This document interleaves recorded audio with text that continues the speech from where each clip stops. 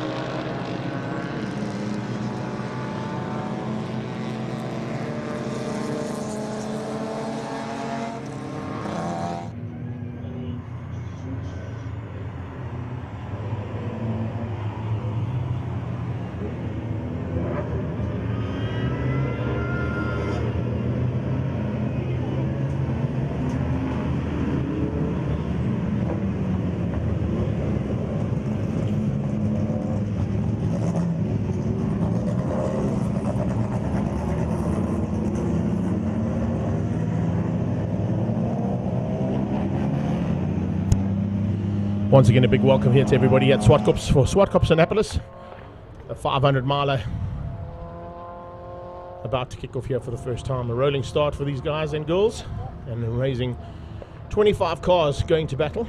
I think only 19 of them have qualified though. A couple of guys having a little bit of issues with their cars at the start, and I can see that a whole bunch of people have already jumped on board with us here on the live stream. And a big welcome to all of you here to Swartkops for the next about 8 hours of racing. 500 miles, 803 kilometers and 335 laps of action, including these two warm-up laps behind our official safety car here from Pretoria North Toyota. They'll be getting their final lap indication now, and we'll get into who the teams are, who the drivers are, of course, in those teams. There are up to 5 drivers per team allowed. Welcome there, Johan Smith just joined us.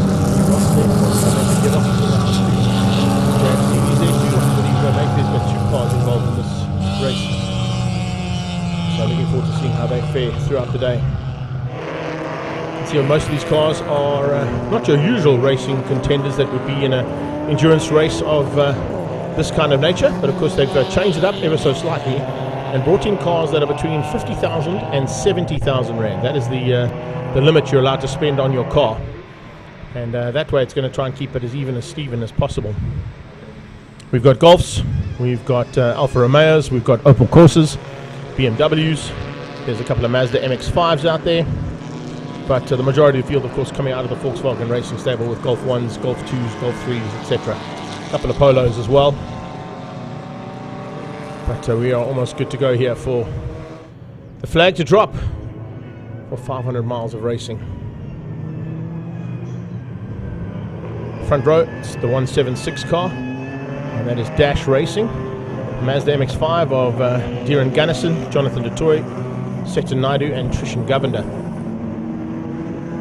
We've had a couple of laps around the circuit, I'm sure, and will be well aware of the ability of that car.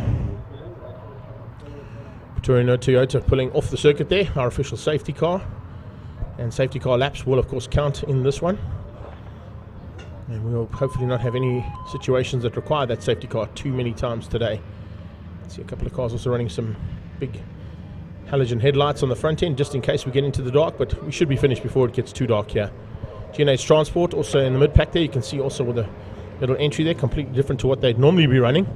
Also in a Mazda MX-5. But we're almost good to go now, and it's the Supernovas alongside that Mazda MX-5 that get everybody with double yellow flags and lights out towards turn 1. So it's line astern, maintain your positions until we come out of turn 2, and you can see everybody just being told, let's just take it easy. Supernovas, of course, will be running Common Fleetwood, Nolan Fleetwood, Chantal Fournier, Marlene van Niekerk, and Ruan van der Venter. Lights are gone out. I'm not quite sure why the Golf 2 has disappeared at the front end, but we should only be getting green flags out of turn 2, and then it's every man and lady for themselves. There we go. Official start now for the Zwartkopanapolis.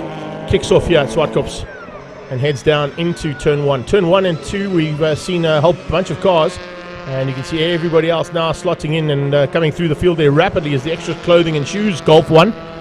Adrian Dalton will be sharing that car this Saturday with Wayne Labotsky, Luke Dalton, and Brett Langston. Those will be the 4 drivers in that machine, and already up into 3rd place. So we're starting to sort things out there in the mid-pack as well. Watch out for the Alfa Romeo coming through. That little Alfa Romeo Mito, there it is. And that's Mario Rossi, Claudio Rossi, and Richard van Zyl, who are part of the flying squad team here today. And there's just a stream of Golf 1s in the middle of that stream. The Pro Auto Rubber Opel Corsa. Andre Danhauser has partnered up with Nick Martin, Shane Forget, and Leonard Archer. And in that mid-pack as well, watch out for the 6-6 car. That is Trans-Africa Racing's Best Buds team. And they will be piloting that machine. Arthur Thorne, Ryan Quanchai, Ishmael Beloy, and Mark Tatoy. And it looks like it's Ryan Quanchai at the wheel on the start. And already, Nolan Fleetwood. Well, the Nolan Fleetwood car, I'm not quite sure if it's Nolan at the wheel at the moment, but I would assume he would have started the race in his own car. And already a spinner out of turn 8.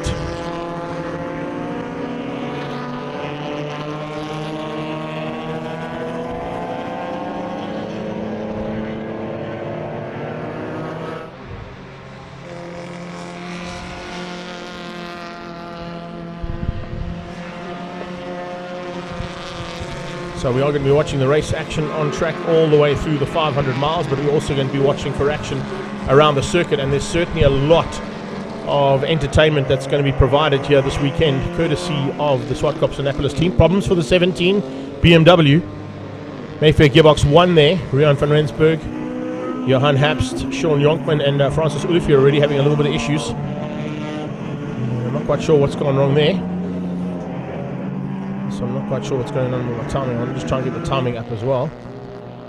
So into the first couple of laps in anger, and already a couple of cars with some small issues, which I'm sure they're going to be trying to nurse through and get sorted out. But as I was saying, we have a lot to see and do here at Swartkops as well for the rest of the day. You can make your way around the circuit, and of course all around the circuit is open to the public. But if you are here at the circuit and you can hear me on the PA system, because we are going live on the PA as well as live on Facebook and YouTube, make sure you get your smart devices out, log on to Zwartkopanapolis event, or get onto YouTube, onto Two Wheels TV, or you can pick it up on, of course, the Voice of Choice page as well. All the live stream action going out on the various platforms on social media. Please like and share those. And of course, also be looking out for a competition we're going to be running on the Zwartkopanapolis page for the best presented car. So the best presented car is going to be voted by people in the public. So if you are out on Facebook land, or you're into the circuit watching on your smart devices, but whichever you think is the best presented car. And then also look for a big team effort being put in. So we're looking for the best team effort from a team throughout the day. And if anybody picks up on something like that, you can just make a comment, throw a comment out either on any one of the platforms that you're watching on, and we'll pick up on that, and that will go towards the votes to the best team effort out there. There's an index of performance prize. There are also 3 stages to this race. Stage 1 is up to laps, and the first 3 cars across the line after 110 laps get their own trophies. After stage 2, which is between 111 and 220 laps, so after 220 laps completed, there will be another set of trophies handed out to the top 3. And then after the 335 laps as well, of course, all the overall trophies will be lots to work for today. If you are here, remember that, of course, there is also a lot to see and do down in pit lane. So if you're around the circuit and you're watching from the back wall or down at turn 4 and 3, or even up at Zoc, no under 13s, unfortunately, on the kart track today. But we also got Shed 3, where Sim Race are doing a competition. You get 50 Rand for a 5-lap race, and the fastest recorded lap, the top 3 will win a prize. First prize is a driver race experience. The second prize, you get to attend a race as a VIP with a big goodie bag. And the third prize is a hot lap with one of the pro drivers from Sim Race. So make sure you get down to Shed 3. Shed 2, Smiley Events are in the house. They are putting on a display, of course, here on the 30th of October. And they've got a couple of their awesome cars that will be on display here on the 30th of October at Swartkops for the Smiley event. One of them being a Golf that's literally been dropped to within an inch of its life. So if you want to go check that out, it's in Shed number 2. Shed 1, we've also got some action, of course, at the end of this month with Cars in the Park. A whole bunch of cars from Cars in the Park and the car clubs that will be joining us here at Cars in the Park at Swartkops. They're in Shed 1. AMG Driving Academy are right next door to the canteen, and they've got a QR code on all of their cars. If you want to get any more information about how to get behind the wheel of an AMG and do one of their incredible courses with Clinton Natalie Weston and the team from AMG Driving Academy, they're just on the right-hand side of your shot, heading to the top of the hill is the Driving Academy. AMG have got their cars on display, and if you want to, as I said, just go and scan that QR code, and all the information will be passed onto your phone, so you can see exactly what's in store for you if you want to be doing one of those courses at AMG Driving Academy. The RC track, the Motul RC track here at Zwartkopanapolis, I've also got a display just outside of the canteen. They're showing you all the RC wears and tears that they've got that they race here at Zwartkopanapolis at the official Motul Zwartkopanapolis remote control track. The skid pan, we've got some passenger rides happening on the skid pan, and then of course, as I said, we've got the flea market with the beer garden, the gin garden, all our food vendors, and at about 12 o'clock this afternoon we've also got the big music stage where our bands and DJs will be entertaining us throughout the afternoon. So do yourselves a favor, if you are here at the circuit, make sure you're not only sitting in your seats around the track, but you're also coming to see what's happening around the circuit as well, because they've done a full festival feel here this weekend, almost the same as they do on a full national extreme festival day. Lots to see and do, lots of action on track as well as off it.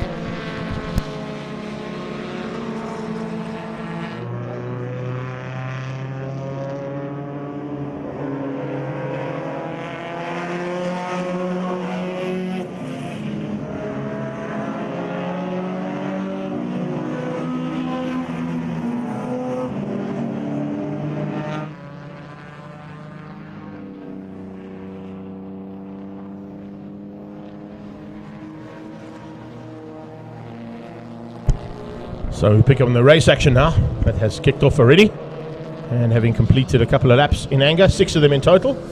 We're watching the battle there for second place and third place. Down to fourth place at the moment is Extra Shoes Clothing Golf, and behind him Best Buds Flying Squad and Team Fireball. And then you've got Dan Hauser in the Pro Auto Rubber Opel Corsa.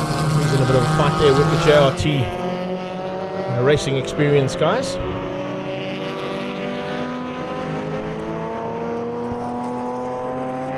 Jared Ray's in the house. Morning, Landy Sinden. How are you doing? See a couple of people have jumped on there while I was going through all what was happening here at the circuit. Chantal Farid being another one. But the racing is what we're here for, of course, more importantly than anything else. But as I said, there is a lot to see here today at Swartkops and a lot to do as well. So if you're sitting at home and you feel like doing something completely different, this might be the option for you. Otherwise, if you're already here, massive welcome to everybody too.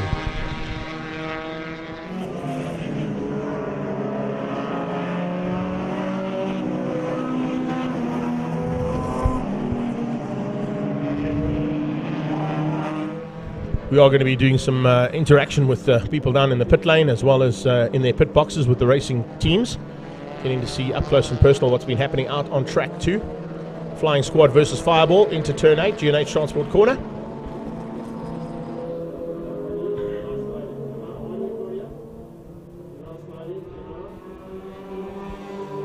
Looks like a couple of guys are going to be running some Dunlop tyres here today as well, with ATS in the house and supporting the event and some of the teams too. Morning, Ziad Wadvala. How are you doing? Good to see support for these events from our other competitors and categories that race at other events here at Swartkops. Dash Racing out front, though, are controlling things for the moment. It looks like they're going to be a tough team to try and catch here in that little MMX5. Gunnison, Detoy, Seton Naidu, and Trishan Governor all working together. I would say, with the pace that's being set here, possibly Jonathan Detoy started the race in that lead car. But remember that they have to be very wary about the lap times that they are able to do, because there are 3 classes that have been categorized in this Zwartkopanapolis. Class A, you're allowed to do 1 minute 18s to 1 minute 19s. Class B, you're allowed to do 1 minute 19s to 1 minute 21s. And Class C, you can be 1 minute 21s or over. So if you do break out of any of those times, in other words, if you're in Class C and you do less than a 21, or if you're in Class B and do less than a 19, or vice versa in terms of Class A, less than an 18, then you get a drive-through penalty. So certainly going to have to be very wary about keeping an eye out on the times being set by your drivers. And that's why guys are on the pit wall here, checking exactly what's happening and telling the guys if they are going to be breaking out. Melissa Sinclair, big welcome to you as well. Notes being taken down here frantically. You can see them already showing. He's not giving up any information. That hand for Pro Auto Rubber is over all the info. Not going to give any of that information away to their rivals.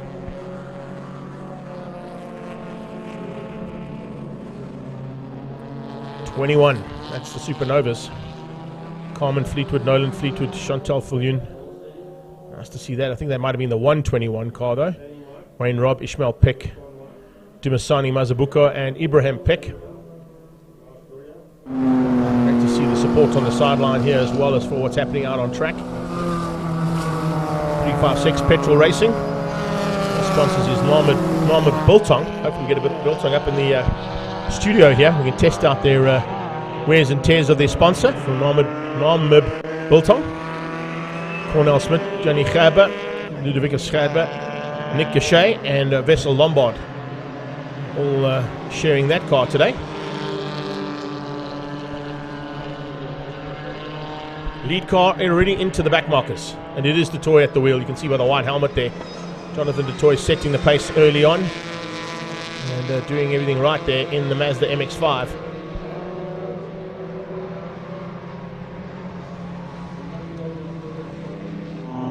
'91 Mazda MX-5. Detoy just cruising. Starting to just tick off some of the back markers already.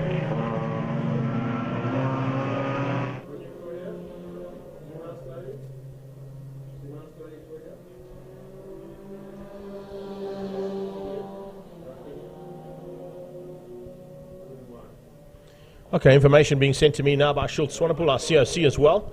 Apparently they've changed the ruling there. It's not going to be a drive-through penalty. If you break out of your allotted time in all the classes, that lap will be deleted. So you will lose that lap if you break out. So that's going to be pretty vital. Means if you have got a 6-lap lead, you will then get only a 5-lap lead. So it could be crucial in the latter part of this race. Ian Jefferson has joined us, as Hannes van Zyl. And Tiny's in the house from Cape Town. What's up, Camille? How you doing, buddy? As you can see here, we've got 20 cars on track here. And that's a lot more than a couple of race series that are racing around the country at the moment. It's amazing to see how much effort's been put in to today's racing, and I'm sure this event is going to grow bigger and better. And we are going to indicator on. Indicator still on, I would say that's going to be ST. Yes, there's the T. I-L-L. New word. O-N. There you go. Indicator still on. And that's going out to our Narmid Biltong racing team by the looks of things. Petrol Racing. Indicator. And now we're going to get some shading. So artistic. We've got artists here today as well, by the way. Not only in pit lane, but also showing their wares and tears in the flea market area set up here. Some sneaky stopwatches on the pit wall there. Yeah, we saw that, Jazz. Greg White's in the house. What's up, Greggy? comes Ryan Quanchai. And that's how it stands at the moment. You can see your top 17. And lots of camaraderie down in pit lane as well, which is great to see. I think there's going to be lots of camaraderie in this entire event. Dash Racing from the Red Hot Races. Best buds ahead of the extra shoes and clothing car. And then it's Flying Squad. There they are right there in the Mito. At the inside of the number 32 BMW. And 32 is Full Taps. That's Andre van Vuren, Willie Koch, Monique van Vuren, Nicole Hammond and Wendy Heiser will be driving that car. We have got Boss BFK. I don't think we're allowed to say the other one, hey? Or this is YouTube and Facebook. They might just cut us off if we say the other word. But it's Boss BFK.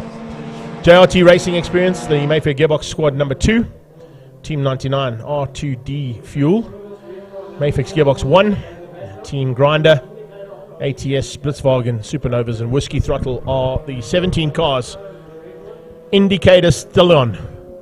Could be a stallion as well by the looks of things if you come past there at that kind of pace.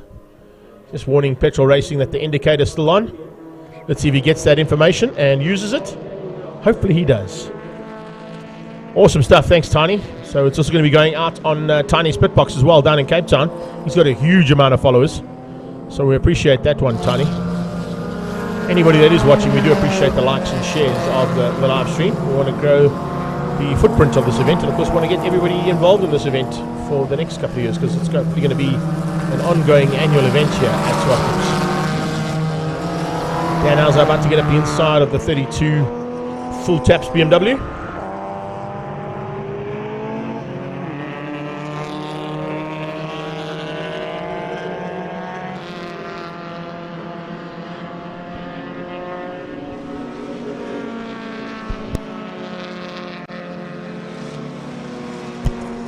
Great to see that little Mito in full flight, about to be caught by Fireball. Fireball BMW coming up onto the back end of that car.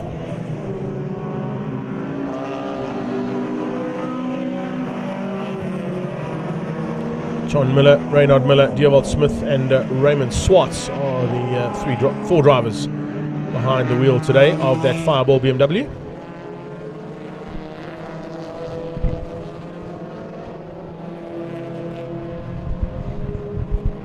This is how things are going so far. Dash Racing now with a 15-second lead over Red Hot Races. Red Hot Races, of course, the Northern Bolton Tool and Pro Auto Rubber Volkswagen Golf of Fred Koenig, Karen Henning, Andre Tenapel and Stuart Koenig.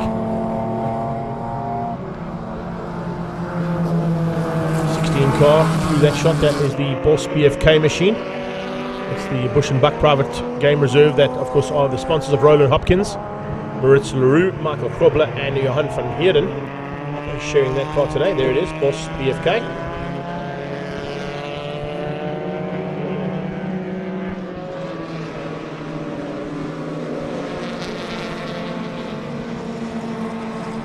Looks like Quanchai closing on the back end of the extra shoes and clothing car. So that Golf 1 about to be we'll get a little bit more closer attendance coming from Ryan Quanchai. I believe it's Adrian Dalton at the wheel at the moment, looking at the helmet that's in that Golf 1 for extra shoes and clothing. Or clothing and shoes, I should say. Here comes Petrol, Team Petrol into the pit lane. So maybe he looked at that pit board incorrectly. 356, Cornel Smith, Yanni Gerber, Ludovicus Gerber, Nick Gachet and Vessel Lombard. And as he comes into pit lane, just want to check and see if there's an issue on that car, or was he just coming in for a little check? Maybe he couldn't get the indicator to turn off. If there's any BMWs out there, don't expect them to have indicators on there. Hey? We all know how those cars work. It's optional extra. Pro Auto Rubbers, Dan Hauser. Just getting on his merry way there ahead of Boss BFK. Fireball up the inside of the Mito. Fireball BMW already making his way up into what is now going to be probably about 6th or 7th place on track.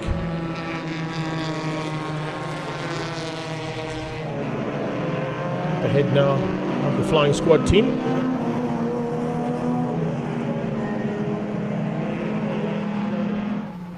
There you go, Claudio down in pit lane. There is a bit of an issue there for the Team Petrol Golf. And we can find out from the driver. Is that Ayrton Senna about to climb into the car? No, it's just an Ayrton Senna-esque helmet.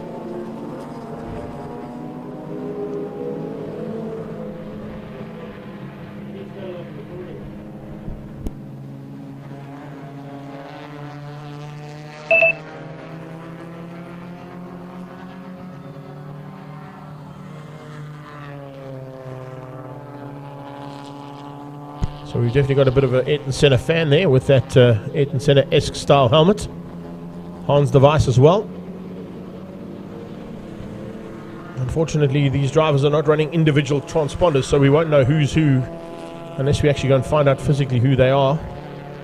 But great to see that team, Gerber, Smith, Gachet, Lombard, all getting together. They're allowed 5 drivers per team. And as I said, you're not allowed to spend more than 70,000 Rand on your car to enter this event. There's the Mayfair Gearbox 1 car, I think. No, Mayfair Gearbox 2, I beg your pardon. That's the BMW E46. And that's Tristan Compon, Andre Otto, Yanni Fenter, and Barn van Sale.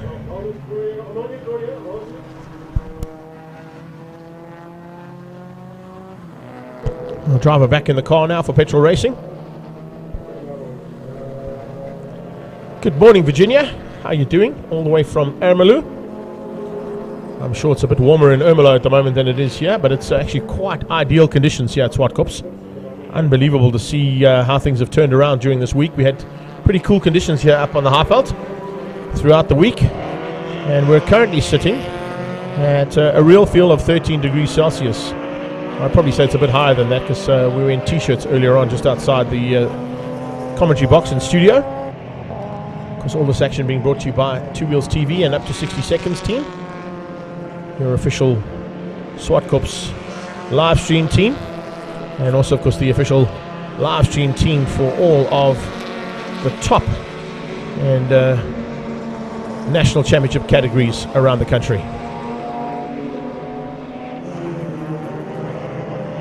Up the inside from Quanchai. Quanchai dives on the inside of Dalton. There you go. And go down to pit lane to pick up on audio.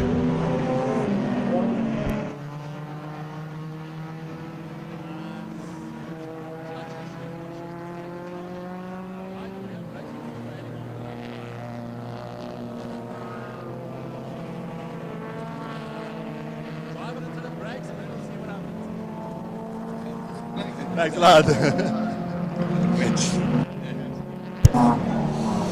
Great to catch up with some of the drivers. Oh, and as we come back, action on track 259. Team ATS is in the wall, and it looks like that's down at turn 1. So ATS Motorsport there.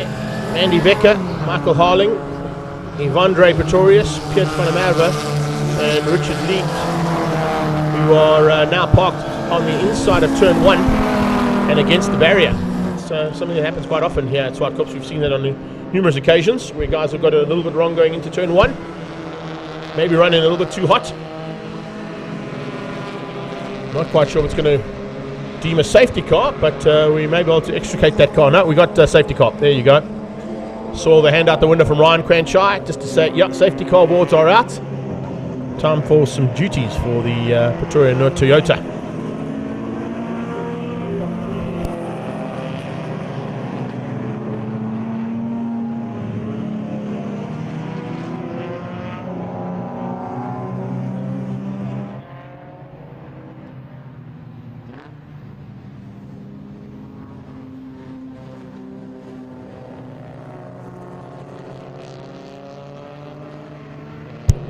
So under safety car here due to an incident at turn 1. That's the car parked in the sideline, the Shield and ATS Motorsport Golf 1. And I'm not quite sure who's behind the wheel of that car, but it is being shared today by Mandy Vicker.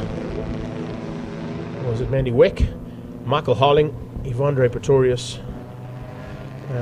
No, Ethan Kutsia, Mitch Kutsia and Adrian Wood. I think that is who's going to be under ATS colours, beg your pardon. Andy Weck, Michael Harling, Yvondre Pretorius, Piet van der Merwe, and Richard Lee. Those are the drivers in 259. So they'll stay under safety car while they extricate that car. And hopefully get it out of harm's way, and they probably need to get it back into pit lane if possible to get some running repairs done. That's the awesome part about this event, is that you can get your car back to pit lane and do the necessary recovery and repair work. Jacques and the team from Swartkops / Kyle Army / Red Star Raceway Marshals Association will be relatively quickly removing that car and hopefully get it back into pit lane for them to sort out whatever issues they've got. Looks like there's a little bit of front end damage there from the Golf 1 as the official procureur for Swartkops pulls into my office. Come on in, Oom Jacques, you're more than welcome.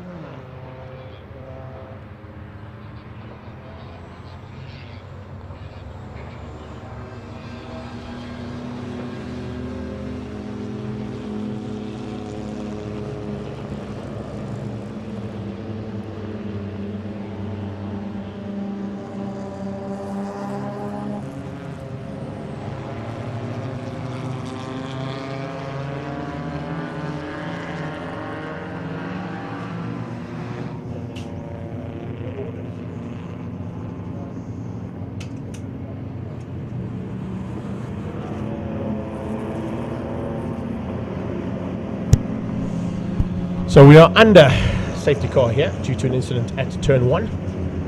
Hope you're enjoying all the action there, Virginia Oosthuizen in Ermelo. Catch you later, Jared Ray. He's going to be back and forth all day long, I'm sure. And Virgil Hine has just joined us as well, under safety car here due to the 259 Golf 1 from ATS Motorsport parked in the tyre barrier. And there it is. You can see also this battling to get it out of that tyre barrier. We're not quite sure why. Maybe there's a bit more damage to the front end than what we thought. So we might need to get Big Max there to help get that car in. Diving into pit lane though is the 21 Golf. And that looks like it's the Supernovas. Carmen Fleetwood, Nolene Fleetwood, Chantal Viljoen, Marlene van Niekerk and Ruan van der Vente. Looks like almost an entire all-lady field there by the looks of things, because I think Nolan Fleetwood is in his own car. Yeah, he's in the other one. Another Golf 1 out there. It's an orange-coloured one that Nolan Fleetwood will be piloting. He's in the Blitzwagen. That's the Calneal Transport and Fuels, Gabriel SA and National Security and Blind Guys sponsored car. I'll give these guys a little bit of additional sponsors, a little bit extra mileage today because we can. That's the cool thing about today. And if you are here at Swartkops, a big welcome to you. We are going live on the PA system as well. I can see a couple of guys over there in the usual spots down at turn 3 and on the banking. Hope you guys are enjoying yourselves. Do yourselves a favor though, guys. If you are down at turn 3 and on the banking, where the cars are making their way past you now, make sure you come into pit lane, because there is a lot that they put together for today. And the entertainment is not only on track. There's certainly a lot of entertainment here at Swartkops as well. The car track is open. We've got shed 1, 2 and 3 with some displays from cars in the park and smiley events. You can enter the sim race competition at shed number 3. It costs you $50 and you get a 5-lap race, and your fastest recorded lap gets you a chance to win a drive race experience. You can attend a race as part of Sim Race's team with a VIP goodie bag, and also a hot lap with one of their pro drivers that's up for grabs in that Sim Race competition they're going to be running today. AMG Driving Academy are here as well, and if you want to get more information on them and what they do here as they go past the AMG Driving Academy up at turn 5, They've got their cars parked just outside of the canteen, and they've got QR codes all over those cars. So if you want to get information about the AMG Driving Academy, either chat to the team that's there or just scan that QR code on the car, and it'll tell you all about what's happening. Chris Jordan has just joined us all the way from the Seychelles. What's up, dude? Thanks so much for joining us. We appreciate the support. As you can see, you've joined us here with the safety car on track. We've got a Golf 1 parked in the wall at turn 1. It's the first incident we've had, and we have completed 20 laps, about to complete 21 laps of the recommended 335. So a long way to go. Team Fireball is looking pretty tasty at this point in time as well. Team Fireball, if I'm not mistaken, is a Class A car, and they were very close to breaking out. Team Fireball BMW did a 1:18.068. If he'd gone 0.70 more than what he did right there, he would have broken out and then had that lap taken away from him, which would have dropped him down a lap. So we're going to be very wary on what they're doing out there in terms of the laps. One cool thing about this is, of course, under safety car, it's going to affect the index of performance of these drivers and give them a little bit more of a closer target to catch on the index side of today's competition. And as I said, don't forget, there are 3 stages to this race. After 110 laps, the first 3 cars will be classified. After 220 laps, the first 3 cars will be classified. And then at the end of 335 laps, 803 kilometers of racing and 500 miles, they'll get the overall results sorted out. So that's how it's all going to be here as you join us, if you have just joined us, at Swartkops International Raceway, just outside of Pretoria in Gauteng, South Africa.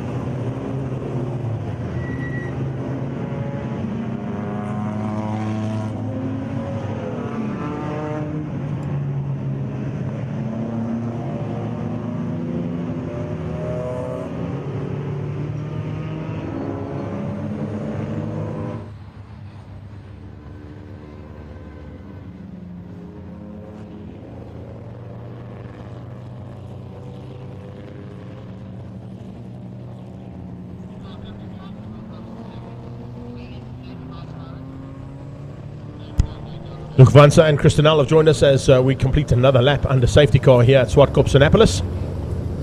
It is Adrian Dalton behind the wheel of his extra clothing and shoes Golf 1. On his tail is the 000 Alpha Mito. Mario Rossi, Claudio Rossi and Richard van Sale. 146 is Nolan Hopkins. Oh, Nolan Fleetwood, I beg your pardon. Nolan Fleetwood. 111. That will be the Northern Bolton Tool and Pro Auto Rubber Golf of Fred Koenig, Stuart Koenig, Andre Tenapel and Gerard Henning sharing the wheel of that car today.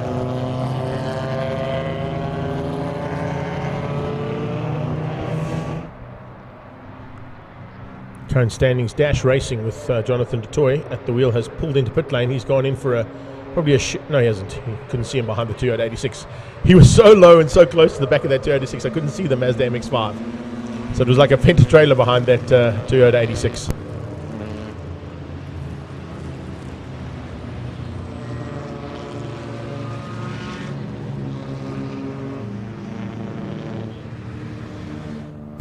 There you go. We've eventually got that Golf out of harm's way. Quite an apt sticker on the back of that Golf as well. Red, yellow, blue, hey? That's what they're allowed to be, not green. So if the car's out the way, and we are coming around turn 5 and 6 right now, past the AMG Driving Academy, past Universal Motorsport, past the ZOC Club, you can see the pace has picked up a little bit more dramatically.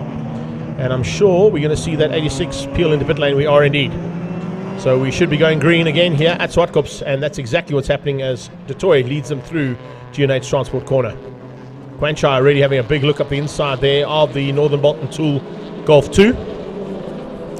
And also looking for the return of the favour there is Adrian Dalton on the restart as he comes into turn 1 on the inside of Quanchai.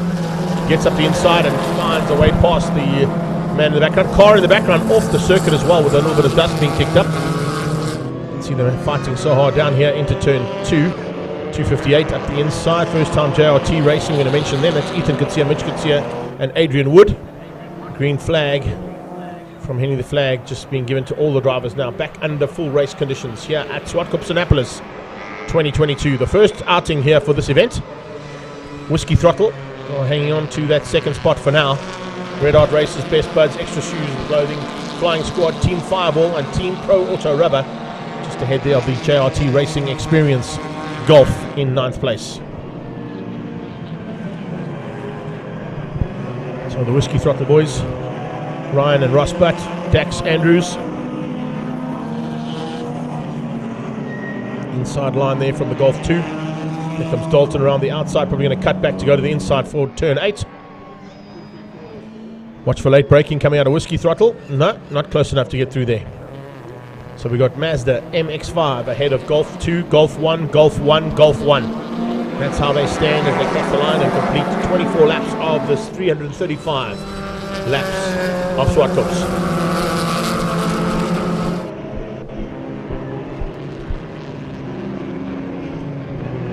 Andre Danhauser's in the house as well. He's supposed to be in the race car. I'm not quite sure he gave the duties to there in the first stint.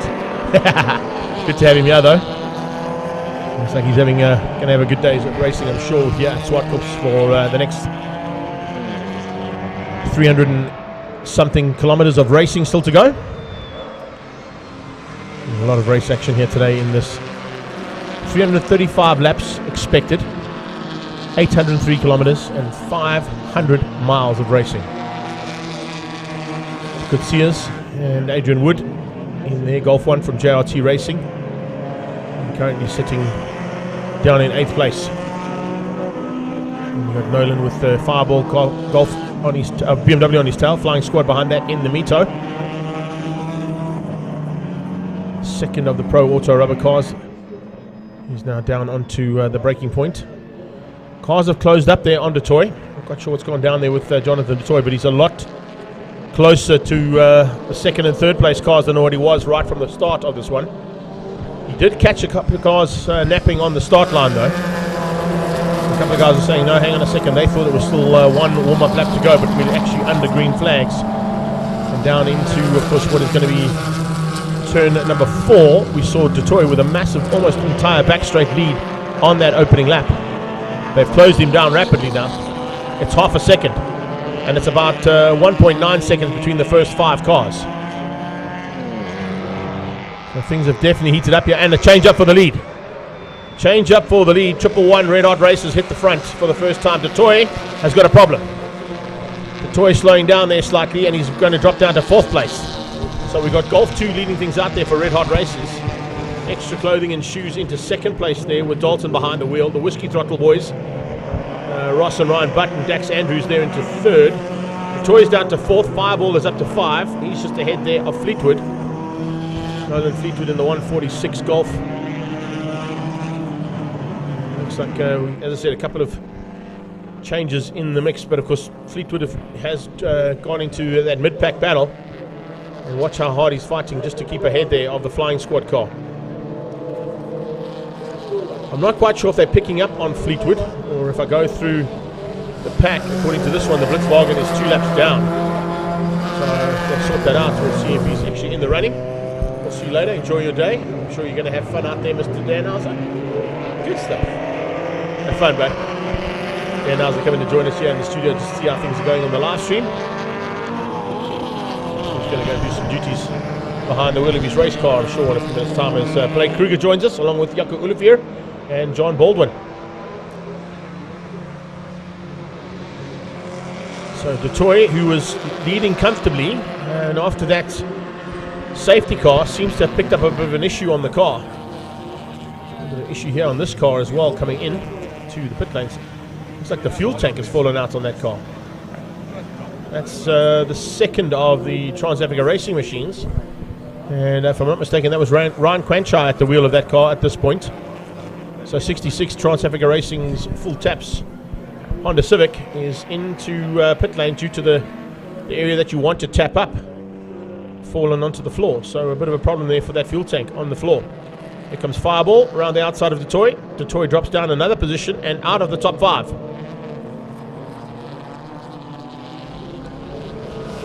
Change up for the lead.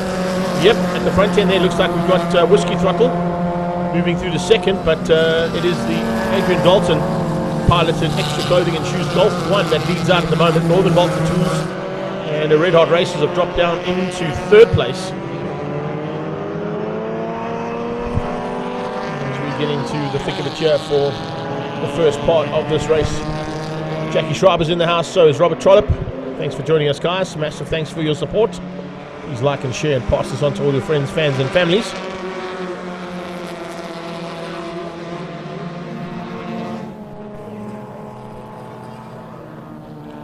Yeah, they are trying to sort out that issue there on the Honda Civic. That's a big concern. You can't have fuel tanks dropping out of cars. I'll be worried about what happened there. See what they can do to get that car sorted out. Ryan Crenshaw would have thought to himself, what is going on with this car? What's the noise coming out of that car? Could have lost all the fuel on the circuit as well by the looks of things.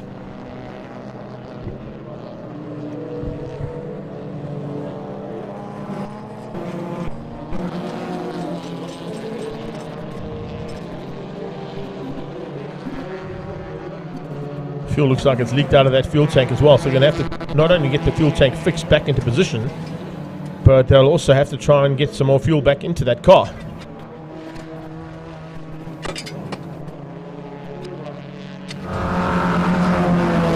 Back on track, action continues. There's no stopping the action no matter what happens with other competitors. The rivalries that are on track, of course, are going to continue all through the day.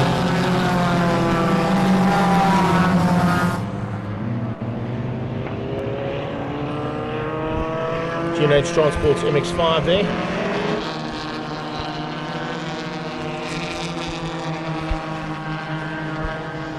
Team 99, Gianni Giannacara, Ricky Giannacara, Johan Robinson, Jimbo Giannacara and Warren Gardner.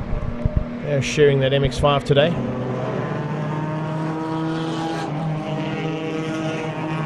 Horse BFK machine moving up to 8th place, just ahead of the Flying Squad car, just tucked in behind the Team Pro Auto Rubber.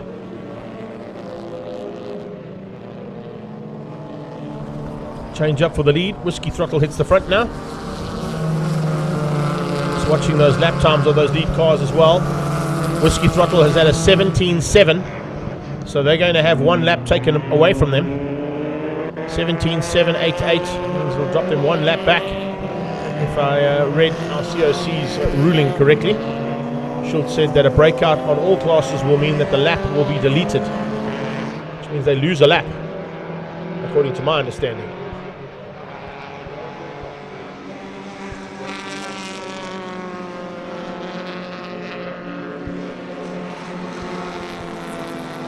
So 17.778 is too fast there for Class A for Whiskey Throttle, so they'll have that lap deleted, dropping them down a couple of positions and dropping them down in the standings as well, which means Extra Clothing and Shoes Golf, currently in second, would actually be leading. Team Fireball very close to the edge as well. They've just done an 18.068. So the lap times are starting to drop here, and I don't think the competitors behind the wheels actually realize that they're in a bit of trouble and could be getting into the danger zone of those breakout times. Good morning, Angela Langer. Good morning, Heinrich Volschenk and Brett van der Schyff. Thanks for joining us. How are you doing, Mark? All good? How are you feeling this morning? Hopefully a little bit better than last night.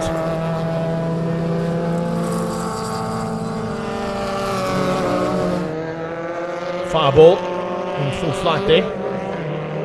Mark Latoy is down in pit lane with Claudio. Let's go and have a chat and find out what's happening with that Honda. Mark Latoy, tell me what happened there. Yeah, so all was going fine, and then seems like we had an issue with our petrol tank. Not exactly sure why, but it's starting to leak and drag a little bit on the ground, so we got called into the pits. Car's up on jacks now, and the guys are trying to figure out exactly what's happened. Yeah, so that was, I guess we're on to plan B now. It was going fine up until then. Is it just maybe because Ryan's driving the car? Maybe. So, no, I don't know what happened. All the best. Okay, cool, thanks. Thanks, Claudio. Picking up on some action down in pit lane there from Mark Latoy. Ryan Crenshaw's teammate there in the Trans Africa Racing 66 Honda Civic, the Best Buds team. Dalton is now ahead of the Whiskey Throttle team. They still haven't taken that lap away yet from Whiskey Throttle, according to what I heard. Unless there was a mistake on that lap, the 17.78 lap has been taken away, but there's an 18.059 from Adrian Dalton. They are on the razor's edge here for breakout times in Class A.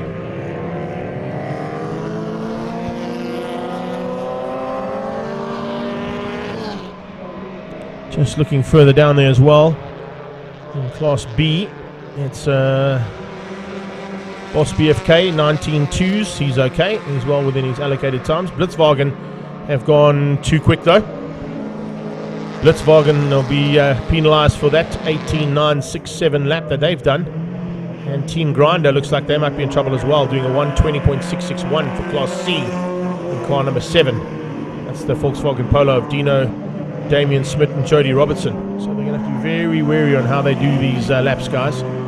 It's all, of course, not only about what's happening on track, but more importantly, you've got to be careful that you do not break out of your allocated lap times for the competitors out there. That's the Golf we've just spoken about there for Class C. They should be also getting 1 lap less than what they've completed right now, if they have broken out.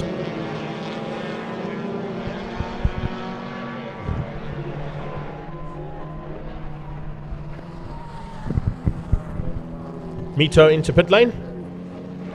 000 car of the Flying Squad FAS team. Mario Rossi, Claudio Rossi, Richard van Sel making a scheduled stop by the looks of things.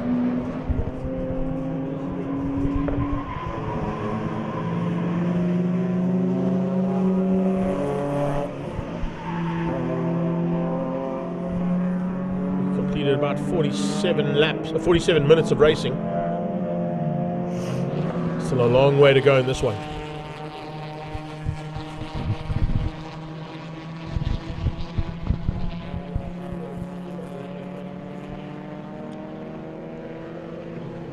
Smith trying to get through there on the 32 BMW. Full tap Cesaro auto detailing car, BMW E46. And as I said, that's Zorro detailing car. Tristan Compon. I beg your pardon, no, it's not. It is Andre van Vuren, Willy Koch, Monique van Vuren, Nicole Hammond and Wendy Geese who will be piloting that car today. Nice little battle here between the two of them.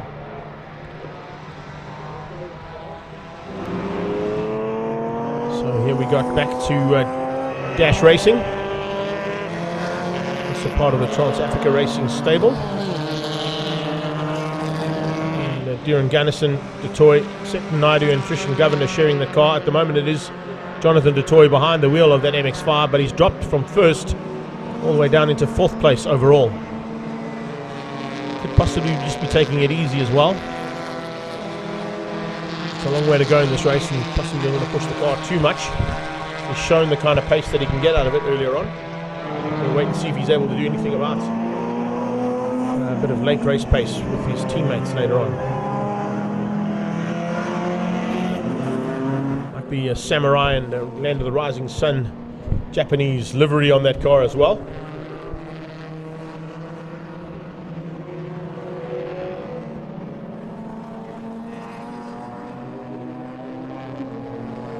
Yeah, Japanese flag and Samurai all over that car.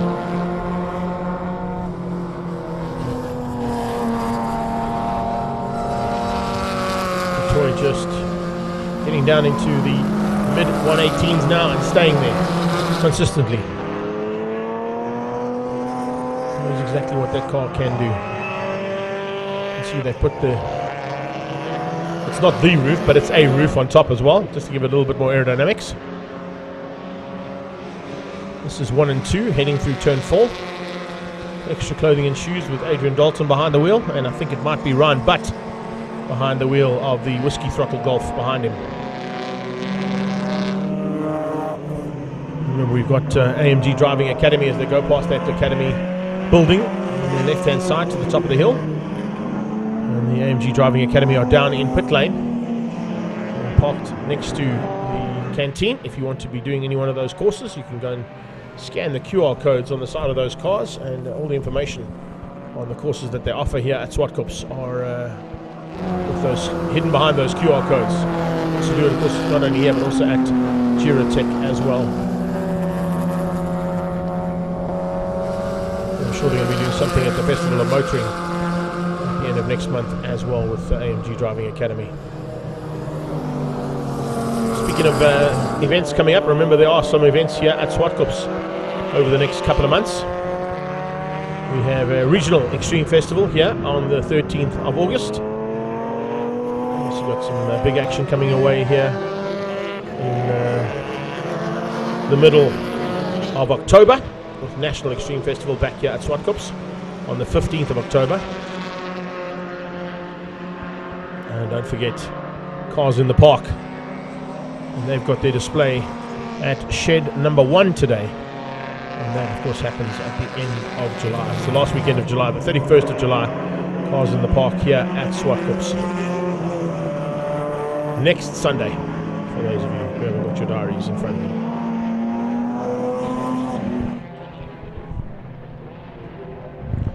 Hello, my queen. She just jumped in there with Chris Outram and Johnny DeToy. Derek Kennedy's in the house as well. You've joined us with about 8 minutes short of the first hour of racing here at Zwartkopanapolis 2022. If you have just joined us, you're looking at cars piloting themselves around the Swartkops International Raceway for the next 8 hours or so, and 500 miles of racing. That works out at 335 laps of Swartkops, and teams can have up to 5 drivers. Most of them have gone with the 4-driver option. A couple have gone with 3. And there are 6 teams that have got 5 drivers in them as teammates for today. 121 there is R2D Fuel. Wayne Robb, Ishmael Peck, Dumasani Mazabuka and Ibrahim Peck fighting now with the G&H Transport stable. If I look at the helmet in that G&H Transport car, just trying to pick up who that could be. I think it might be Johan Robertson or Jimbo who started the race. All white helmet there. It's definitely not Ricky or Gianni that are behind the wheel of the car there, because they would have their factory spray jobs on those helmets. This is Carmen Fleetwood slowing up dramatically into turn 4 in her Golf 1. Definitely not the kind of pace that we normally see out of that Golf 1 for Team Gregory. So that's certainly not the pace that we want to be seeing out of Carmen Fleetwood, Nolene Fleetwood, Chantal Viljoen, Marlene van Niekerk and Ruan van der Venter.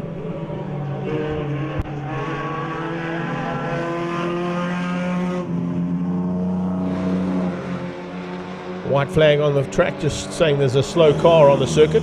That's the slow car. Just nursing it home to get to pit lane. See if they can pick up what the problem is on that Golf 1.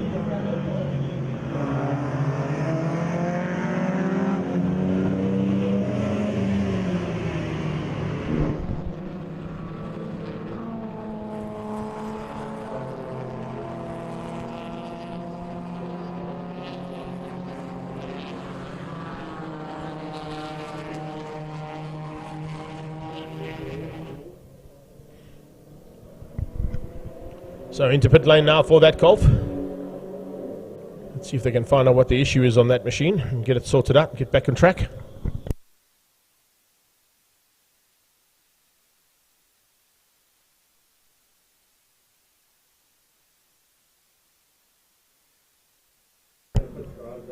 The one thing that we have to worry about, of course, here is an active pit lane. So a reminder to everybody downstairs that that active pit lane is running right the way through the race day. There are no stoppages in this one.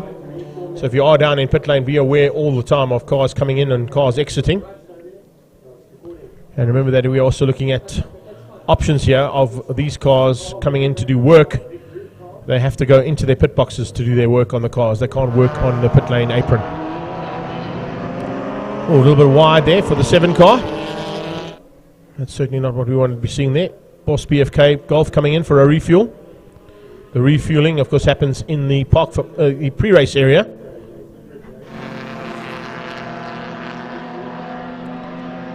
Golf 1's fighting hard here into turn 4. It's Nolan Fleetwood.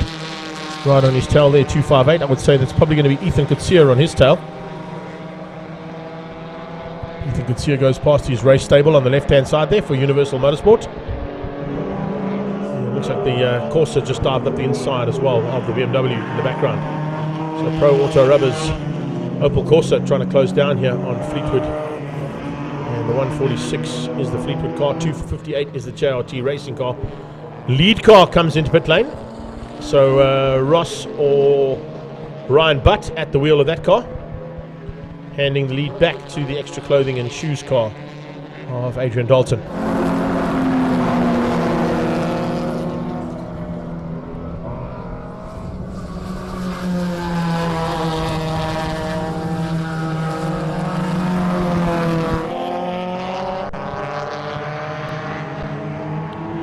Pro Autorubber Opel Corsa.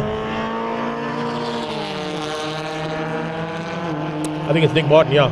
Nick Martin at the wheel of the car for the start. Here is a change up in pace coming from Detoy now. Detoy's decided to turn the wick up slightly and gone through on 2 cars into turn 4, getting through on Red Hot Racing as well as on the JRT Racing Experience Golf. There it is, a Golf that came into pit lane having a little bit of work under the bonnet.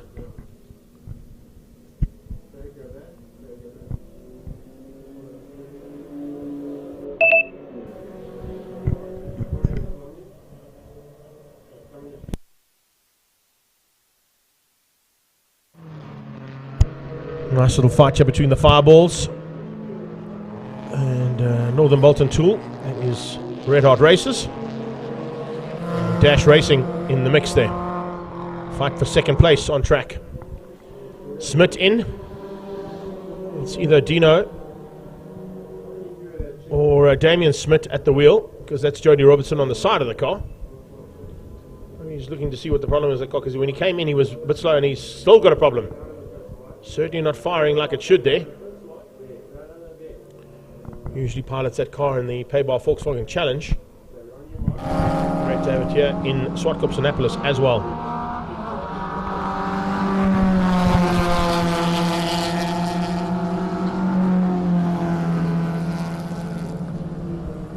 Well, we've got a wild sale apparently happening down in pit lane as well. Get to Swartkops Raceway now. Fun for the family. 500 miles of racing. Your beer garden, food stalls, arts and crafts, live music from 12 o'clock today. We've got kart and quad rides. We've got displays from JRT Racing with their simulator, and you can win a 5-lap after a 5-lap race for $50. You can win yourself a driver race experience and attend a race as a VIP, or you get yourself a passenger lap in the hot car with one of their pro drivers. Please pass this on to all of your friends and family, because between 10:30 and 11:30 you can get in for 50% of what the advertised price was.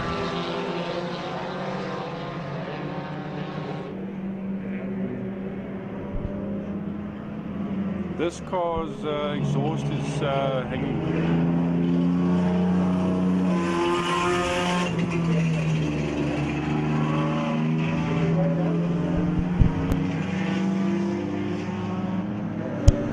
So it looks like we'll pick up on the action there, and some of the drivers down in pit lane with Carmen Fleetwood after her car came into pit lane. Carmen Fleetwood, talk me through the problem. What happened? Well, we started off with turn 3, and then the car just started rattling at the point. So I didn't want to take the chance and break the car more, so I just brought it into a pit lane so that we can fix it to see what's wrong. Cool, all the best. Thank you.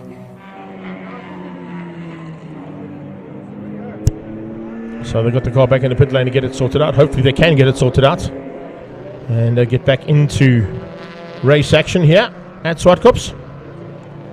As I said, we've got 50% off tickets at the moment from 10:30 to 11:30. So if you've got friends and family around the country or around Johannesburg and Pretoria and they want to come and join us here, they'll now be getting in for 50% less than what was the original advertised price that they get you between 10:30 and 11:30 at Swartkops.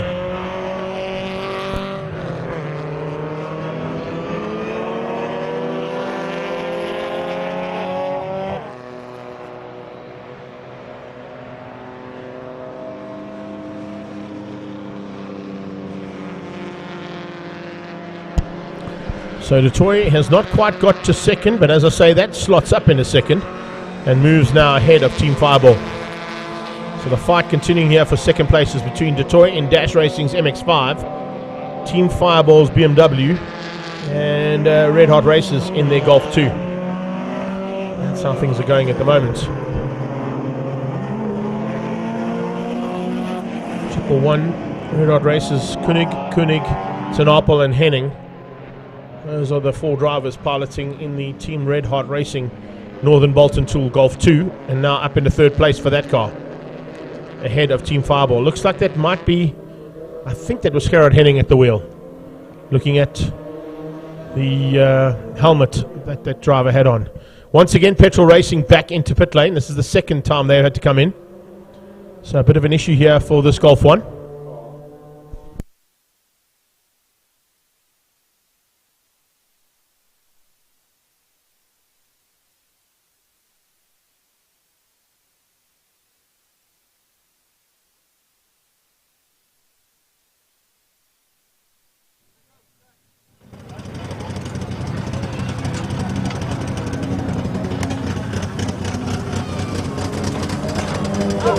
You can see them working frantically. We're going to try and get a comment there from one of the team, if we can.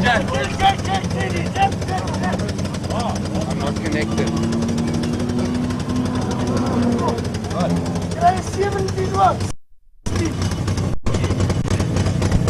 You hear the background shouting loud, get me a 17 or a 10 spanner. There's never a 10 spanner in the toolbox. 10 spanner and a 6 Allen key, not to be found, ever, in any toolbox.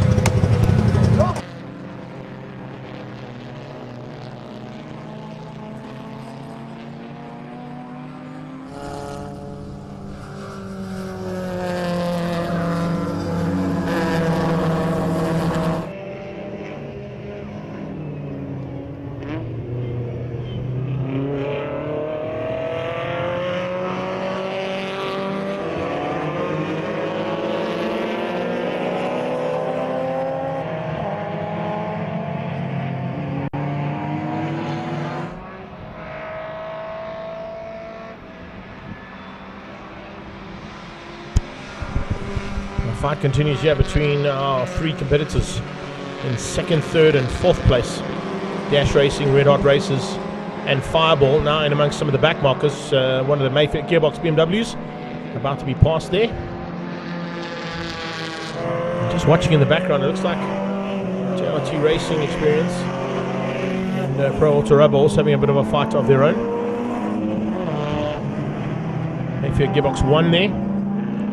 Is Rian Janssen van Rensburg, Johan Hapst, Sean Jonkman and Francois Olivier behind their E36 BMW.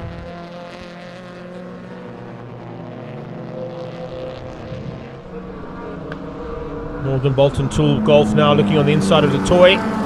Henning having a look. Henning putting the pressure now onto Jonathan Dutoy. Dutoy is starting to close ever so slightly there on Dalton as well. And looking at the lap times once again, Red Hot Racing now in or on the bubble.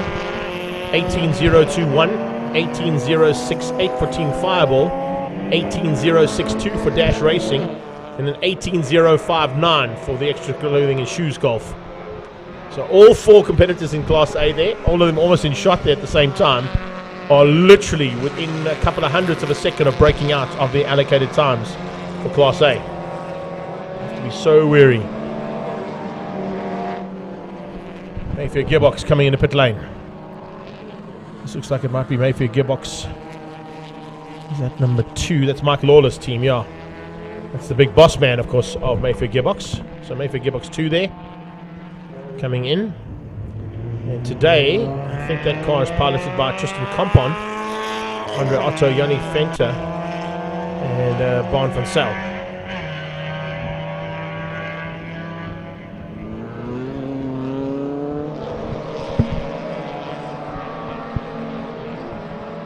Boss BFK also making their way through rapidly ahead of the GNH Transport Mazda MX-5. If I just go and change up my settings, and I go to class, and I go back to the settings, I'll say at this point in time, oh no, we're not done that. Okay, let's go. Alright. I'm going to go down to Claudio as well, pick up some action in pit lane. Victor Scabber down in pit lane there with Claudio to find out what's going on with that car. Let's pick up on the action down in pit lane. Cornell, talk me through what happened. What's the problem? Just a small niggly there. The exhaust came loose. The guys asked us to come off and just attach it again. That's what the guys are busy with now. So just a few minutes, costing us a few laps, but otherwise we're good. Car handles beautifully today. How was your stint? It felt longer than it was, I guess, but it was so much fun. I had a few nice battles with a few cars, and yeah, we're here for the fun today. Awesome. All the best. Thank you very much. So picking up there on Cornell Smith as they've got that car sorted out just in time. Getting back on track for Team Petrol Racing, and they're a couple of laps down. As you can see, we've got Mayfair Gearbox 1 leading things out in Class B ahead of the Blitzwagen team, and then it's Mayfair Gearbox 2 for 1, 2 and 3 in Class B. Class C at this stage, it's Team Grinder and Full Taps who are fighting for honours in Class C, and this is the battle for Class A.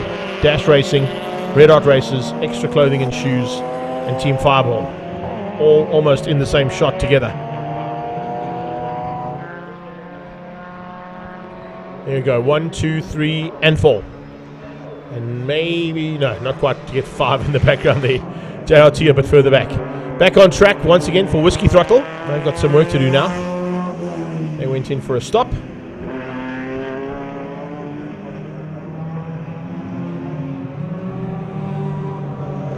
According to bottom of the timing monitor there, Team 110, that is Team Fireball, have been penalised.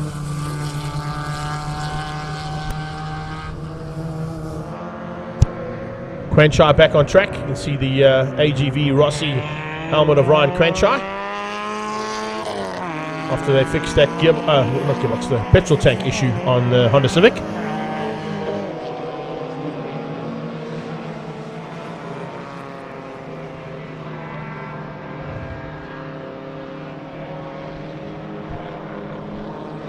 Quanchai just shaking the car left to right just to make sure everything's okay before he gets full pace on the car again. It's not a bad plan, considering the fact they've still got a long way to go. We're just over the hour mark, 1 hour and 7 minutes, in fact 1 hour and 8 minutes exactly, as I say, of racing that has taken part so far. 48 laps completed for the leaders.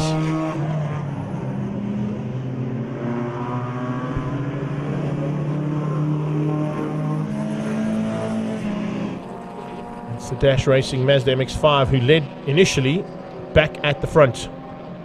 As a Boss BFK starts to close in. Now they're going around the outside, change up again. This time Dalton on the inside of Detoy. Change for the lead again. Golf 1, MX-5, Golf 2. Half a second between those three cars, and that's for the lead of this race. And behind that is the fourth car, Team Fireball. Team Fireball having a fantastic run here, I've got to tell you. I'm just trying to work out Johan Miller, Reynard Miller, Dierwald Smith and Raymond Swartz. Of those drivers, and Paul listening to me in the background there possibly could give me a little bit of heads up. I would say of those drivers, Dierwald Smith probably at the wheel of the car right now with the ability to run with these cars. I'm not 100% sure though, because we haven't got the drivers list as to who's in the car when. We'll try and find that out, that kind of information, of course, throughout the day. And if the teams are listening in, it'd be really cool if you guys could send us that information as well, either on WhatsApp or just pop up to the studio. It'd be really cool. True Sport are in the house as well. Hey, my good friend is in the house here watching us. Thank you so much. Awesome stuff.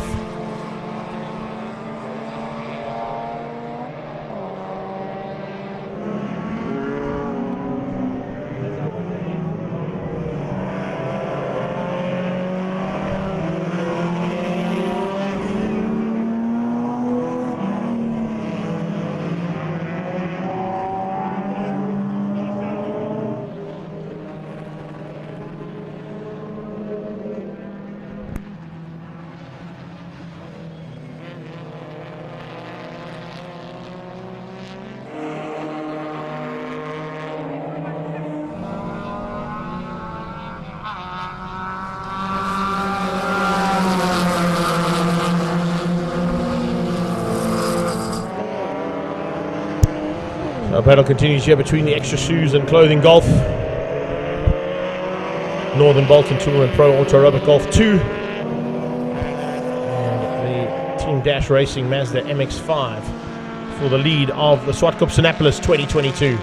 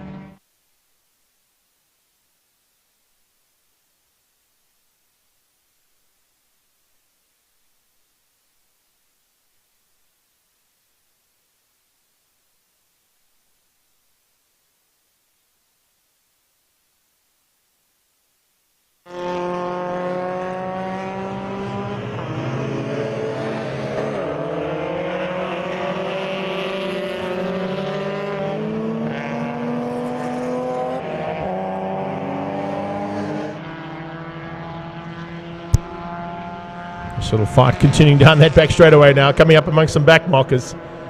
And another MX-5 about to be caught here from G&H Transport Racing. Dave Hole's in the house, along with Janko Rousseau. As I said, True Sport to join us too. Fantastic to have our good friends True Sport involved and watching from the sidelines as we bring you the action here from the Zwartkopanapolis. We've got problems though for Extra Shoes and Clothing and for the Red Hot Racers, because Paul, if my calculations are right, 17 fours and 17 deads are too fast for that class.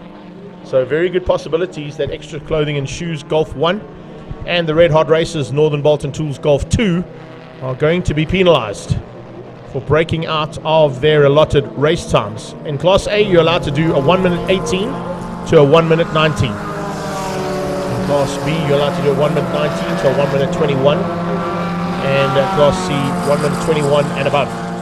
If you go faster than any of those times, you get penalized. Shane Forget is down in pit lane, waiting there with Claudio. Let's pick up on some information there from Shane. Shane Forget, tell me about your team. Okay, so first of all, we've got Nick Martin out for the first stint. He's doing pretty constant times, keeping it cool, keeping it there. So yeah, for the second driver, we've got Mr. Leonard Archer. When are you going to drive? After that, that's me. I'm in the third stint after that. And then taking us home is going to be Mr. Andre Danhauser. Awesome, sounds like a solid team. Yeah, good. What are your expectations? Oh, expecting to win, definitely. We always expect to win. But we've got a pretty solid team, good pit crew as well. And yeah, can't complain about that. Awesome, all the best. Thank you, man. Appreciate it. Nice catch up there with Shane Forget from Forget's Auto. Of course, one of the sponsors there behind the Pro Auto Rubber team.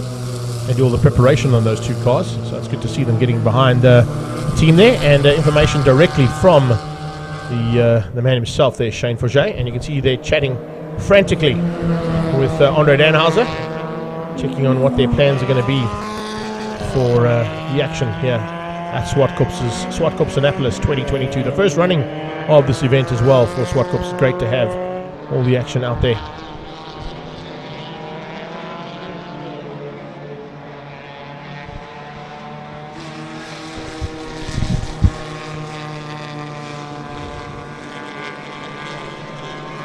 Cars making their way up to the top of the hill there. Golf 1s and Polos fighting hard. As, Boss BFK starts to close in on Petrol Racing.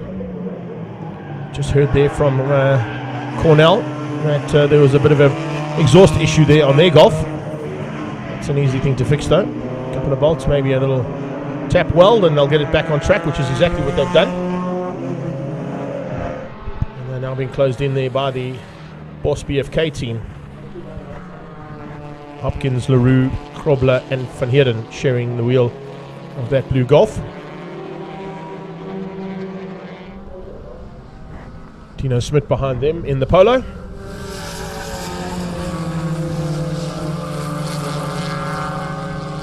Remember, if you've just joined us here, we're an hour and 16 minutes into racing. So welcome to everybody here at the circuit as well. We are going live on the PA system. And a reminder to you guys, if you have got your smart devices or just a smartphone that can get onto the internet and you've got a YouTube or Facebook account, you can pick up on some of the action that's happening here on our live stream feed, as well as what's happening in front of you out on the track here at Swartkops World of Motoring. We're on the Swartkops event page. We are on YouTube, and of course we're also on the Voice of Choice page, courtesy of Up to 60 Seconds and Two Wheels TV here today at Swartkops. We're going to be live for the entire event, so you can jump in every now and again if you've got other things to do during the day, or if you want to, and you want to get across to Swartkops right now, they've got a 50% sale on tickets. So if you want to come and watch the action live here at the circuit, you get in for half price. Not a bad option. They've got lots to see and do here during the day. Displays in Shed 1, 2 and 3. A sim race competition running out of Shed 3. Smiley events. That'll be here on the 30th of October. At Swartkops, have got a couple of cars on display. Cars in the park next Sunday. We'll get a chance to see some cars in the park. Some of the competitors and some of the vehicles on display here today at Shed number 1. The Motul RC track, I have a display next to the canteen. You can check out all the latest wears and tears on the remote control side of racing. And that's getting big here, particularly at Swartkops. Food, beer, gin garden, and the flea market are in full flight at the moment. And then from 12 o'clock this afternoon, of course, we've got live music here from Zwartkopanapolis.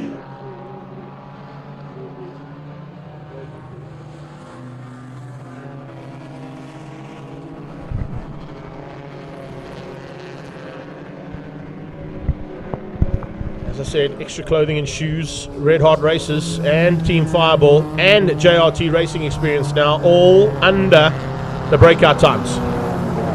17.4, 17 dead, 17.3 and 17.8 for the first 4 cars on track. And that could possibly be causing them some big problems. Team Dash Racing has gone into pit lane, possibly for a driver change, which is why they've dropped back down into 7th place now.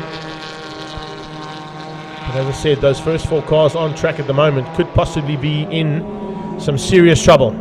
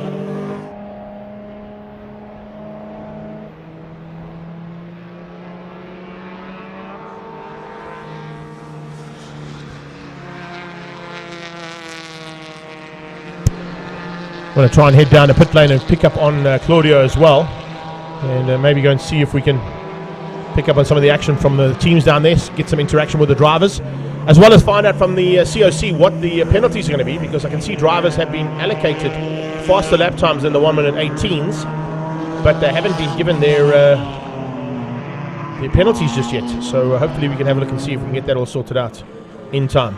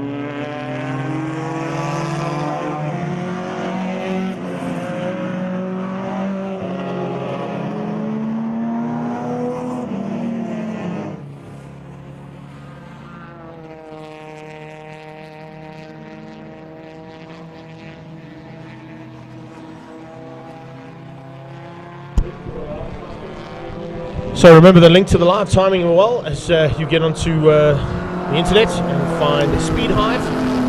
Zwartkopanapolis, the live timing guys have got our full live timing happening here from Zwartkopanapolis, the 500 miler here at the Swartkops International World of Motoring. And you can pick it up on Speed Hive, as I said, and all that race action that's happening in front of you. You can also pick it up on your phones or your smart devices if you're here at the circuit too. Maybe you want to run two screens, one with the timing and one with the live stream. Live stream brought to you by Two Wheels TV and up to 60 seconds here from Swartkops. And it's Red Hot Races now into the 17094s. That car has broken out 2 or 3 times now. So big concern there. We need to try and maybe get down to Schultz and find out what the allocations are going to be to teams and drivers that have broken out of their allocated times.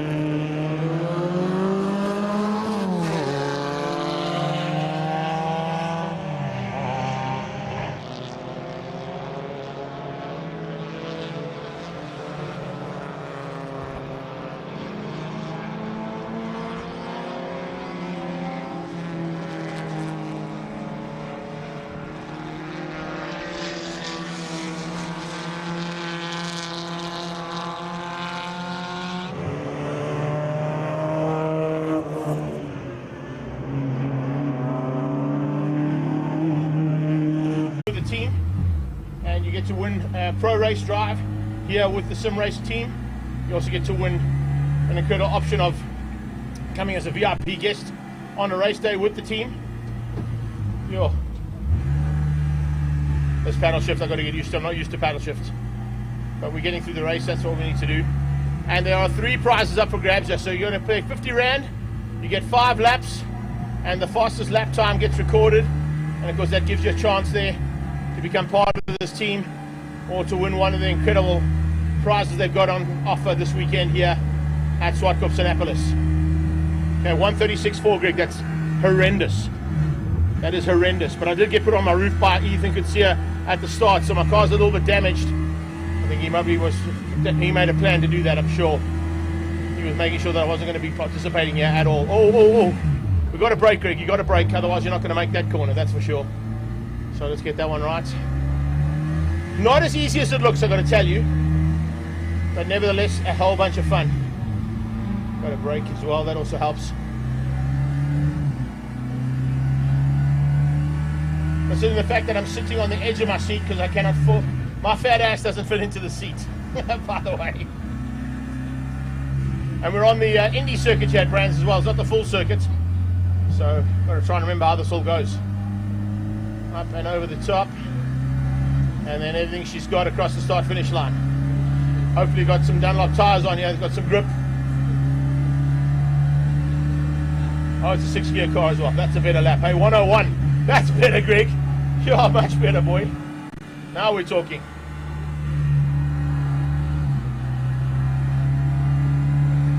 Okay, Palmer Motorsport there. Got to brake hard. Get down the box. Oh, that was terrible through there. Not great, but anyway.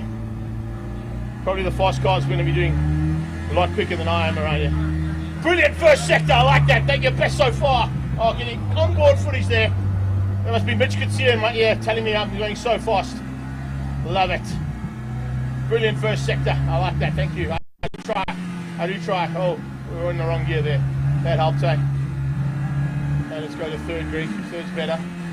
Run a bit wide. Oh, in the kitty. Oh, we're in the wall. Oh, I'm feeling like 259 here. I feel like Hans Berzet's team. Put it in the wall at turn 1. Right, here we go. Everything she's done across the finish line. No, I'm going to just miss out on them, and it's going to be 101 again. Ah, oh, come on, Greg. Come on, we can do better than this. Audio over my shoulder here, giving me onboard footage of this incredible lap around the Indy circuit at Brands Hatch. And of course, you can come and do this here at Zwartkopanapolis today. Oh, got to turn in. That's better. That's better. Oh, not quite. Turned in a bit much. Fun, fun, fun. Oh, where's my guy now? Oh, Mitch wasn't in my ear. That was quick this time. Best lap. Come on. Why didn't I have that as your best sector ever? Brilliant stuff, mate. Keep it up. There you go. Oh, I'm in the wrong gear. That's why. All right, so that's what you want to do here at shed number 3. Come on down to the sim race and do a couple of laps. Get a chance to win here with the sim race team and do a little lap around the Indy circuit here at Brands Hatch. Let me just see. Claudia, take me to the line. This is a better lap, Lords. This is the lap, Lords. This is the one. This is the race-winning lap, Lords. Look at this. Oh, it's under the minutes. 57.6, baby. You know. That's how you do it. Thank you very much. I'll pull to the sideline now. I'll give everybody else a chance. So where you go? There you go, boys. Have a chance.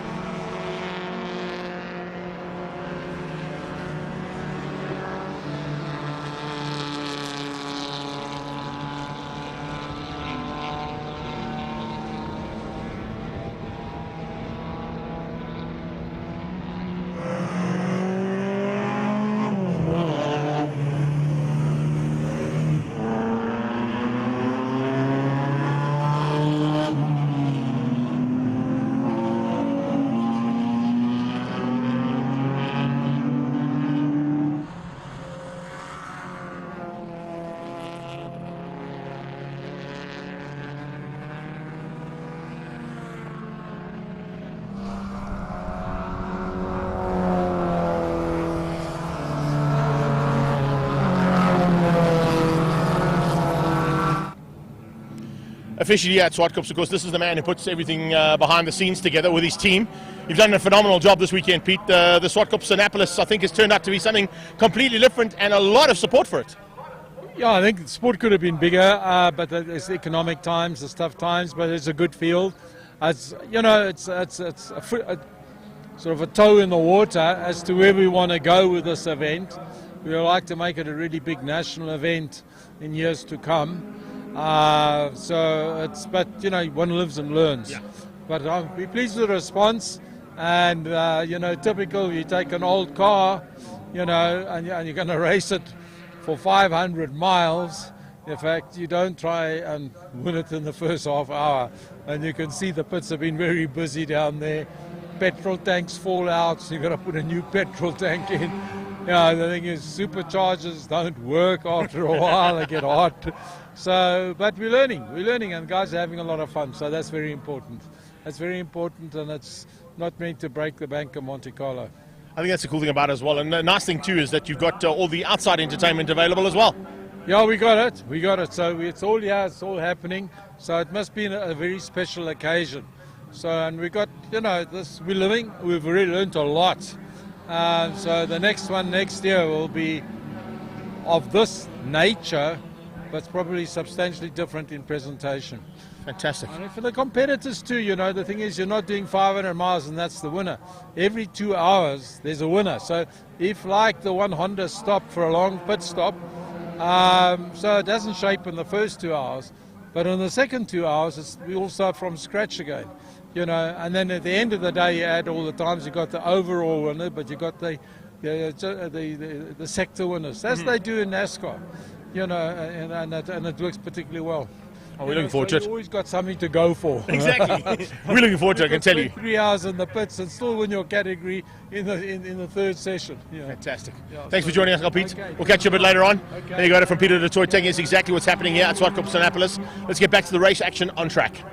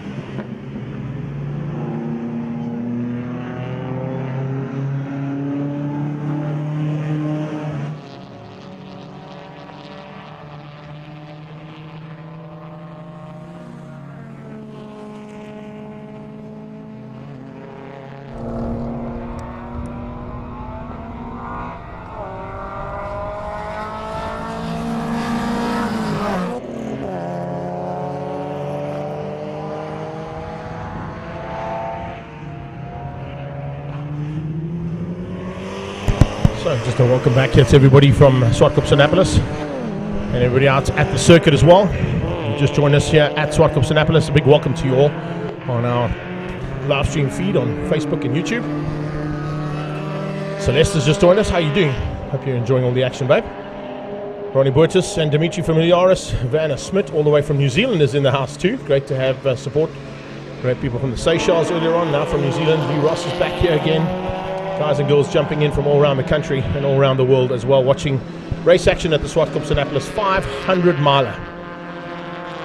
Got information passed on to us with an interview we did downstairs with the COC. We're going to try and get that information onto the screens, but just to reiterate what he said, a lot of guys are looking at the lap times of these cars participating at the moment, and as I mentioned, Class A are allowed to do a 1 minute 18 to a 1 minute 19. Class B are allowed to do 1 minute 19s to 1 minute 21s. And Class C is 1 minute 21s and over. If you go faster than any of those allocated times, what will happen is you will have that lap deleted from your overall laps completed in the race. So red hot racers could possibly be in for about 3 laps being taken off their current 81 mark that they've reached so far in the race as the race leaders. Triple One and the yellow and red Golf 2 behind Whiskey Throttle as they come down towards turn 1. That's your current leader. Having completed 81 laps of action, and as I said, Schultz has told us that by the time we get to the first sector of the race, first stage of the race, that's at 110 laps completed, we will be implementing all of the penalties for cars that have broken out for that first sector. So, yeah, Vanna Smith, what's happening? Well, we're at Swartkops and we're racing. That's what's happening. Steve Golgocci's in the house, so is Elaine Pretorius. Mark Friedman's just joined us too. And Xavier Arnold from our Inland Motocross Championship. Also sponsored by Mayfair Gearbox. Great to have him here watching and supporting the guys that support his series too, with 2 BMWs on track today for Mayfair Gearbox.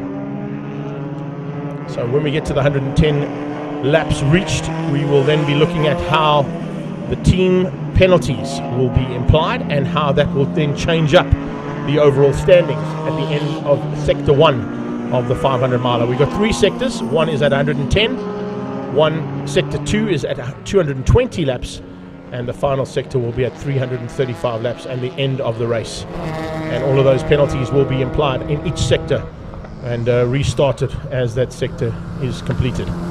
So a nice way of doing it, slightly different to what they normally do in racing, so it's a bit of innovation here coming from Swartkops, using, as you've just heard now from Peter de Toy, a bit of NASCAR timing and strategy in terms of how they put their races together.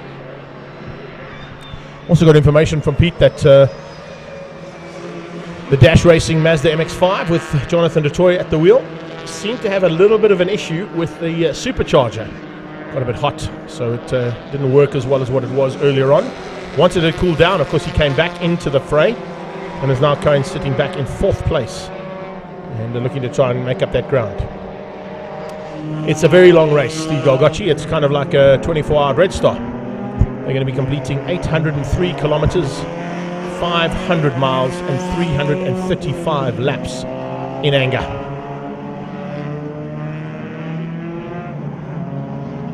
That's about, what are we looking at there? 25, 75, and 50.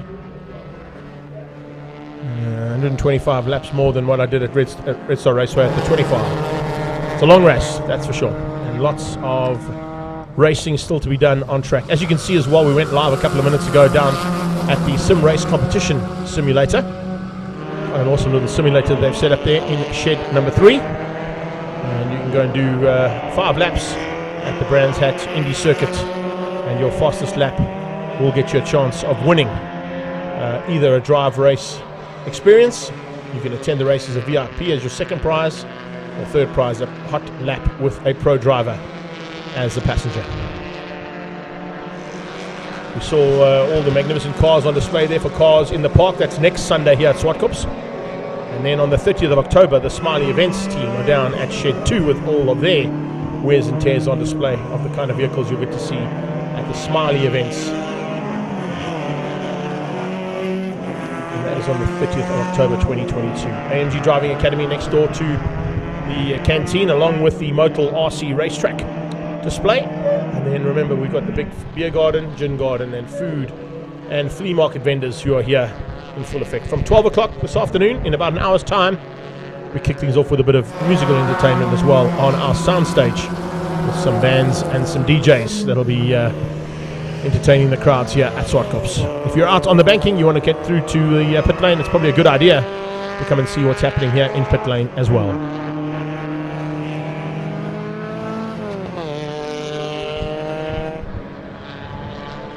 Current standings there on the left-hand side of your screen. Red Hot Races ahead of Team Pro Auto Rubber, R2D Fuel, Dash Racing, Extra Clothing and Shoes, Boss BFK, JRT Racing, Whiskey Throttle, Team Fireball, and Mayfair Gearbox 1 make up the top 10.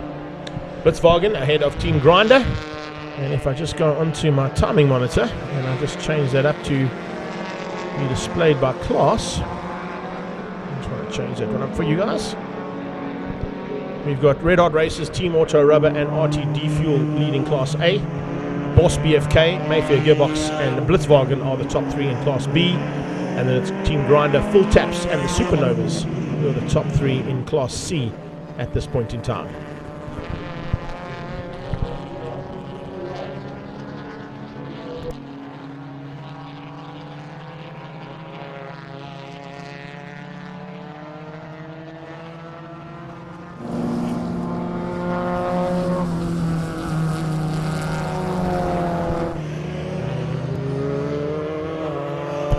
Martin still behind the wheel there of the Pro Auto Rubber Opel Corsa.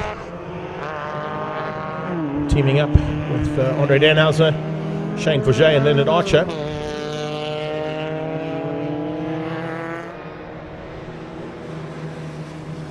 There's a change up there for Dash Racing with a change up on drivers. The toy out of the cockpit and handed it over to, I think, Darren Gunnison. Gearbox 2. We're just outside of that top 15 at this point in time.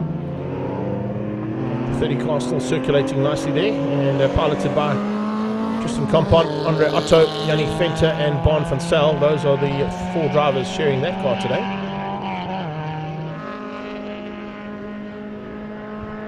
Hey, K.O. Makanyani's in the house. What's up, dude? He was here only a couple of weekends ago and blitzing the field in the Thunderbikes. To see some superbike riders showing support here. So Steve Golgocci was online, and so is K.O. Makanyani.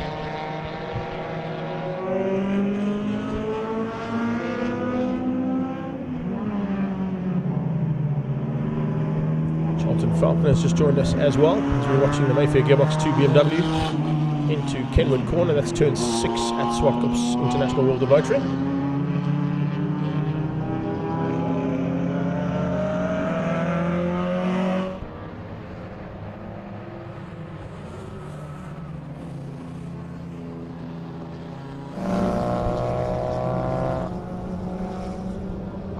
Another lap completed there for Mayfair Gearbox 2. Just behind that you got Nolan Fleetwood coming along. This is the other Fleetwood car. We spoke to Carmen Fleetwood earlier on in the day saying that they picked up a bit of an issue there on her Golf. But still piloting that purple and yellow Golf around. Teaming up with Nolene Fleetwood, Chantal Fillion, Marlene van Niekerk, and Ruan van der Venter. Willem Boysen is in the house as well from the cold and wet Neisner. You certainly are enjoying the day. It was relatively warm when I got you this morning, I've got to tell you, Willem. But having gone down into pit lane to do a couple of the interviews, the cloud cover's coming over. And I do know that the weather was predicting some kind of precipitation during the day. So we'll definitely have to keep an eye on that one on the weather reports coming through. Currently no precipitation for the next couple of hours, but I will be keeping an eye out. And it says no precipitation for at least an hour. But we'll definitely be watching those clouds in the background over Kyalami and the south and northern suburbs of Johannesburg. Just seeing if anything's going to happen in terms of a change up there.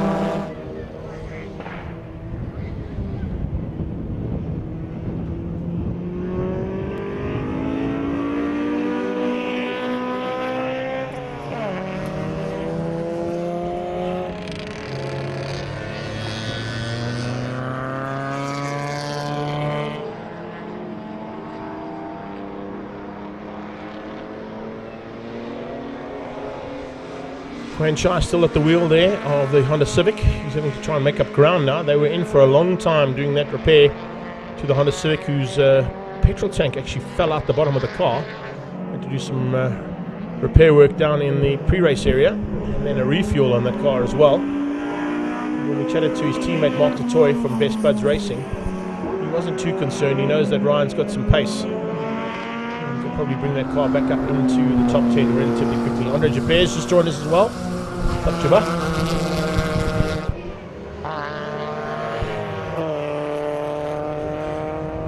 Brian and Ross Butt, Dax Andrews behind the wheel there of the Whiskey Throttle Golf 1. GNH Transport, is there a change up on that? Drivers or in the team yet? Looks like there might be. It's definitely not the white helmet in that Mazda MX-5 now.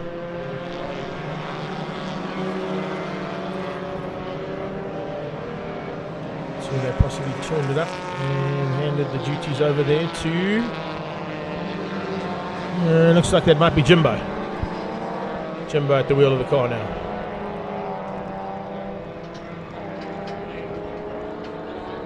Maybe Warren Gardner. Not quite sure. Yeah, I think that might be Warren Gardner actually, not Jimbo. Looking at the helmet design on that car, it's definitely not Ricky or Gianni's helmet design. Possibly Warren Gardner behind the wheel there of that G99 GNH Transport Mazda MX-5. Second MX-5 there, the rag top version. Dash Racing still currently in 4th place.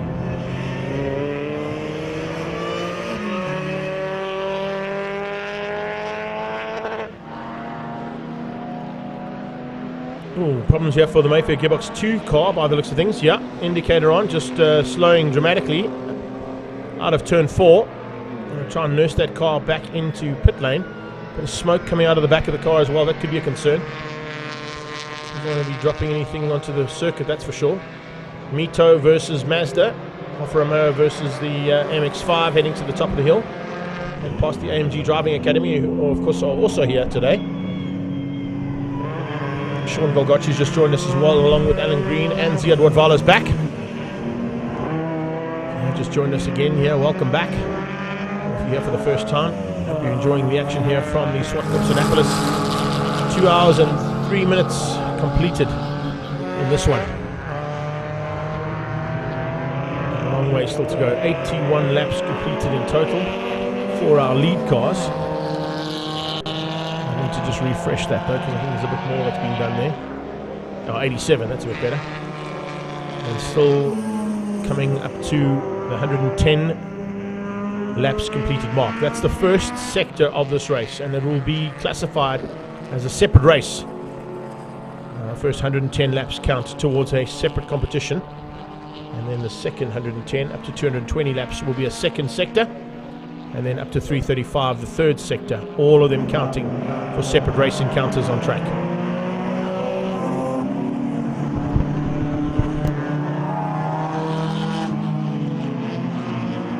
Extra clothing and shoes golf there in 4th place. Dalton was at the wheel. I'm not sure if they've changed drivers in that team while I was down in pit lane. Could possibly have done. I was chatting to Linda Henning a bit earlier on. Her husband, of course, Karat, will be behind the wheel of his race car this weekend. He's sharing that driving duty this weekend. And I'll be looking forward to the challenge of fighting amongst these very competitive little cars that are between 50 and 70,000 Rand. That's the limit you're allowed to spend on your car to enter this race.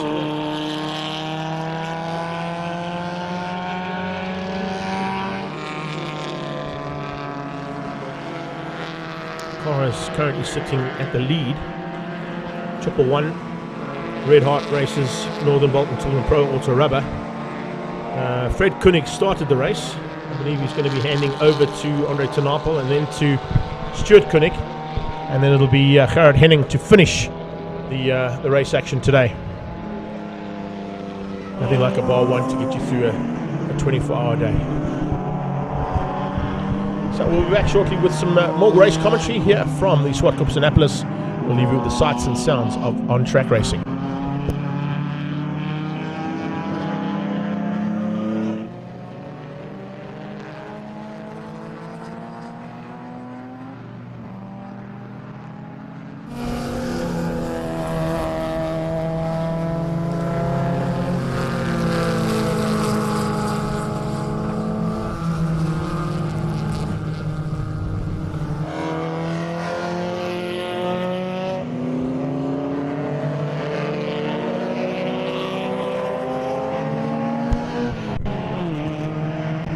Problems by the looks of things on the sideline there for the 16 car. Boss BFK. And Roland Hopkins pulling that car to the sideline. That's a pity for him, but while he's on the sideline and the possibility of a safety car, let's shoot down the pit lane and catch up with our COC, Schultz Swanepoel, and find out how those penalties are going to be implemented for today. So down here in pit lane with the official COC, Schultz, there's a couple of cars out there that have gone underneath their allocated lap times, and they still haven't been given their penalties. What's the application, how it's going to work? My final instructions say after the first 110 laps, we're going to delete all the breakout laps for that section. Okay. After 200 laps for that section, and at the end of the race for that last bit. So they basically can continue driving as they are right now until the 110, 220 and 335 mark. Yeah, that's correct. Yeah. Then we delete those laps, the breakout So laps. we don't necessarily have a true indication as to who's leading right now, do we? No, we don't. Because if you do delete the laps now, some guys might just win by us not picking up their laps. Yeah. So if you have them all in a bunch, we can delete that lot. Okay, perfect. Okay, and then we don't lose, if we delete those laps, we don't, if we delete them now, we lose that lap Yes. in the race. We don't want to delete the lap in the race. Okay. Well, then we might go up to 360 laps. Well, there you have it, straight from the horse's mouth. We get exactly what's happening there with all the allocated times that have been broken out by classes A, B and C. And there's a couple out there, they're going to be losing vital time at the end of 110 laps. Yeah, no, it's just the battery cord is pulling it a bit down. I need to just readjust.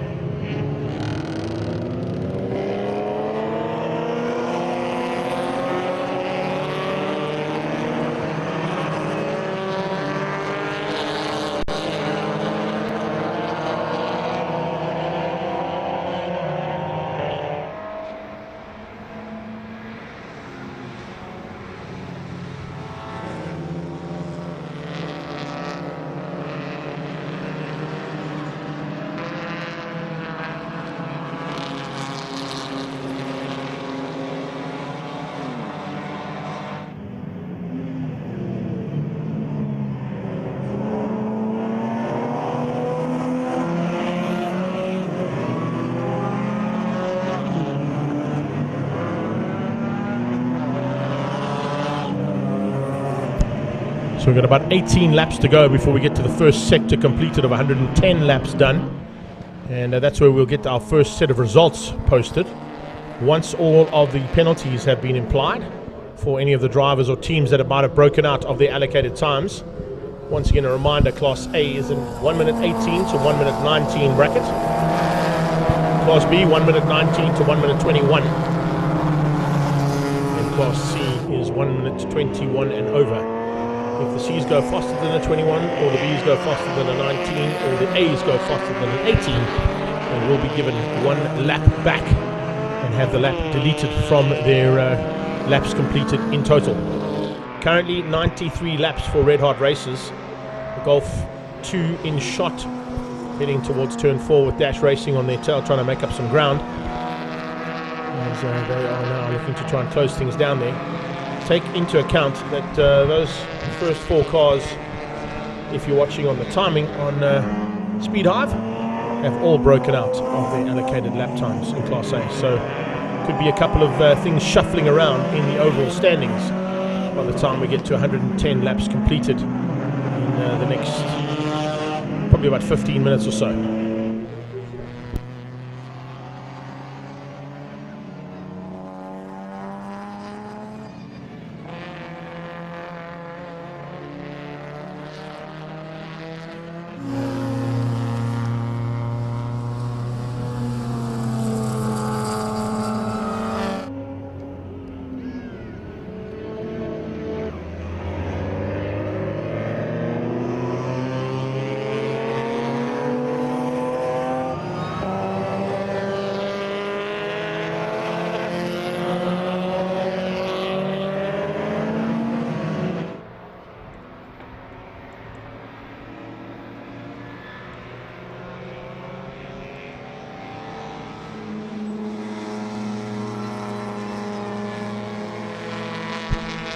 Team Fireball BMW up the inside and getting through on the ATS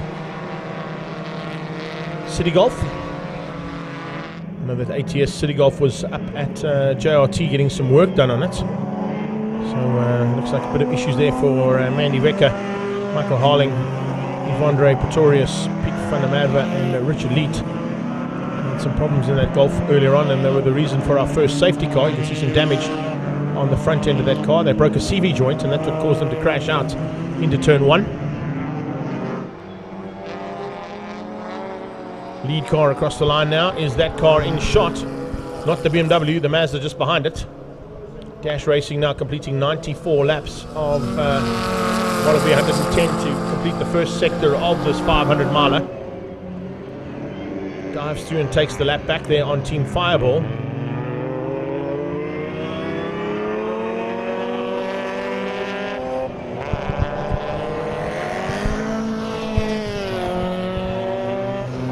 Miller, I think, is at the wheel there of Team Fireball BMW at the moment.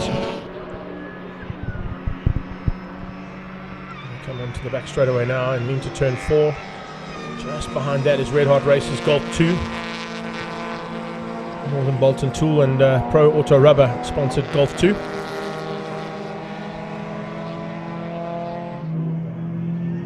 Once again, past AMG Driving Academy on the left-hand side there. If you are here at the circuit and you'd like to get more information about the AMG Driving Academy, please do yourselves a favor, go and check out their display right outside the canteen. They've got an awesome display of 2 AMGs there, and they've got QR codes on that those 2 cars that you can then scan into your phone, and you can also go and see all the information that's available on those QR codes about the courses that they offer at the AMG Driving Academy.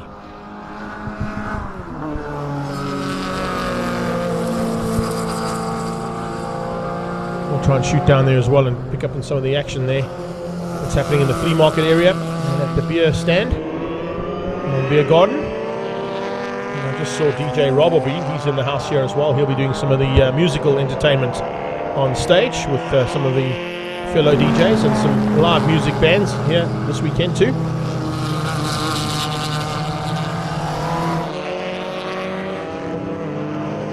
Oh, looks like my good friend Greg Riley's just joined us from the UK. What's up, Little G? Dwayne Brown and Freddie Pretorius has joined him. Hope you've enjoyed the action so far, Little G. If you have just joined us, a big welcome. You should be here though. It'd be really cool to have you alongside me for 500 miles of racing, but going to run out of superlatives on how to talk about this by the time we get to the end, I'm sure. Right now, action continues. Dash racing from Red Hot Races, extra clothing and shoes. The top 3 in Class A.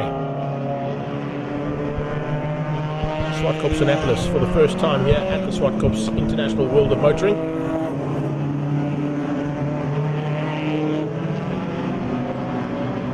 See a bit of damage on the front end of that car. That's due to the crash in turn 1 on the City Golf.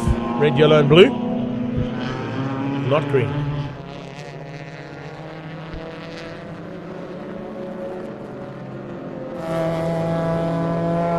So I just want to be keeping an eye out as I look on that screen with a bit of issues there. We're apparently going to be raining here in 10 minutes, ladies and gentlemen. So just a heads up for you. If the weather report and weather channel I'm following is correct, rain is predicted for 10 minutes time. So a possibility of some wetness in a few moments time if everything is according to plan, and I have that there. 16 degrees Celsius right now, so the temperature's gone up ever so slightly, but rain expected.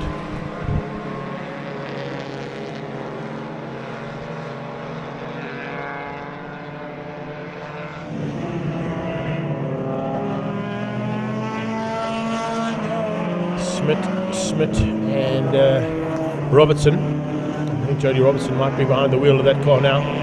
I did see him down the pit lane getting ready to go and do a driver change.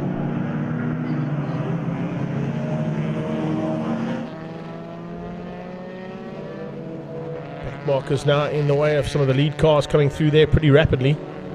Extra clothing and shoes car just ahead of Team Pro Auto Rubber's Opel Corsa. So the red bumper with black Golf, that is extra clothing and shoes. Pro Auto Rubber, it's the all yellow Opel Corsa. Oh, is that Toy? Yes it is. Mark Toy running wide. Mark Toy's just come on track, and he's run wide out of turn 2 by the looks of things. That's the way that Mark Toy wanted to start his run. Really had issues on that car, as I said earlier on. They had to bring it in for a bit of repair work on a fuel tank that had ruptured and also fallen out of the bottom of the car.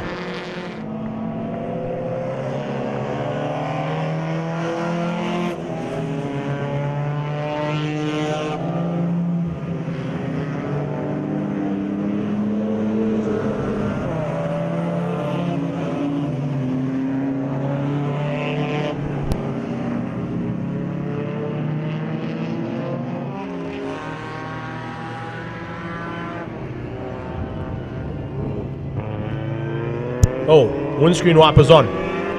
So was I right? 10 minutes in and we got some wetness. Yeah, the rain is falling right outside my office here. So the rain is coming down here at Swartkops. This could turn things around a little bit for a couple of contenders. I'm sure they would have been well aware of the fact that rain was predicted for today, but you can see both those, what is now 1st and 6th place cars with windscreen wipers on. I'm sure we're going to see more windscreen wipers coming on onto the cars that are just circulating through turn 3 and 4 as we speak. Quicker cars coming through the slower cars there. Watching to see if anybody else has got windscreen wipers on as they go into turn 4. Danhauser has a big look. There we go. Just behind that, the R2D Fuel Golf with some windscreen wipers on into turn 4.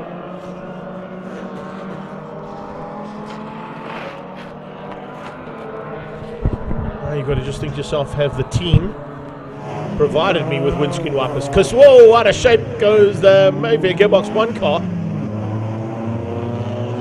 Good catch there by a cameraman. Lights up the BMW. Gets back on track, but it's a big... Oh, there's a couple of cars off. I thought this might be the case. These guys are probably running on semi-slicks So those semi-slick tyres on wet tarmac are not going to be loving life at the moment. And that was the lead car and the 6th car, Dash Racing and Team Fireball, in the kiddie litter in sympathy for each other. Problems on the back straight. Oh, Whiskey Throttle has stopped completely. The Whiskey Throttle.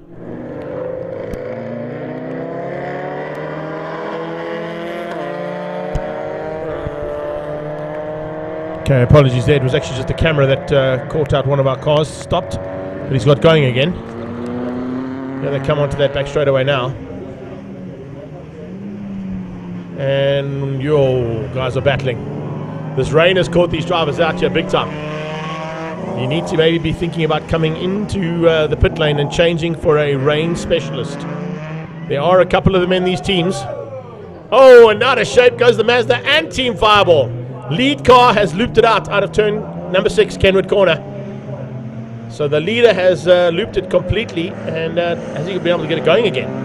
Team Fireball just missed him, went round the outside on the grass, and he's now gone through, taking the lap back. But the lead car is stricken out of Kenwood Corner, turn 6. Team Red Hot Racers was only about 11 seconds behind them, so he's going to definitely get through, possibly take the lead of the race away from the Dash Racing team.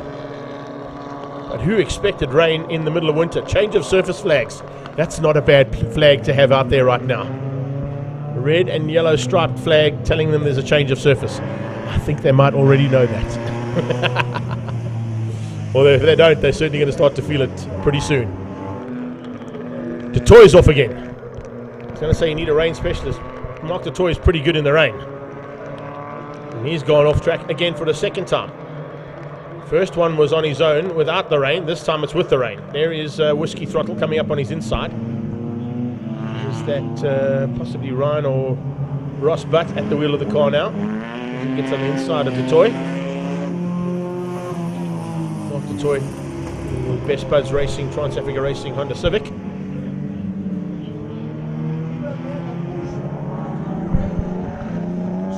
Just wanted to throw a little bit of mix in there for you, Andre. Dan Hauser steps in here, says to me, why did I order rain? I said, well, I wanted something interesting to talk about. I can't just sit and chat about oaks going around in the dry with nothing happening. Let's throw in something to just spice it up a bit.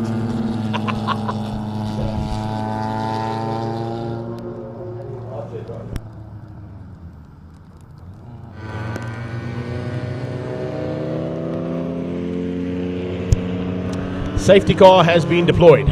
Is this possibly because of the wetness that's out there? And a couple of cars being caught out by conditions that they probably weren't expecting. Let's have a look at that Mazda coming out of shape, and right behind him the BMW. It's almost drifting. It's kind of like they used to do here at Swartkops. When drifting first started in the country, they used to run drifting events up there at the Zok Club area. The Mazda got out of shape, and right behind him the BM stepped out and then was able to catch it, fortunately. But I think because the Mazda's parked in a precarious position, Michael Roberts has joined us along with Billy Adlam, Germano Costa and Brett Habertle, along with Glenn Williams and Philip Bannister. You guys have joined us under safety car due to some wet weather here at Swartkops and a couple of cars who've gone a bit haywire.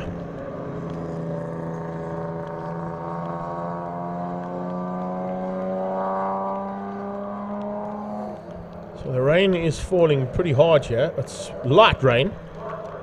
But that's the reason why we've had to call for the rain, is the Mazda was stuck after his spin up at turn 6 in the double right-hander at Kenwood Corner. Morning to you, Mike. It's still morning here as well at Swartkops, even though we're battling with a bit of wetness in the middle of winter. Who expected rain at the Zwartkopanapolis? Well, it's definitely thrown something into the spicy side of this race. So they still lead Dash Racing, despite them being stuck on the sideline for now. I think that lead might change if I just refresh the timing monitor. Yeah, Red Hot Racers have taken over. Oh, 32 spun out as well.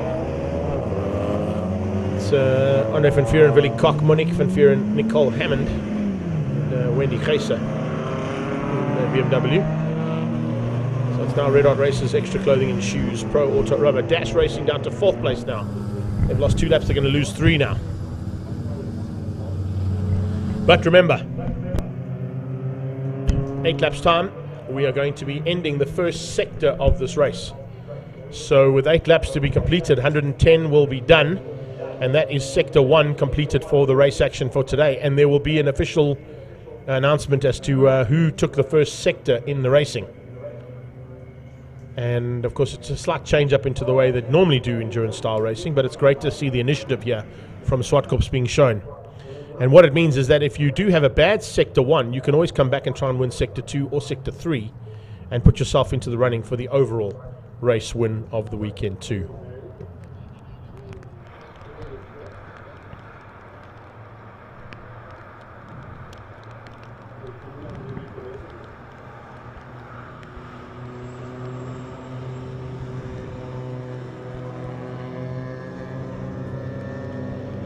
So a bulletin being put out there as well by our COC coming through on the race group, and literally saying to everybody, guys, a wet race has been declared. So they have officially made the call that it is now a wet race, which of course means brings in a couple of the rules that would change slightly from wet to dry or dry to wet conditions.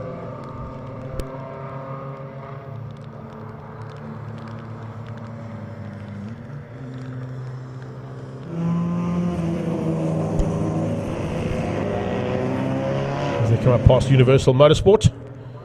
And we're back under racing conditions again as they come down towards G&H Transport Corner. The Pretoria North Toyota 86 pulls off the circuit, and we're back under green flags. So 259 ATS Racing out front.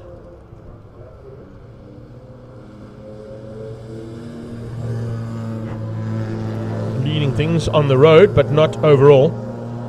Leading car overall is in the mid-pack, just in the background there, the Golf. Yellow Golf with the black stripe. Red Hot Racers.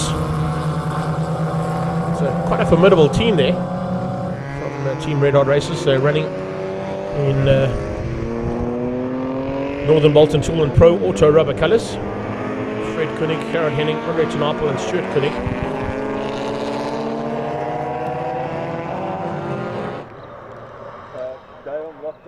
ATS are going to be looking to try and make up a lot of ground. They lost huge amounts of ground here in this first sector. And we'll certainly be looking to make up that ground now that we're back under race conditions and that they're at the front of the field. 104 laps completed, 6 laps to go for the first sector of the 500 miler.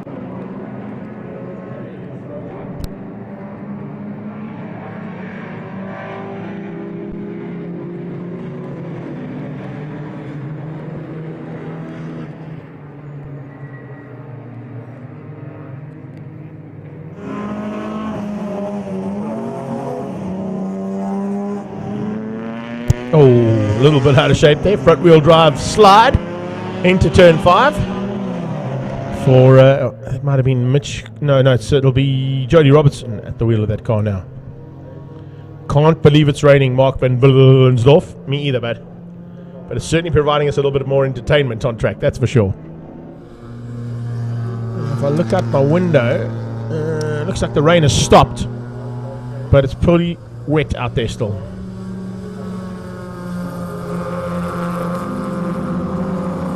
No precipitation out of the air, but there's definitely some wetness still on the surface of this track as Vessel Smith joins us.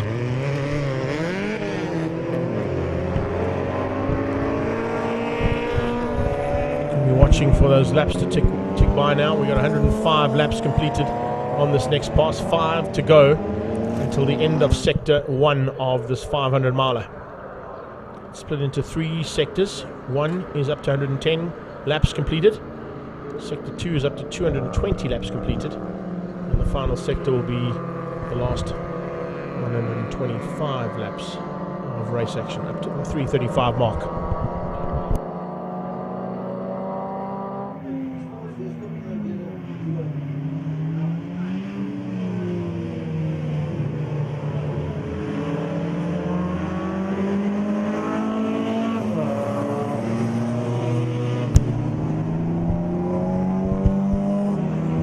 Little G&H Transport Mazda 5 there. Certainly loving life out there at the moment. I think everybody behind the wheel of the race cars will be enjoying themselves. It's tricky conditions here, and the circuit is pretty good in terms of grip available.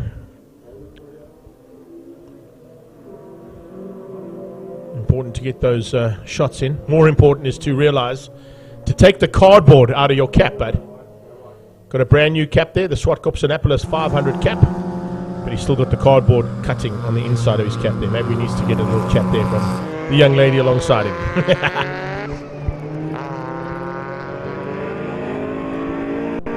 Oh, Detroit having some fun here with Jody. Our spinner, car 17, Mayfair Gearbox's #1 car. He spun out up at the top of the hill, so try and get a little voxy with him if we can, if he doesn't roll out of harm's way. No, he's going to just pull into the pit box by the looks of things. Maybe we can catch him just before he goes back out. He's going to they're going to do some work on the car, so he's going to have to put it into the pit box for him to do the work on the car. That's the rule. No work to be done on the cars on the pit apron. Got to bring them into their pit boxes to do any work on the cars themselves. Oh, and the Mazda's out of shape at the top of the hill. The second Mazda, or the leading of the two. Dash Racing was in 6th place after going back in the pit lane, and he spun out on the first lap back out. Almost at the same place he spun the first time. And in fact, he nearly spins out there too. Oh, that was close. Just saw him getting a little bit of squirrely out of turn 6 again. And whoever's behind the wheel of that car right now will probably have his team's hearts in their mouths. Definitely don't want to, it looks like it might be a change up on the driver that they've had there. So maybe just getting used to conditions and used to the feel of the car. If I look at it, 76 we had Kieran Gunnison and Jonathan Dutoy. So it's either Seton Naidu or Tishan Govender who are now behind the wheel of the car.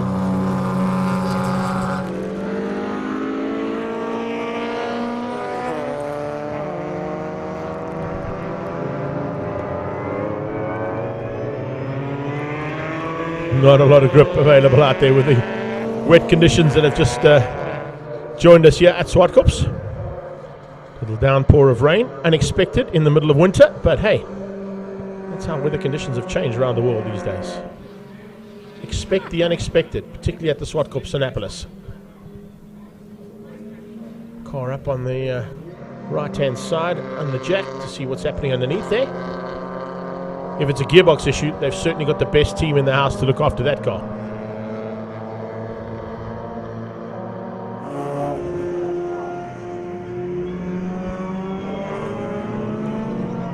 So we can see how far we've got to go here. Oh, and out of shape again. Oh, man. This Mazda's not loving life in the wet, is it? So we're going to be completing 107 laps on the next pass. In fact, 108 laps on the next pass there for Red Art Races.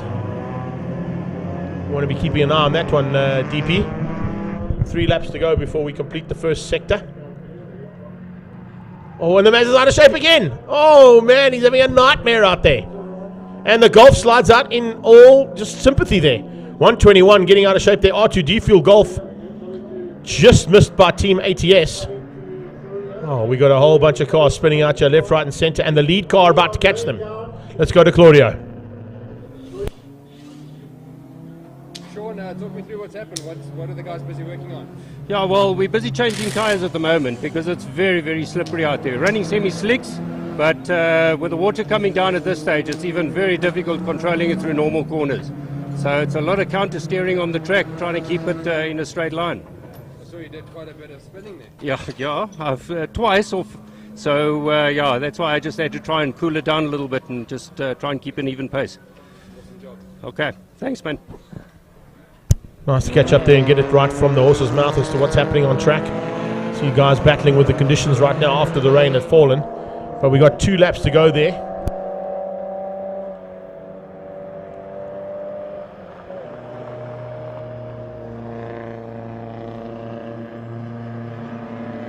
So that car there is the man who's leading things at the moment with about a lap and a half to go before the first sector is sorted.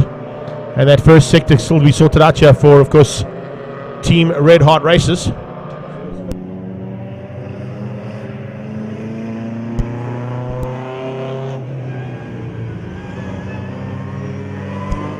So this is the car that could be at the front end of the field by the time that first sector finishes.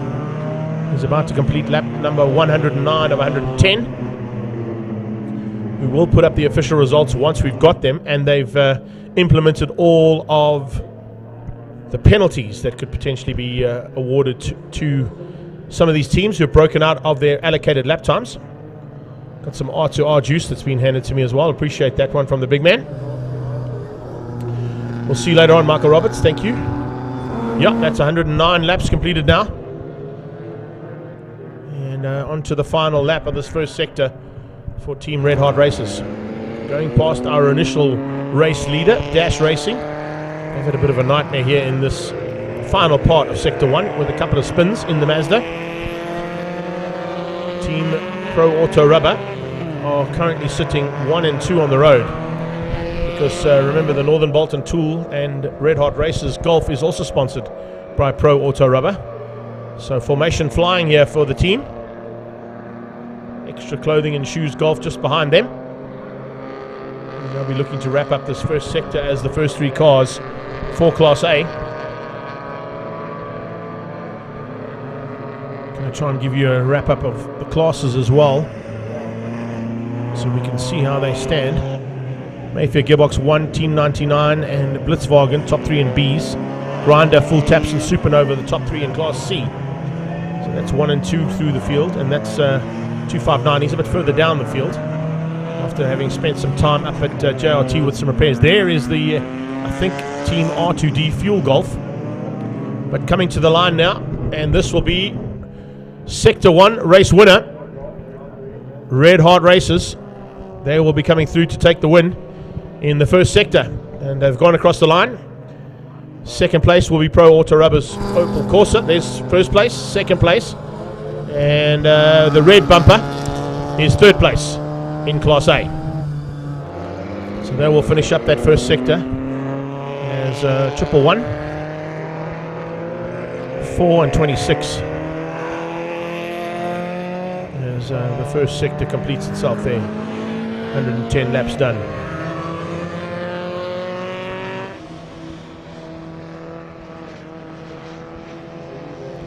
Going to wait for, of course, the official results to be posted as well before we post them up on screen for you guys. They have to now go and do all the calculations and add in any of the mistakes made or results that don't count because of laps being put onto the board, and that lap time not counting because it's a breakout time.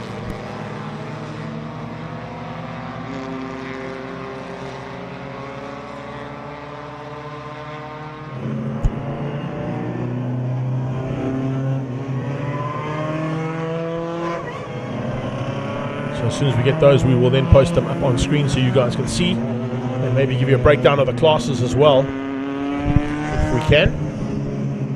Right now, it would have been Red Hot Racers, Team Auto Rubber, and Extra Clothing and Shoes, your top 3 across the line. But as I said, we've got to still implement the penalties that will be awarded to each of the teams for breakouts. So that top 3 might change pretty dramatically, actually. Mayfair Gearbox 1, Team 99, and Blitzwagen are all teams in the running for Class B, and I think Blitzwagen might have been the only team who broke out in Class B, the 146 Golf. Grinder definitely broke out, and Full Taps and Supernovas might change up there in the class standings for Class C when we get those results posted.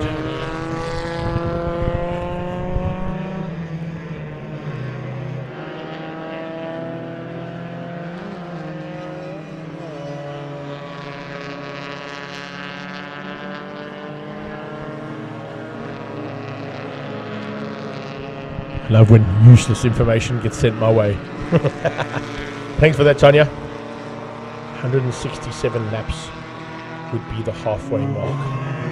Let's see if the calculations are correct. So there you do. See, down in pit lane, lots of stuff to be doing as well. 167 and a half laps actually would be the halfway stage. If you want to buy yourself a MotoGP cap or any of the famous Formula 1 caps, that's definitely a stand to go and check out there. Of really cool stands here at our flea market area. On the left hand side is our canteen, and just on the left hand side of that is the AMG Driving Academy display. We're going to try and get down there and maybe catch up with some of the team there from AMG Driving Academy. Then on the left hand side of that is your food stalls, and your flea market area. And the RC demonstration being put on here. Let's see how good this RC driver is. Wet conditions here at Swartkops, does it affect the ability of the remote control driver too? He's so fast our cameraman's lost him. Back on track with GNH Transport. Terry Gaffney's just joined us along with Damien Archer. Roddy Williams is in the house too, along with Stefan Mattia. Thanks for your support, guys. It's Zwartkopanapolis 500 for the first time at the Swartkops International World of Motoring. 110 laps was completed only about 2 laps ago. And that brought us to the first part of proceedings here as Sector 1. Possibly won out by the 111 car there, just in the background. R2D fuel up the inside of the young ladies team. Carmen Fleetwood, Nolene Fleetwood, Chantal Fillion, Marlene van Niekerk, and the only one who didn't get the memo, Ruan van der Venter.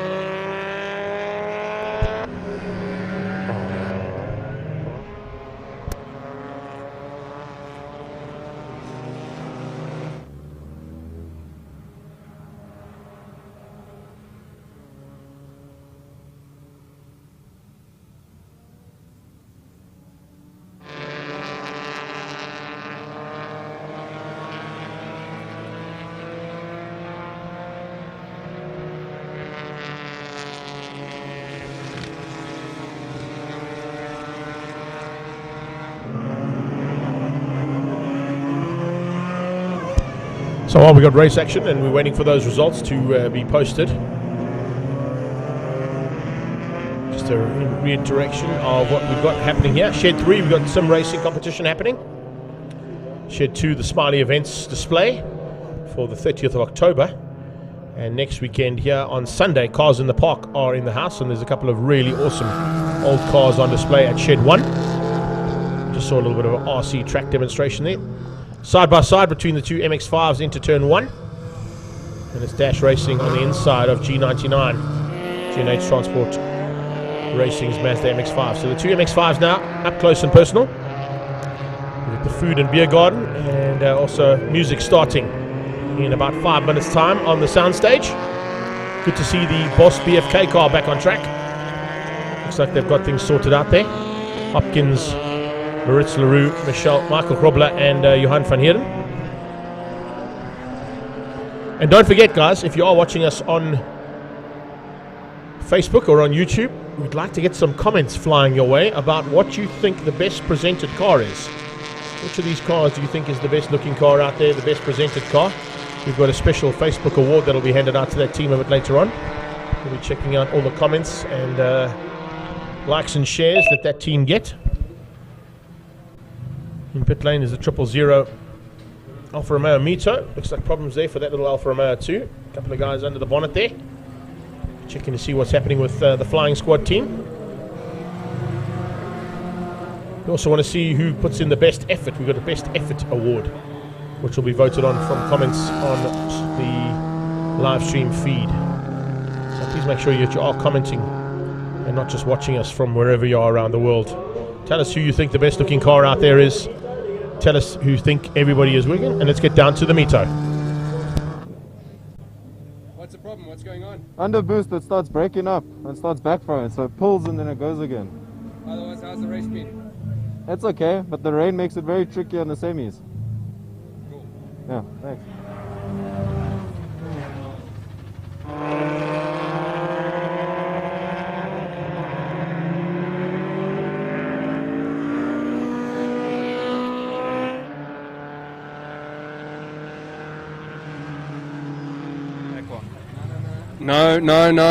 No.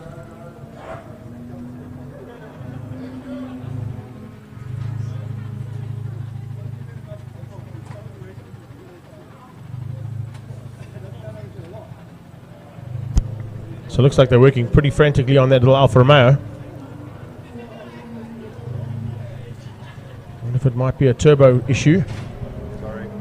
We did hear earlier on that superchargers were starting to heat up, but with the cooler conditions now, it shouldn't be affecting these cars like it is now. But you can see them working there hard on the Flying Squad Alfa Romeo.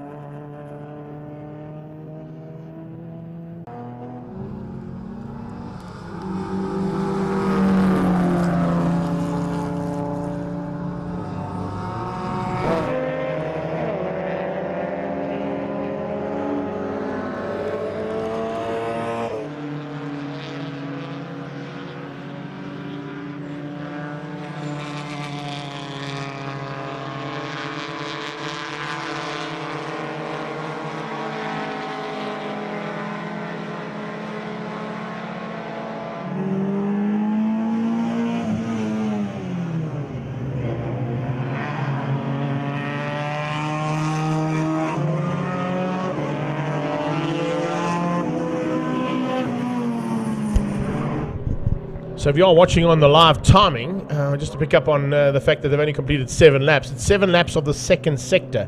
Remember, we've had 110 laps completed already. So we're into the second half of the race, or the second third of the race, I should say. We've got 3 different sectors of racing that will be happening here today. The first sector, at this point in time, we believe would have been won by the 111 car there of Team Red Hot Races, ahead of Pro Auto Rubber, and then it would have been the 26 car of Extra Clothing and Shoes in their Golf. But as I said, we're still waiting for official confirmation of the first sector's results once they've applied all of the penalties that were awarded to the teams for breaking out of their allotted lap times.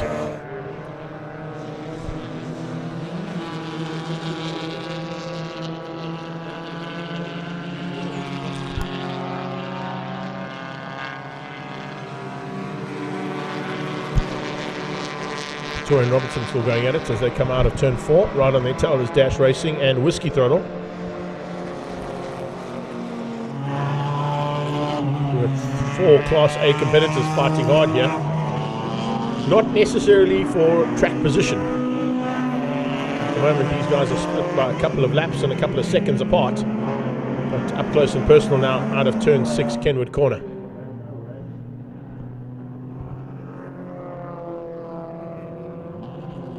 Toys moved the Best Buds team up to 6th place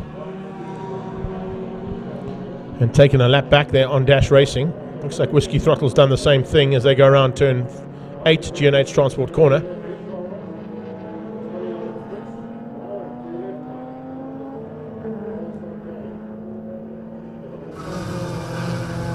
Alpha's back on track. Let's see what they can do now in that Mito to try and make up some ground.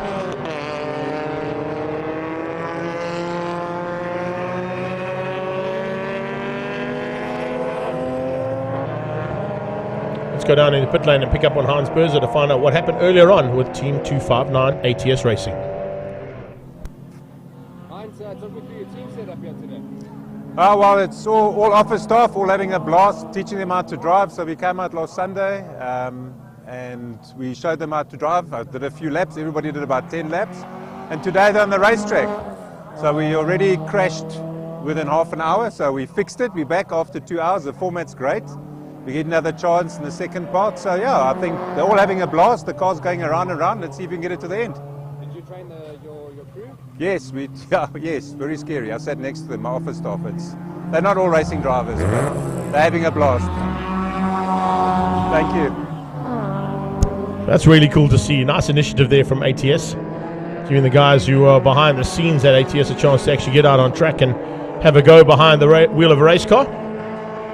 So as you heard there from Hans Berzer, not all racing drivers, and some of them just office admin staff at ATS in Northcliffe, Johannesburg.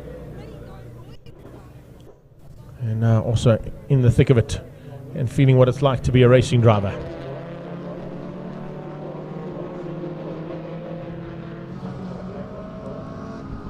Extra clothing and shoes golf, still with Dalton. No, it's not Dalton behind the wheel now.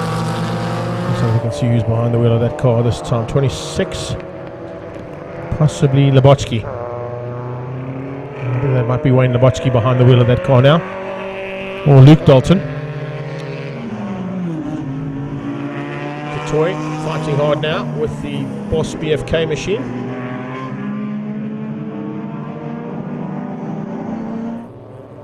And Pro Auto Rubber still sitting in second place. So Best Buds want to kind of catch that Pro Auto Rubber Opel Corsa, pass him, and then still make up some ground. Claudio's down in pit lane.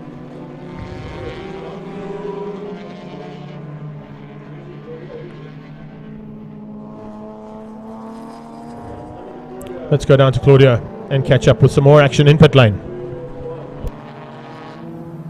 Jody, talk me through your run out there. How was it?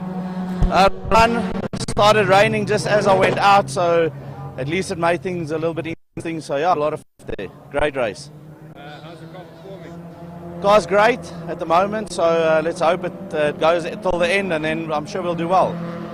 Thanks. Rocking some West Bank Super Series logos on those overalls, showing his age of it. So it's Jody Robertson that we caught up with there, and he of course is part of JRT Racing. He's got a couple of cars out there that are running under his stable. JRT Racing 1, which of course is the Ethan Kutsia, Mitch Kutsia and Adrian Wood car.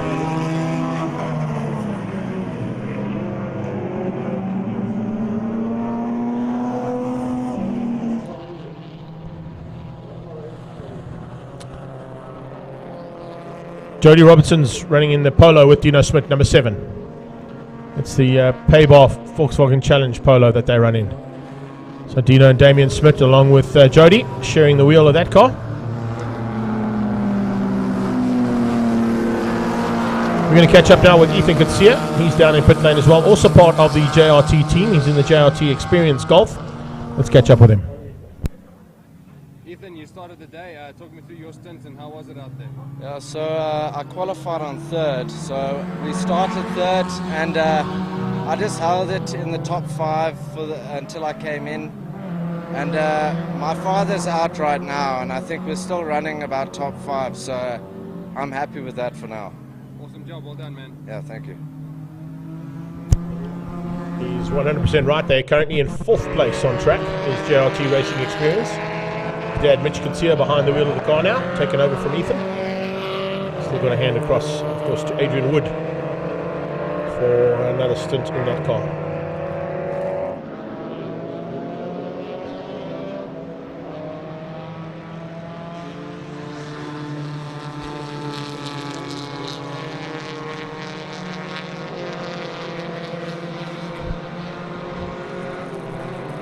We're taking opportunity here for the little Alfa Romeo Mito on the inside of the Golf 146 Team Blitzwagen.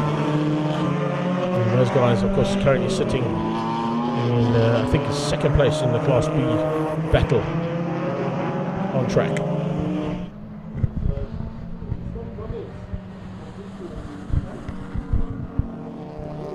Things going really well out here for the Zwartkopanapolis 500.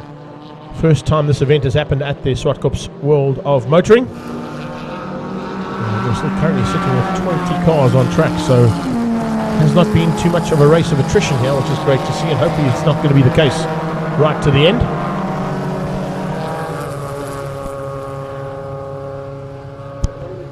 So we got GG as we got a car off at turn 2. Looks like a Hopkins car going off there. But let's go down into pit lane and catch up with Ricky Jonakara and see how his team's plans have gone so far.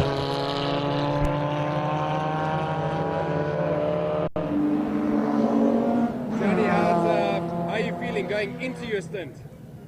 I'm looking forward to it. The only time I drove was in quali yesterday, so we're trying to keep the lap times all about the same at the moment.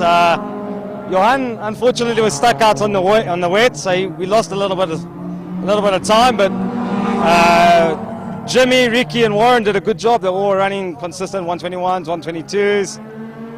Let's see if we can pull it back now in my stint. We need to get a few more places up, but yeah, it's been good fun, and this is a good event, I must be honest. We've had a lot of fun today, so yeah, looking forward to going into my stint now. Sorry about that. It's actually Gigi that we picked up there, Gianni Giannacara. So Gianni Giannacara there just telling us that he's looking forward to getting into the car and taking over there from his teammate. I tell you, they've had a good time out there. Warren Gardner and Johan Robertson partnering up with Jimbo and the Giannacara twins, Ricky and Gianni.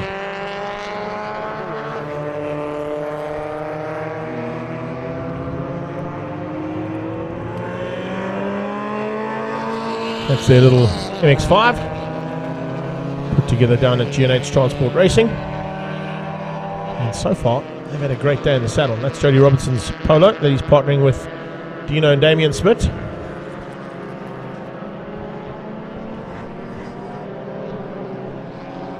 Running out of JRT.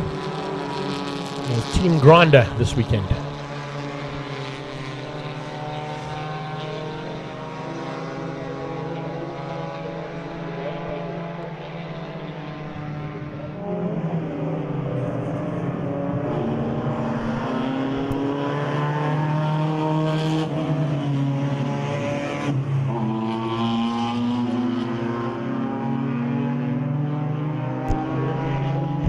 Queen's back in the house. He joined us at 18 and a half minutes completed of the second sector here of the 500 miler at Zwartkopanapolis. Current standings: Red Hot Racers, Best Buds and Pro Auto Rubber Class A leaders. We're still waiting for our official confirmation of the results of Sector 1. Might be a little while longer while we sort out all the penalties. But as soon as that's available, we will be putting it up. It's McQueen and Monkey Moo might be watching from wherever they are in the shopping world. Well, with the Queen Mom. She's there as well, I'm sure, enjoying the race action here from Swartkops. You have joined us, as I said, here at Swartkops as well on the grandstands and around the circuit. A big welcome to all of you.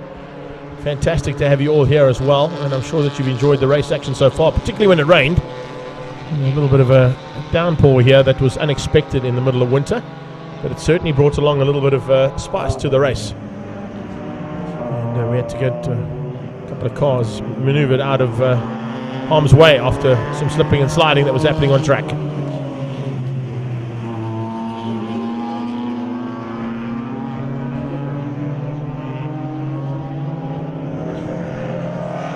Team Fireball looks like they've already broken out of their allotted time. Well, they've just gone one of their best times now. 18.144 will still be okay for Team Fireball. We're looking for anything under the 18-second bracket that we've got to be concerned about for the second sector. If you're in Class A, you're allowed to do a 1 minute 18 up to a 1 minute 19 as your fastest lap. B's are 19 to 21 and C's are 21 and over.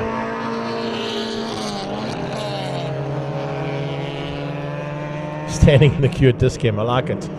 Watching racing from Swartkops as you stand in the queue at Discam. Cranes workwear, extra clothing and shoes. Golf 1, and it looks like it's Labochki at the wheel of that car at the moment. Wayne Labochki partnering up with his good friend Adrian Dalton. Luke Dalton and Brett Langston sharing the duties in that Golf 1 in shot right now. Now that's definitely Labochki. See the checkered flag and shield logo on the side of his car, on the side of his helmet, I beg your pardon.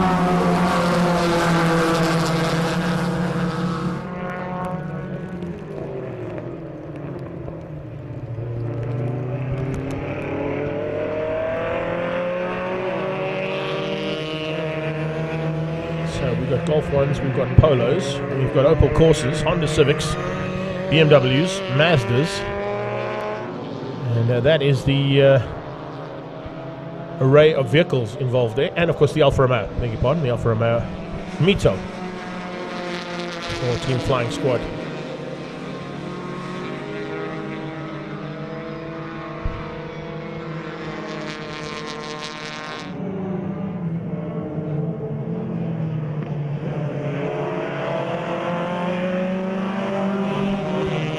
Nine Golf 1s in this field. Just shows you what a impeccable make of car that little Golf 1 was, and what a great racing heritage it's had in its lifetime.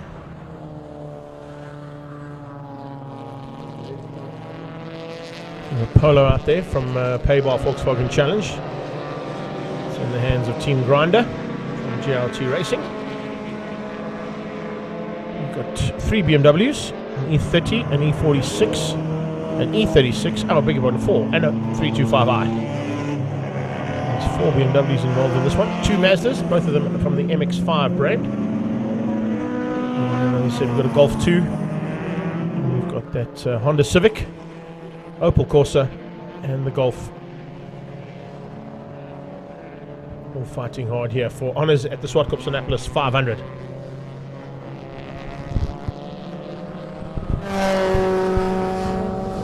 Charlene Brown-Bannister's joined us as well, his first time out here. You can see a little bit of smoke off the front wheel there, maybe a bit of tyre rub on that BMW. Looks like that front right wheel might be catching. It's only when the car's on the right-hand corners and you can feel the pressure on that front right-hander. Something that Team Full Taps might have to keep an eye on. Full Taps, the Zaru Auto Detailing 325i. Andre van Vuren, Willie Koch, Monique van Vuren, Nicole Hammond, and Wendy Geese. Top of the hill for the leader, and the blue flag waving there for ATS's racing team to warn them that the third driver in that team is now behind the wheel of 111. Northern Bolton Tool Pro Auto Rubber, and the Red Hot Racers team. So that's possibly going to be Andre Tenapel at the wheel of that car as John Okaro comes into pit lane. Oh, it's not John Okaro himself though. The John Okaro team, G&H Transport Mazda MX-5 comes in. I think that is possibly, just looking at the helmet design. Let's have a look and see. Warren Gardner, I think, is the man about to get out that car and hand over to Gianni, who we just chatted to down in pit lane only a couple of minutes ago. Good dive on the inside of Detroit getting through there on the BMW. Getting a little bit frustrated there as he's trying to make his way through. BM might have probably a little bit more turn of pace on the Honda, but you're going to be hard pressed to try and outdo Mark Detroit at his home circuit. Detroit cutting back on the back straight, gets into turn 4. This time gets through on the BM.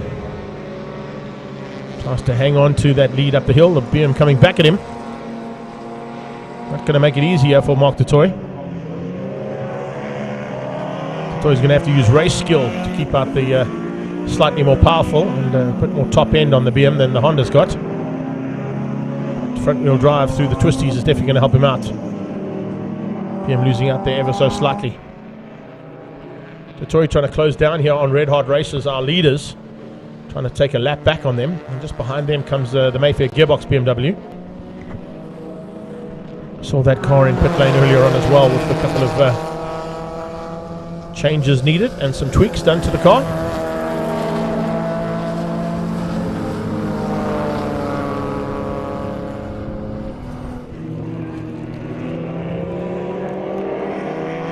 Sean Yonkman taking us through what was happening with that car. Now into a fight of his own here with the second BMW on track.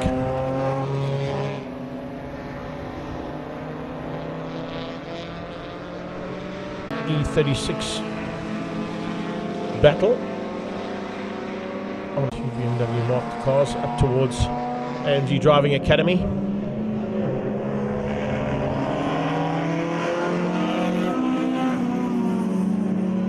So it looks like 258 could be in trouble. Just getting information there that the JRT racing team were refueling. So I think Mitch was stuck in the saddle, if I'm not mistaken, and didn't get out.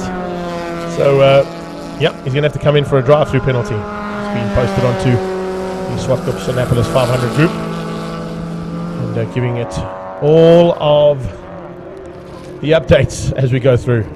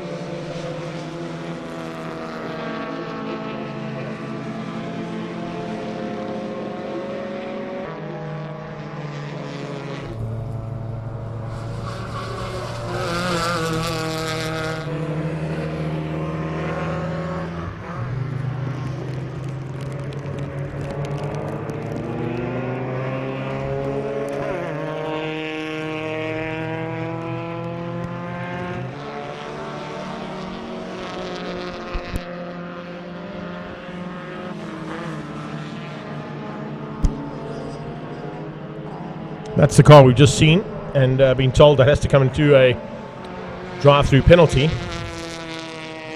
So I'm sure they'll try and get that information to Mitch Kutsia as quickly as possible, so he doesn't incur any more of the COC's wrath.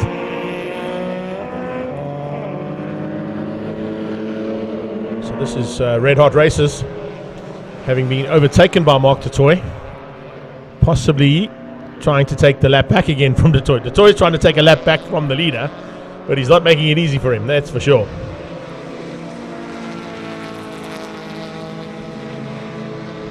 I think the possibilities that that 111 car might have one more driver in it. I saw Koenig, Tenapel and Henning, but on the side of that car I also saw Jannie, which will be Jannie van Rooyen. I'm not sure if Jannie van Rooyen is going to be actually driving though. So they just keep ticking the laps off here, ongoing and consistently. Completed 22 laps of the second sector of racing. So it's Red Hot Races, Best Buds, Team Fireball, the top three in Class A. Class B currently with Boss BFK ahead of Team 99, GNH Transport. Mayfair Gearbox 1 has dropped to third. And Class C is led out by Full Taps, Team ATS and Team Grinder, the top three.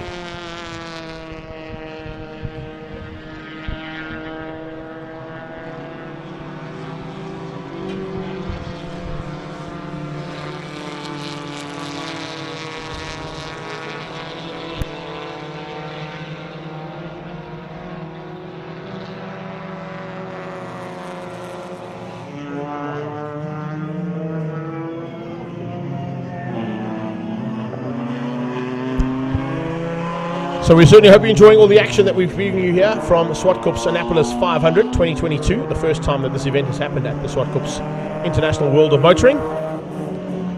And the first sector of racing ended about half an hour ago now, so we're about to give you some official results. They've just been posted on the group and we're going to pull those up for you as soon as possible. But great to see that of the 20 cars still racing, we've still got 20 cars on track. And it is fantastic to see.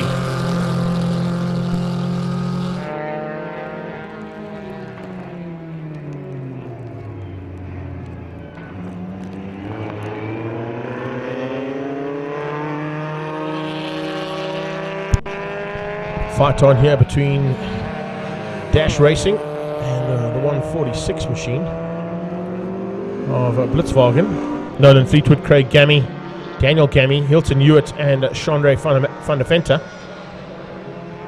It's the guys and girls in 146. And behind them it's Team Dash, the Dash Racing Mazda MX-5.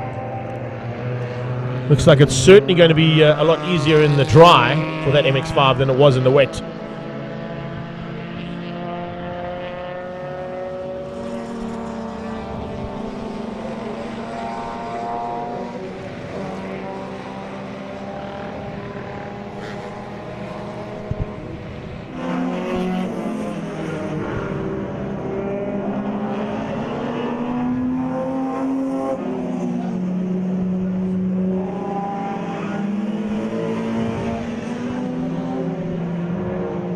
Race action continuing here from Zwartkopanapolis 500. Team Fireball at BMW, currently in 3rd place overall and 3rd in Class A, but is very close to breaking out of there a lot of times, twice now in this 2nd sector of racing.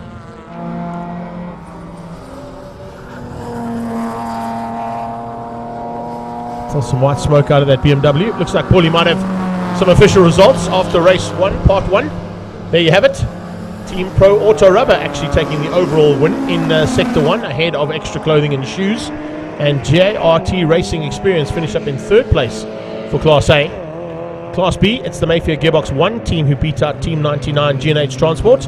Blitzwagen in 3rd. And Grinder, Full Taps and Supernovas, the top 3 in Class C after the 1st sector of racing. 110 laps completed. That's how they stood at the end of 110 laps.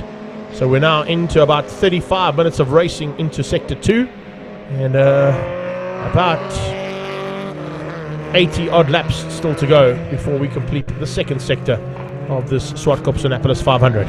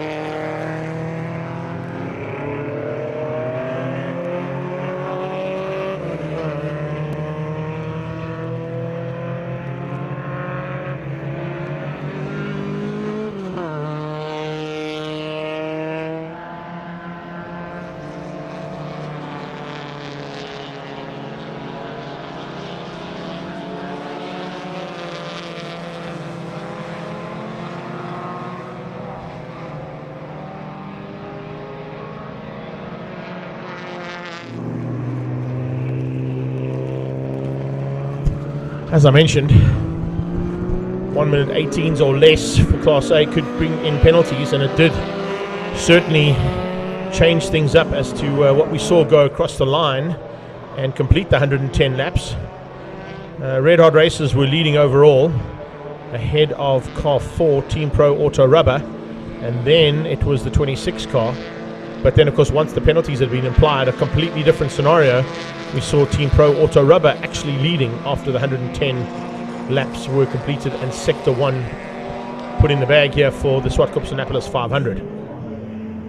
So you've got to be very, very careful on how you handle yourself out on track. Breakout laps are certainly going to affect the final standings here for Sector 2 and for the final overall results at the end of the day. Remember, we're also going to be looking for the index of performance winners. That's drivers who have been able to stay within each other the closest to lap times posted by their fastest driver in the team. The percentage of that is calculated over the 335 laps of action, and the team that scores the highest percentage will win the index of performance on that.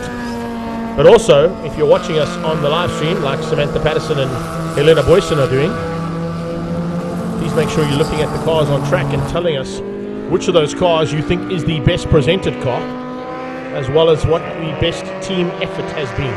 So cars who might have been in trouble, or cars that have helped other drivers and teams out. Anything that you warrant being an effort being put in by the team, we'd like to have that on the comments, so that we can then bring it to our adjudications later on. Tell us who the best presented car is and which team put in the best effort on the day.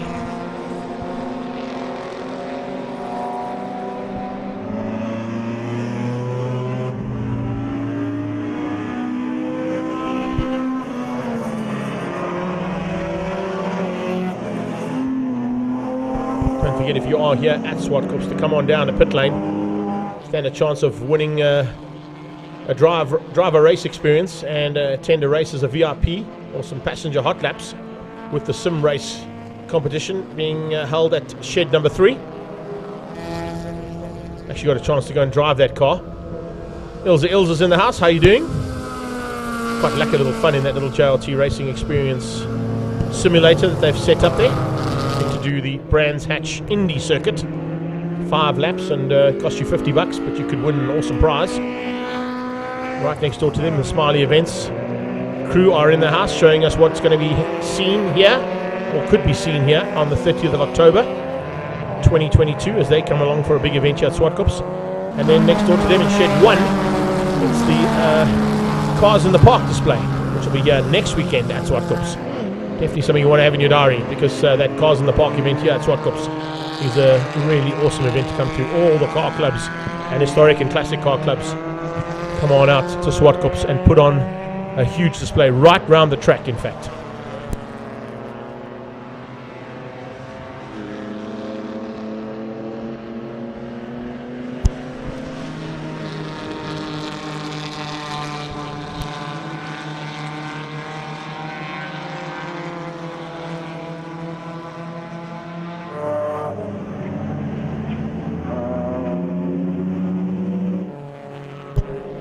A little fight on here between Dash Racing and Team Fireball.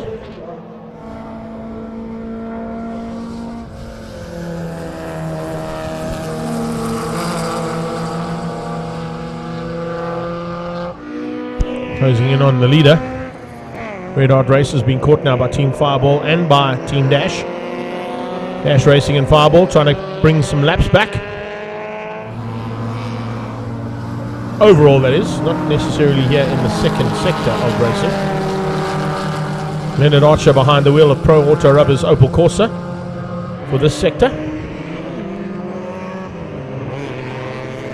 Now just waiting as well to get a little bit of aerial material from our drone. We'll send Maverick up in the sky and get some aerial shots pretty soon coming your way.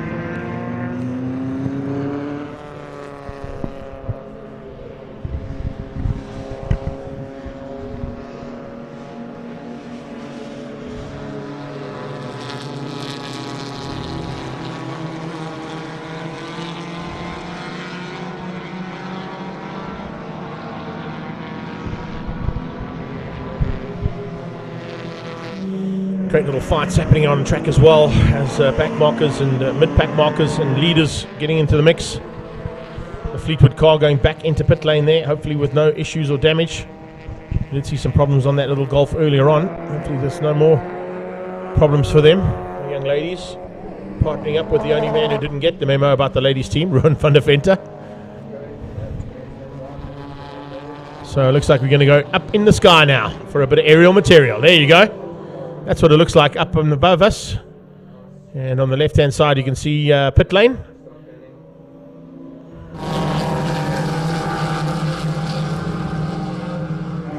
Car's fighting hard down towards turn 2. Bush and back car. Team Boss BFK. Golf 1 fights with the Opel Corsa. Possibly overall leader at this stage, I would say, is that Opel Corsa, after they'd taken the win in Sector 1.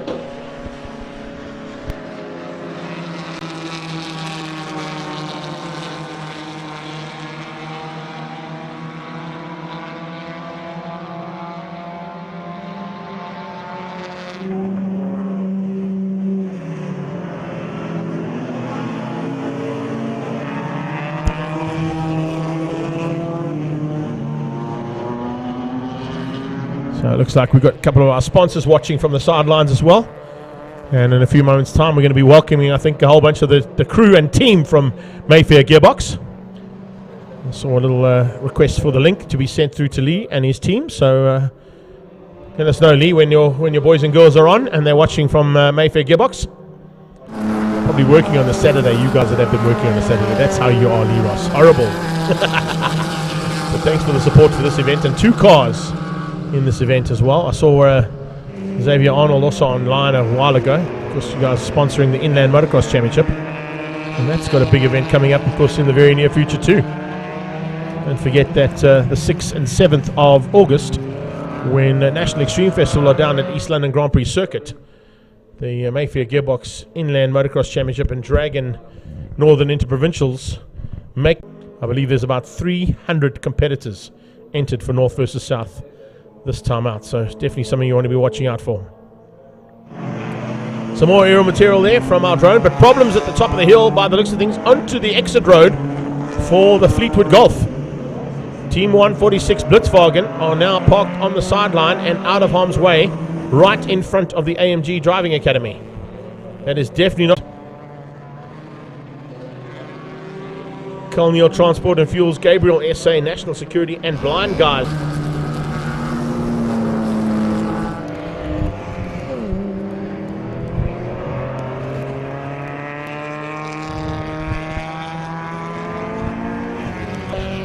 Into aerial material. Here we go. Up into turn 4 with the drone. Following a couple of cars as they go into turn 4 there. That's the G&H Transport MX-5 right underneath our drone. Pro Auto Rubber Opel Corsa just behind it. Up over one of our cameramen down at turn 8. Up on the actual live on the drive stand there actually. As we pick up on action from that one during Brunch Run and Thunderbikes. They've got it in the very near future. So make sure if you're a bike fan, 21st of August, it's Brunch Run and Thunderbikes back at Swartkops for another round of that championship. Looking at the Volkswagen Driving Academy, watching the same 3 cars come out of G&H Transport corner to complete the lap.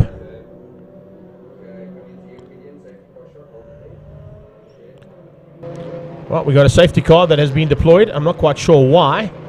We'll try and see where the issue is on circuit. Maybe one of our cameramen can pass that information on to the director, who's now in the hands of as Dave is on fly duties there, our fly boy, Dave Maverick Peterson. But I think it's possibly because of that Fleetwood Golf that's parked up at turn 5. They want to be able to get that car back into pit lane, so they're going to need some kind of assistance to get it back. Awesome stuff. There you go. Lee Ross has just mentioned the fact that as we go under safety car, the whole of Mayfair Gearbox is now joining us and not working at the moment. So Mike Lawler, that's the reason for the safety car and exactly what Paul thought. Need to recover the Golf and get it back in a pit lane, see if they can get that car fixed. So in order to do that, we've got to go to safety car to give them a safe run back to pit lane.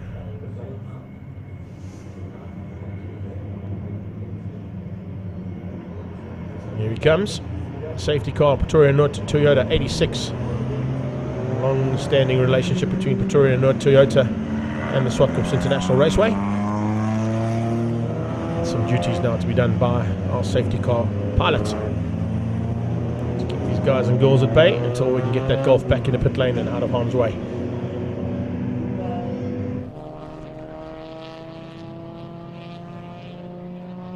Watch to see if any cars, there's one car, 32 pulling in. I was going to say full taps might be looking to go into pit lane and capitalize on the safety car. The Mito's going in as well, so the Alfa Romeo tucks in behind car 32. Full taps Zaro Auto Detailing race team, and Flying Squad FAS Alfa Romeo goes into pit lane for stop under safety. It's not a bad plan to do pit lane and pit stops under safety car, because it tends to lose you a little less time than if you were out in full race.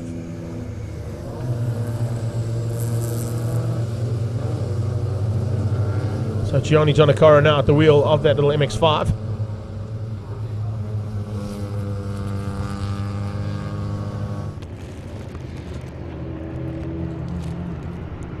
As I mentioned, 9 Golf 1s in this battle.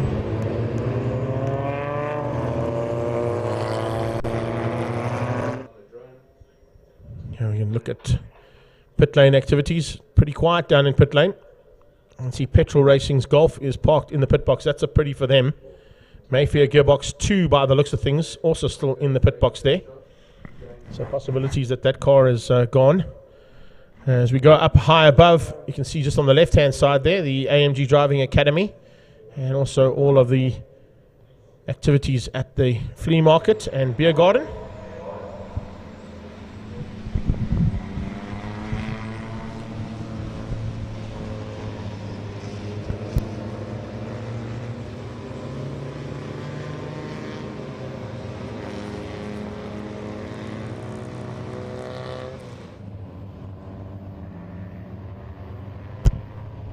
So there they've got it into pit box behind Romeo 2, the recovery vehicle, and bringing that Golf back into the pit box to ensure that they can get whatever the issue is on their car sorted out.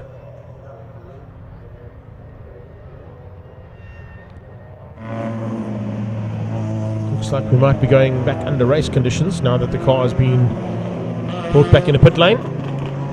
Yeah, definitely getting some slightly better pace out of those cars down the hill. Pace car into pit lane, and here we go, back into race conditions. And back under green. Johnny Giannaccaro is going to have to wait. He can't pass until he's crossed the finish line, and he got the green flag. So here we go. He'll drop the hammer now to try and get on the inside of the Boss BFK Golf and squeeze him out into turn 1. Move up the inside from the extra clothing and shoes Golf as well, getting ahead of Pro Auto Rubber. Pro Auto Rubber at the moment in 4th place, but remember, this is the second sector of racing.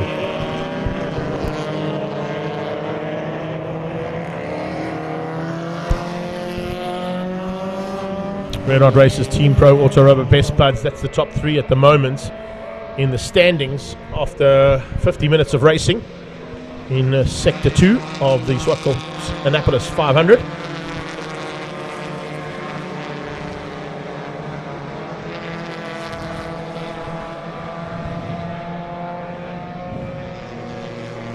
Looks like car 121 R2D Fuel has also been given a drive-through penalty for overtaking under safety car. R2D Fuel, that car there is going to have to come into pit lane for a drive-through. He'll only find that out now as he passes the pit wall and get a pit board indicating that he has to come in for a drive-through. Let's see if that pit board goes out to him. Might not go out on this one because it's only just been posted on the group, so it might take his team a while to get a pit board out to him to tell him to come in. But he has to come in for a drive-through after overtaking under safety car.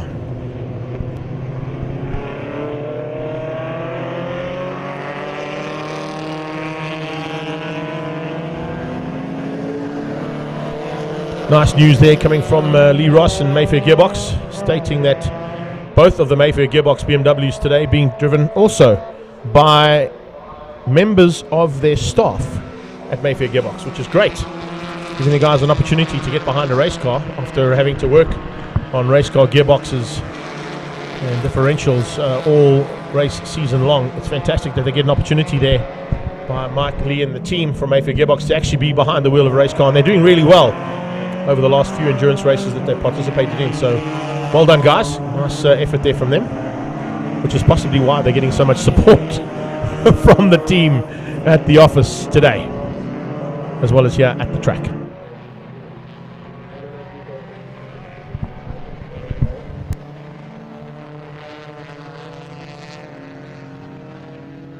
Boss Before going into the pit lane, or Boss BFK, pardon me.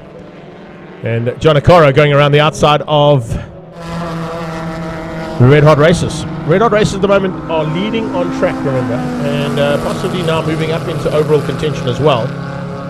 But they've still got a lot of work to do after not quite finishing in the top 3 after Sector 1 was completed. They had too many penalties incurred, which of course cost them a chance at the top 3 finish after the first third had been completed. Have a look at this. This is what Swartkops looks like. There you go. Shed 1 and 2 and 3. That's where we've got our displays. And then just over the top there, you've got the flea market area.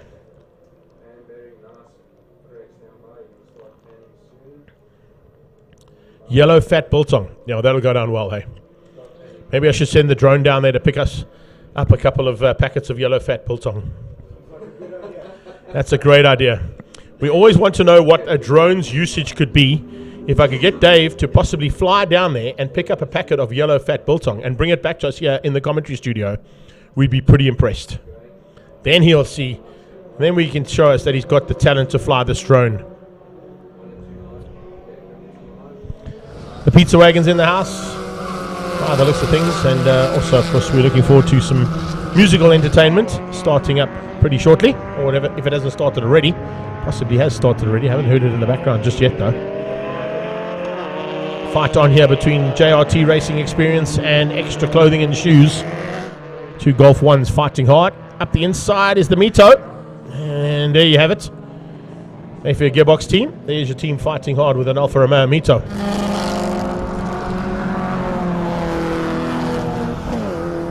Mario, Claudio, two Rossi boys, and Rechard van Zyl, probably with a little bit more experience behind a race car wheel than the Mayfair Gearbox team has got, but take nothing away from their experience that they're gaining here in 500 miles of racing.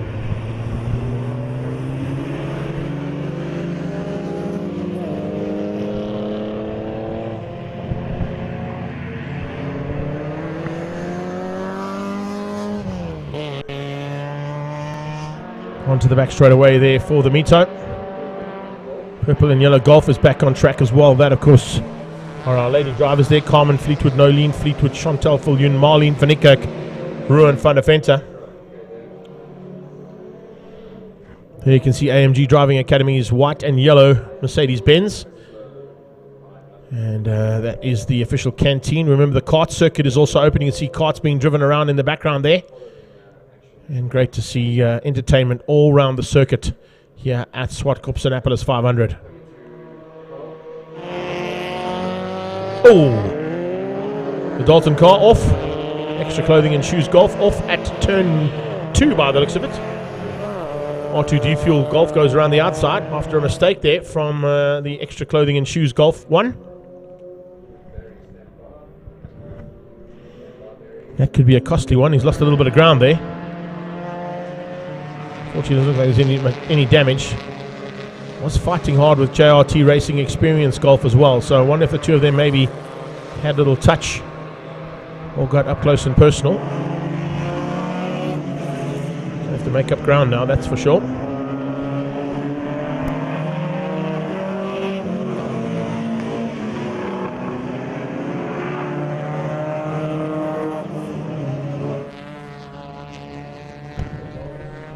R2D Fuel Golf coming in, possibly for the drive-through penalty. It's Giancarlo now who's got his sights firmly set on that Extra Clothing and Shoes Golf ahead of him.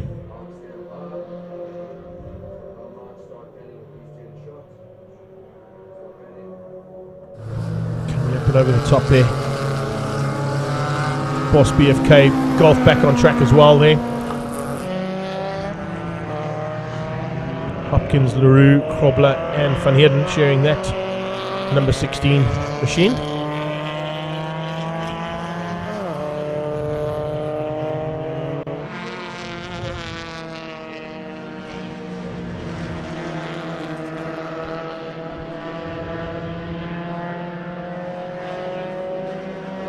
Go into turn 4.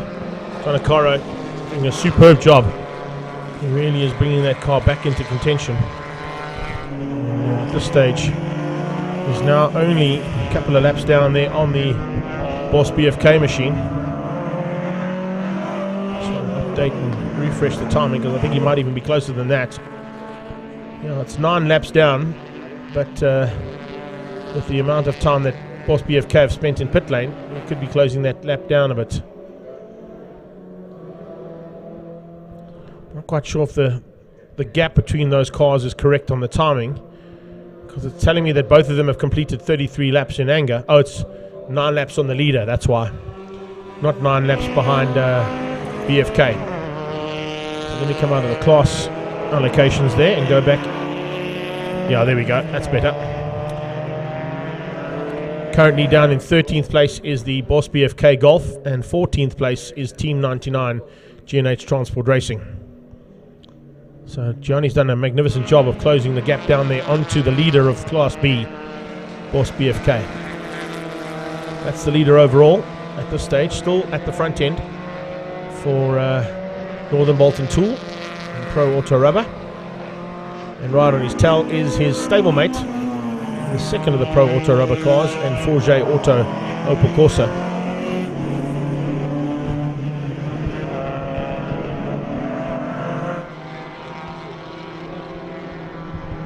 Nice run here from Boss BFK.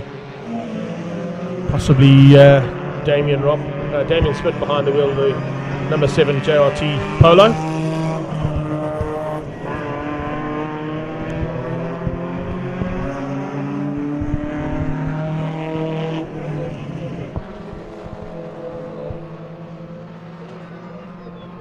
Golf 1 versus Polo versus Mazda MX-5. This is a good run here from these guys, fighting at the moment for what is about 7th, 8th and 9th place on track.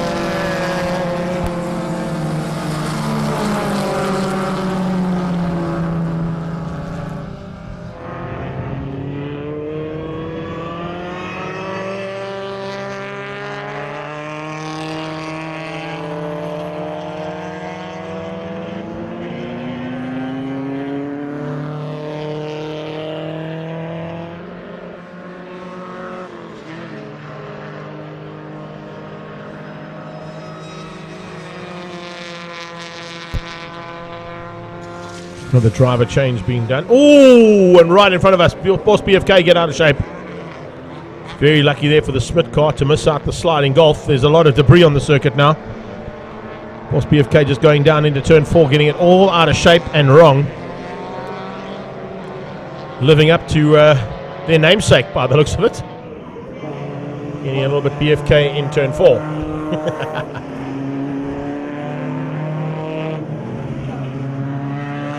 R2D Fuel continuing on their merry way. Their 8-valve performance doing the preparation on that car. Forget's Auto does the prep on this machine. And Leonard Archer still piloting at a very good pace. Staying within the sort of 120 bracket at the moment, but there's a long way to go. That's why you don't want to push too hard.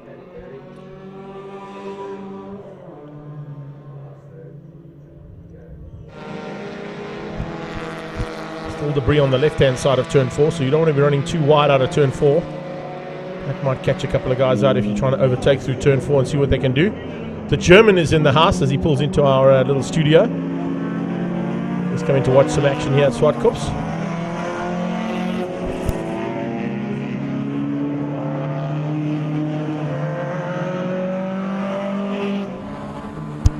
Down towards turn 8, G&H Transport Corner.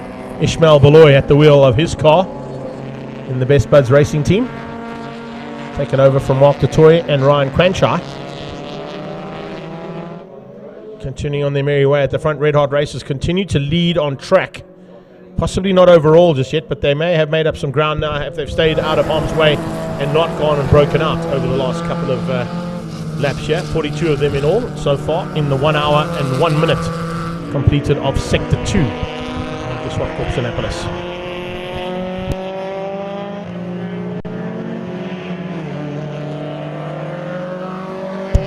So apologies there, 46 laps as I refresh the timing monitor. And 1 hour and 1 minute, make it 1 hour and 2 minutes completed in Sector 2.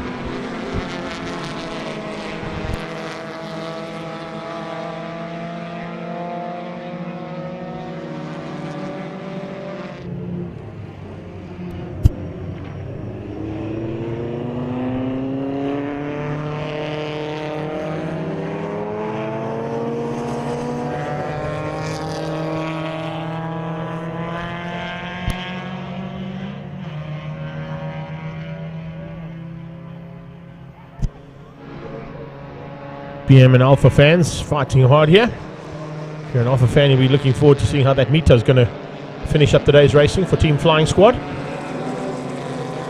have had a couple of little issues. Boss BFK back on track, and this time back ahead of the Polo. So whatever the issue was there, they seem to have got sorted out. He did get a little bit out of shape coming into turn 4. Oh, big move and a tap. First little bit of rubbing then racing that we've had here in the race. Nice move there from the Alpha, diving up the inside of Team Fireball, and a little tag. It's the first time we've seen some paint swapping between some cars out there.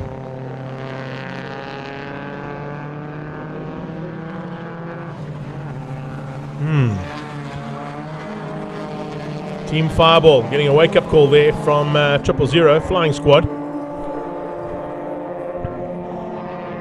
That was a little bit of an interesting maneuver into turn 5 between the Alpha and the BM. I was mentioning the Alphas and BMs were fighting hard, and the Alphas team would have been happy with that maneuver, being pulled out on the BMW.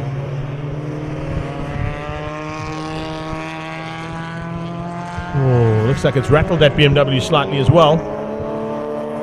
He was at the wheel of the car right now, not loving the little tap between himself and the Alpha, and running wide out of turn 2, so making mistakes. And maybe just the rhythm being shaken there slightly of the driver behind the wheel of the E30.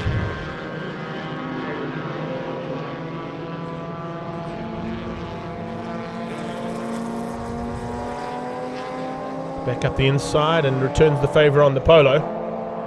We'll be looking for retribution a bit higher up there between the Polo, between the Alpha and himself.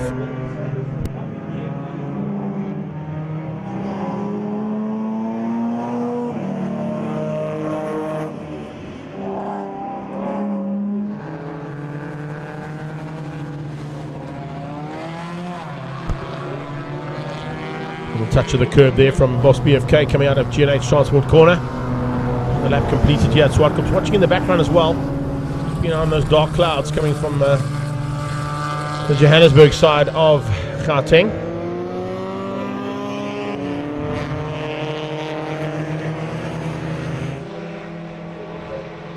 Definitely something we want to be keeping an eye on, of course, is possible precipitation coming back again here at Swartkops.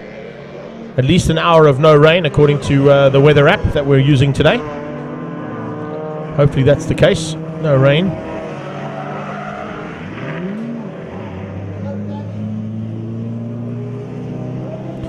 So if I'm guessing right here, Paulie, just want to get my calculations right. 110 plus 49. 159. We are 8 laps away from the halfway stage. 8 laps away from halfway. 167.5 would take us to the halfway stage of the race. So we've got about 8 laps to go to the halfway stage of the Zwartkopanapolis 500.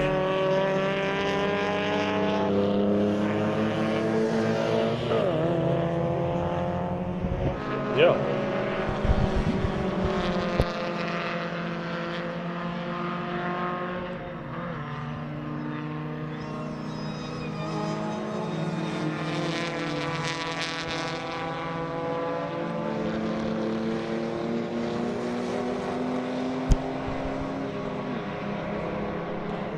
Stefan van Bienneke, Arvanet Vasaki, who's here at the circuit, is watching on her smart device. That's what you need to be doing if you are around the track and have a smart device in your hand. You can watch all the live stream action and action on track at the same time.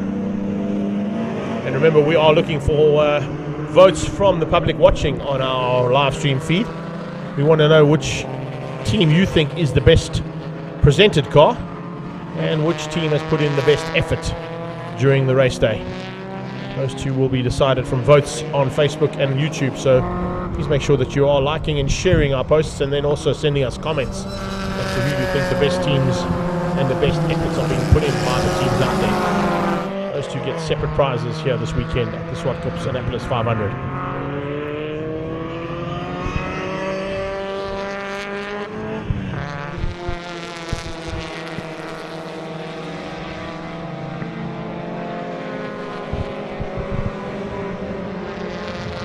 Top of the hill, we've got Golf 1s and Golf 2s fighting. Two of the Golf 1s just ahead of that lead car. Red Heart Racers still continuing to lead the race on paper, as well as on the left-hand side of your screen with the results at the moment. It all depends on whether or not they've gone and broken out and see how those penalties will be implemented. Problems for Fireball. The Fireball BMW on the left-hand side of that shot and the right-hand side of your screen right now, pulling into pit lane. So it looks like the BM might have some problems. Was that caused by the touch between the Alpha and Team Fireball up at turn 5. We'll wait and see what the results are of that as it comes down into pit lane. With some necessary love and tender care.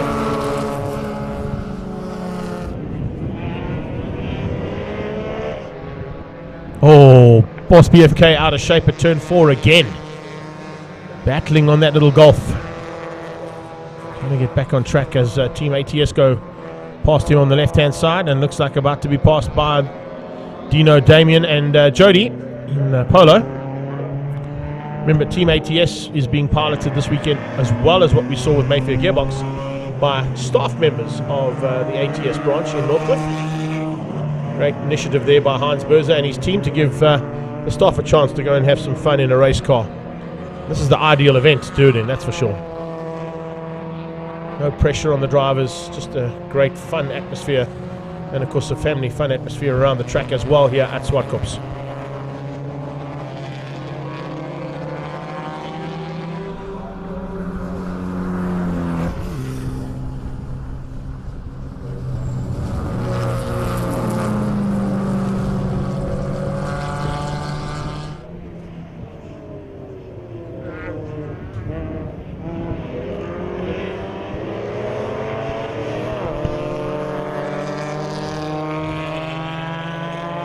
.161 laps completed. We got 6 laps to go, or 6.5 laps to go to the halfway stage of the Zwartkopanapolis 500 2022.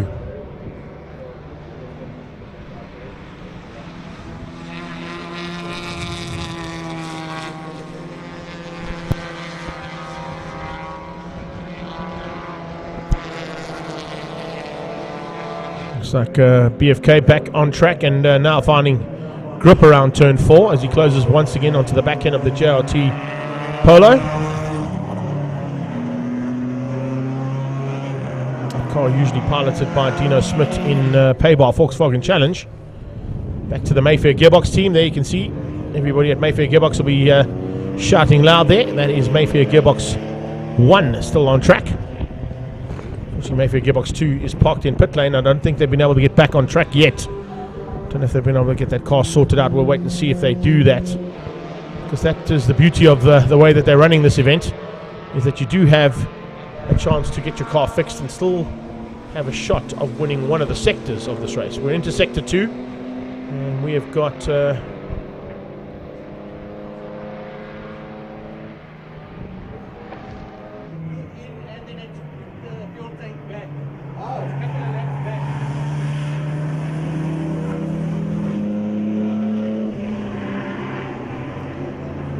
four and a half laps to go for our leader to complete the halfway stage.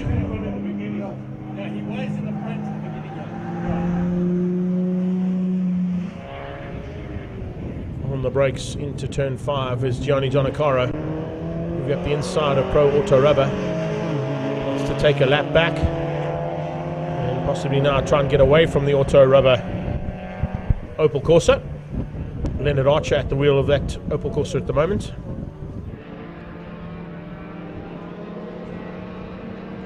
Looks like he's up for a bit of a race here.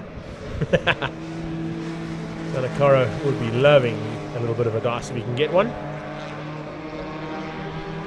They pretty evenly match, those two cars, in terms of top end speed and handling, I'm sure. Giannacaro getting the blue flags, he won't be happy about that. He's just overtaken the Pro Auto Rubber Opel Corsa. And you realise the marshals don't have a timing monitor in front of them. They're just looking at how things have gone so far on track. Also want to just send a shout out once again, as always, to Link Online for the support for our live stream. As always, we can't do this without the assistance of our partners in both Two Wheels TV and Up to 60 Seconds. Getting the assistance there from Link Online, connecting the world to Swartkops today.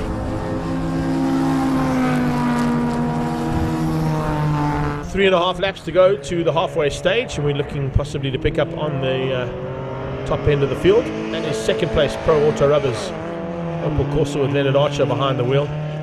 He's of course sitting second at the moment, ahead of the Best Buds Racing team of Mark Dutoy, Ryan Cranchai, Ishmael Beloy, and Arthur Thorne joining those for this weekend.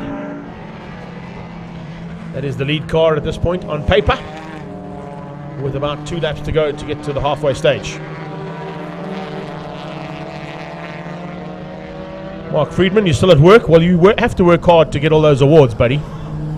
If you don't work hard, you don't get the awards. But congratulations on all the awards, buddy. I saw that you did some phenomenal stuff. I'm still waiting for that phone call from Audi to put Magoo and the voice of choice behind the wheel of an Audi for a long-term standing partnership and brand ambassadorship.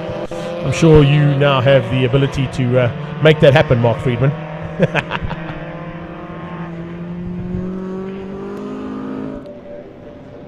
Nice little fight here as well as Boss BFK starts to close in on the BMW just ahead of it. Oh, and out of shape again. Oh, no. Can you believe it?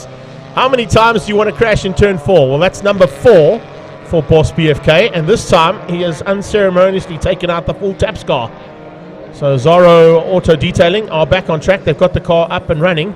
There's a bit of debris on the outside of turn 4, which might be a concern. And that might possibly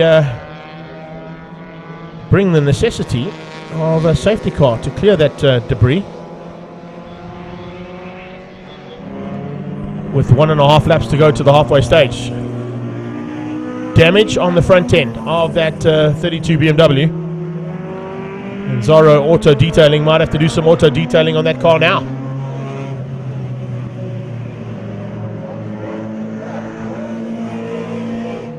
And yeah, you can see it's not handling at all. Trying to turn left, it won't turn left, and it just keeps going right. This is not NASCAR.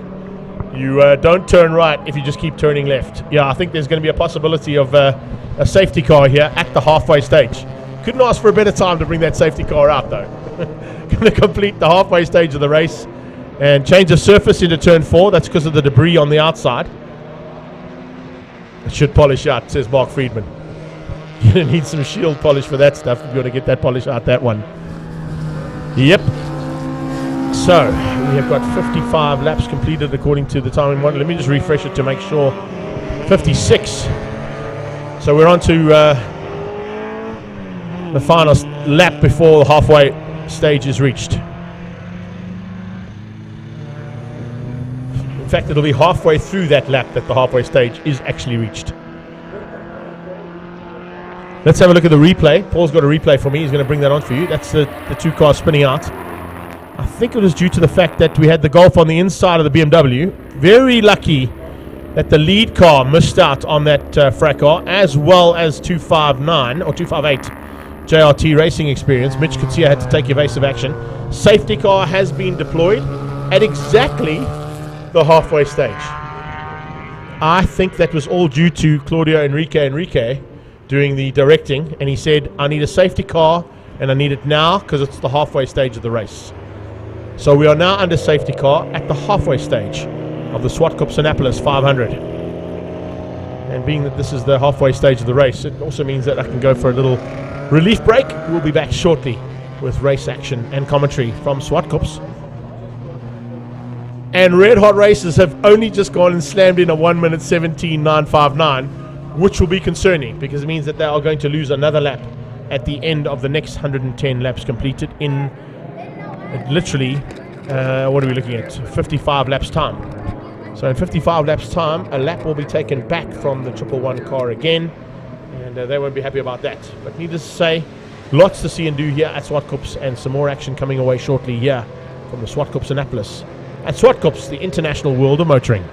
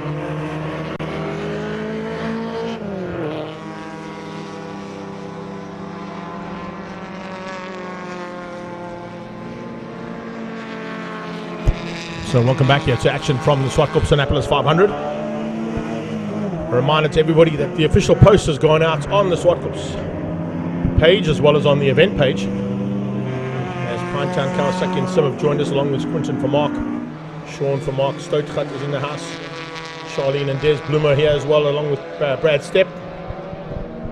Enjoying all the race action as Red Heart Racers continue to lead things out here in the second sector of the Zwartkopanapolis 500.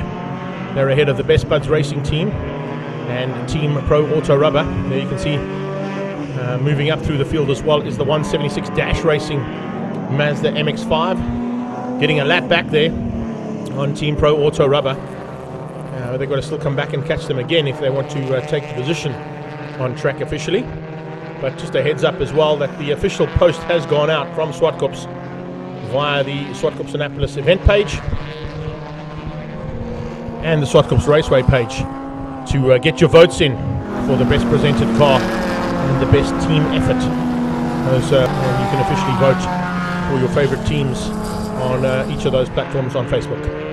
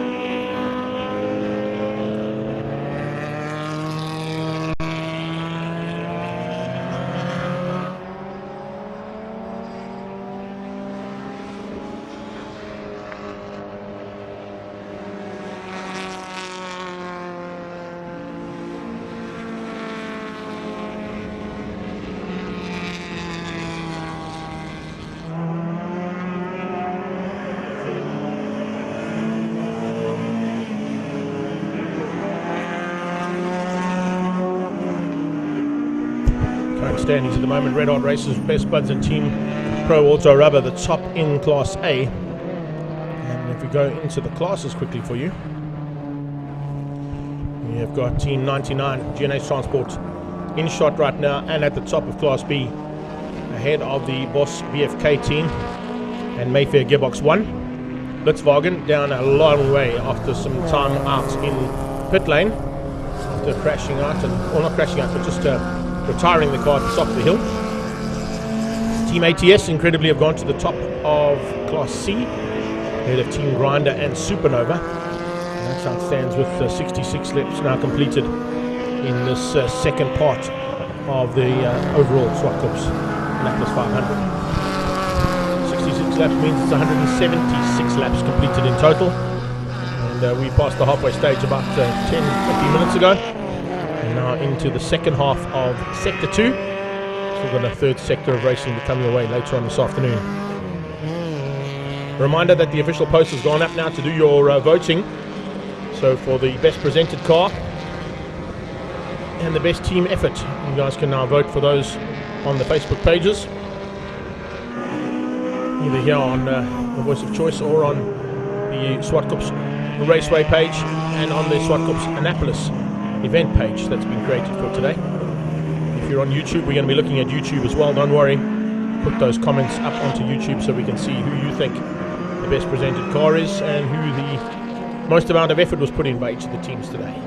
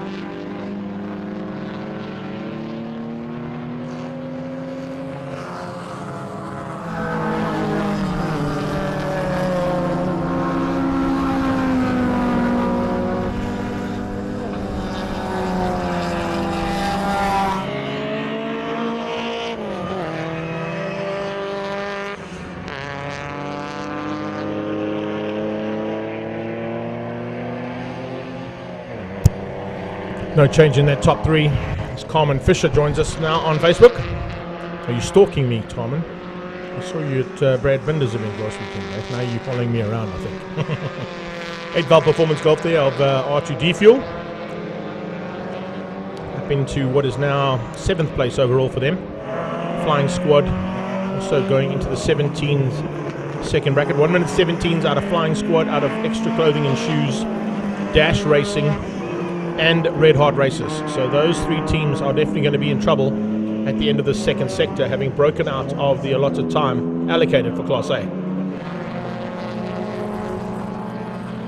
May affect their standings overall. We'll wait and see if that's the case.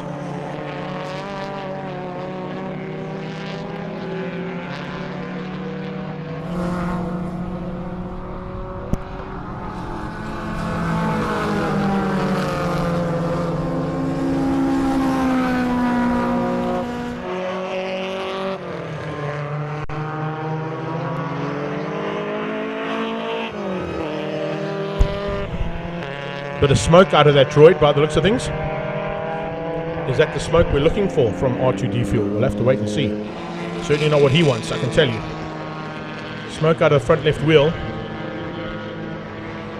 So we'll pick it up again. Yeah, there's definitely something wrong there. Is that something catching on the disc, or is it possibly even worse? Could it be a wheel bearing going? Something wrong there on that front left of R2D Fuel's Golf as it heads up the hill towards the AMG Driving Academy.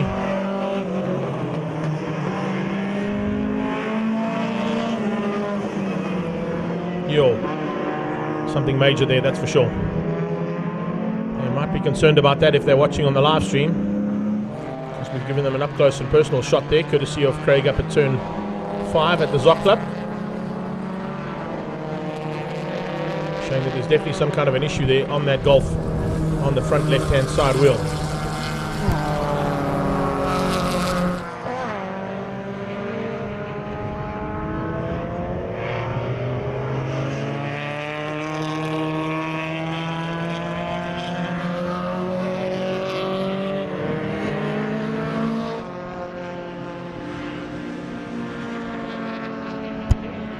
BFK now on the inside of the GNH Transport Mazda.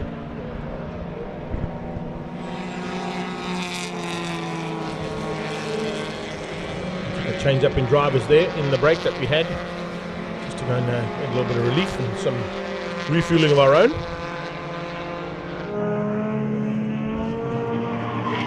Oh, great shot. Out of shape again for Boss BFK. They really have had a tough time of it. I see some damage on the inside of that right-hand or left-hand side of the car. That was courtesy of the touch between himself and the BM. Boss BFK having some more fun out there. More off track than on track, and living up to what the BFK stands for in its name.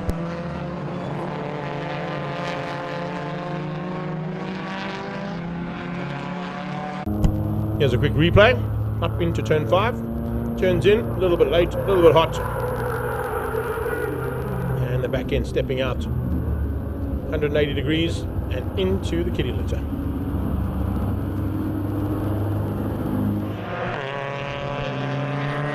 That's not good. Ishmael Beloy starting to slow down the back straight away. And he spun out coming out of turn 2, so he's recovering onto the circuit and back up to speed again.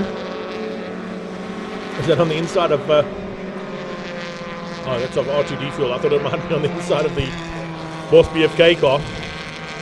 So after spinning at turn 2, gets back up and trucking. Back into contention there. Currently sitting, as I said, in second place.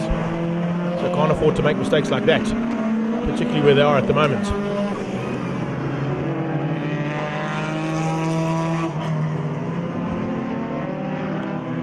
R2D Fuel putting the pressure on. In fact, no, that's the Extra Clothing and Shoes car putting the pressure onto the back end of the GNH Transport Mazda. Possibly Luke Dalton at the wheel now, or Brett Langston at the wheel of the car.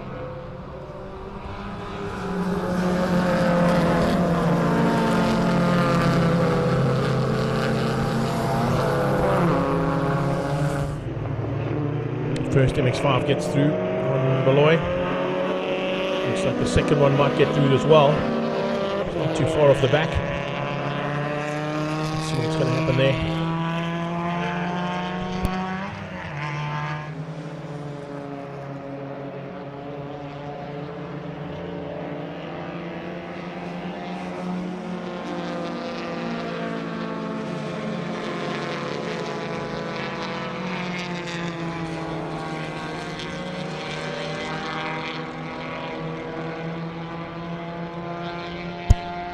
MX5 versus MX5 into turn 5.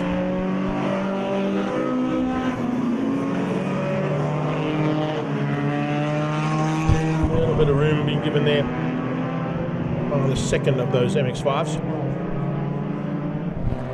Putting too much pressure onto the GNH Transport car. Now trying to find a way through on the outside of GNH Transport corner. Rag top and the coupe side by side out of the final corner. And Pereira's has joined us as well as Wenzel Nordman. Hey guys, long time no see on this live stream. Great to have you guys back again. And Carmen, I was only teasing. It's great to have you on. Thanks so much for the support.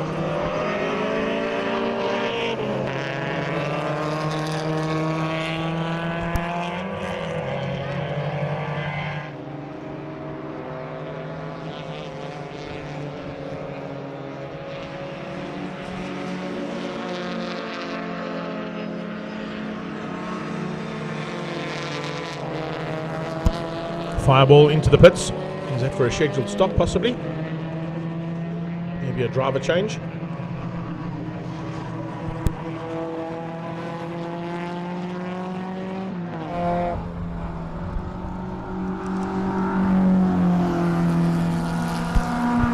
These guys have been pretty spectacular during the day as well. Ryan Butt, Ross Butt and Dax Andrews. And Whiskey Throttle Golf.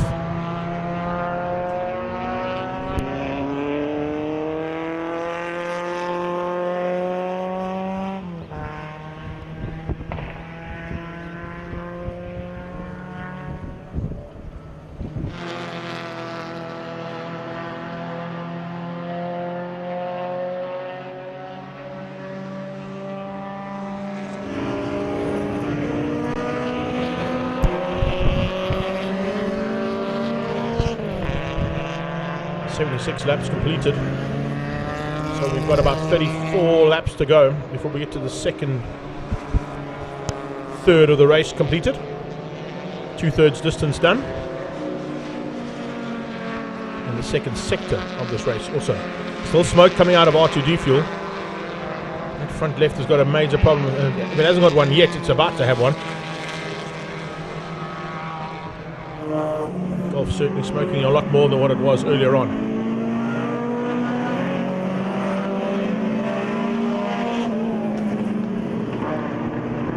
Some concerned faces if they're watching on the live stream down at the team.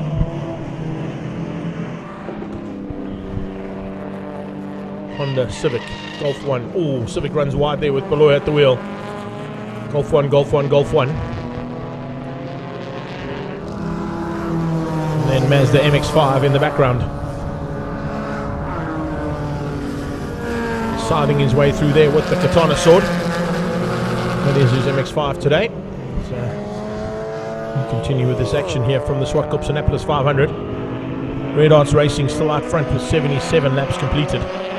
Best Buds in second and Pro Auto Rubber still in third, but I think Pro Auto Rubber might still be at the lead overall of the race, having taken the first, third and first sector. 110 laps completed at the helm. So they'll be looking to just continue on their motorway, merry way. It is Pro Auto Rubber that we're in shot with right now. And that car in the hands of Shane Forget at the moment, giving a little bit of room there to Robertson.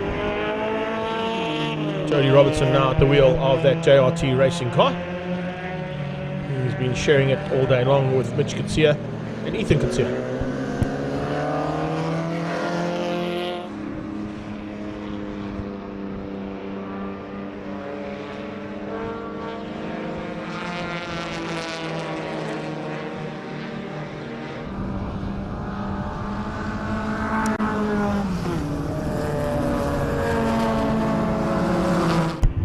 Big move on the cards here. Extra shoes and clothing golf fighting with the Dash Racing car. On the paper, Dash Racing are actually ahead, and now on track they are as well. With extra clothing and shoes, and right on their tail, putting pressure onto them, is R2D Fuel with the smoking gun. Smoke coming off that left front is a concern there for R2D Fuel. And it still continues to smoke. Out of turn 4.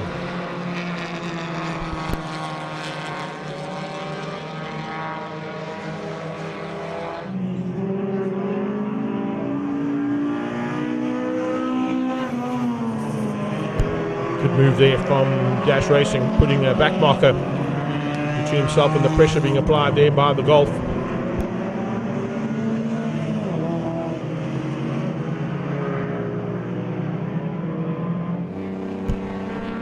Dunford and Grant May have joined us as well now on our live stream feed. If you are on YouTube, a big welcome to you as well, guys. Thanks for the support. Remember, we are running a competition on YouTube and on Facebook. We need you guys to give your votes in for the best presented car and the best team effort from cars out there, working hard all day long to finish up the inaugural Zwartkopanapolis 500.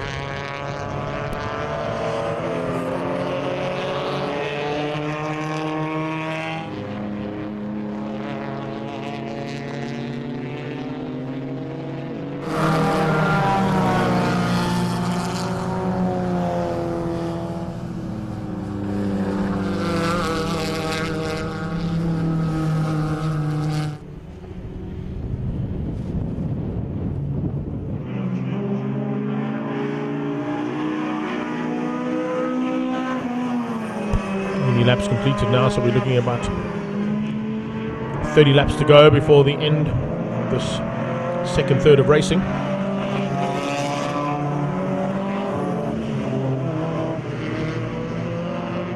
Then races from Best Buds Pro Auto Rubber. That car there, 176, currently down in 4th place. Still has to make up one lap to catch and pass and retake that lap back from Team Pro Auto Rubber. That might happen by the time they get to the changeover between Sector 2 and Sector 3.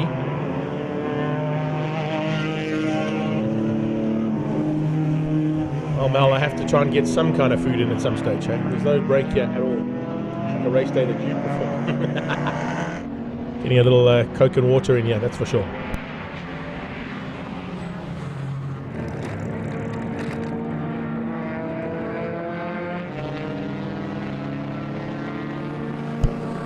I'm surprised I didn't get a car care clinic entry into this race. In a certain Mel Spur down in the Fair Cape. We might see one of those car care clinic cars involved. And with Mel Spur, Voter Roos, yours truly piloting that car. Maybe next year, Mel. There's a hint, eh? Thanks for joining us on the live stream. Hope you're enjoying it.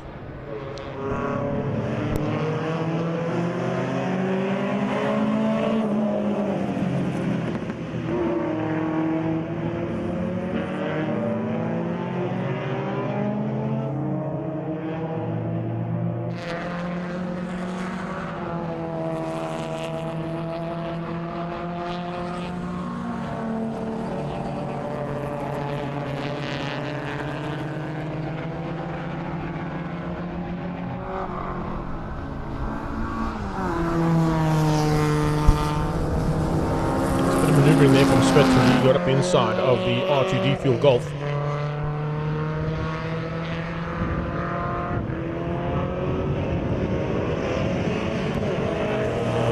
I think it might be Dino. A message coming from Dave as well to Mel and Voter. What was it, Dave? Oh, he'll see you guys on Tuesday.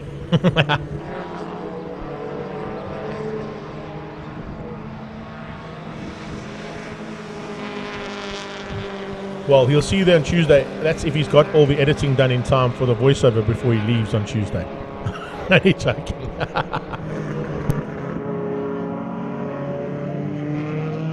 Ricky Jonakara is enjoying life here, I can tell you. Little dice between himself and the R2D Fuel Golf is certainly giving him a bit of an enlightenment here in the second third of this race. 121 R2D Fuel car. And just look, oh, he's going into pit lane. So Ricky dives into pit lane. I think Jimbo might be taking over from Ricky now.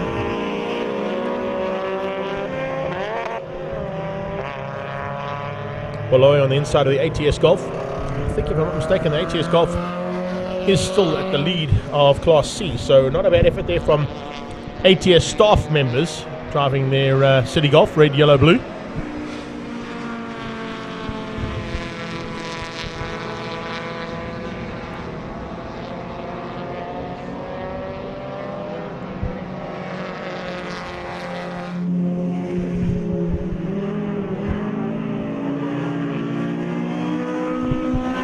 Oh, back in the house from Ermelo and Pumalanga, Virginia Oosthuizen. Welcome back.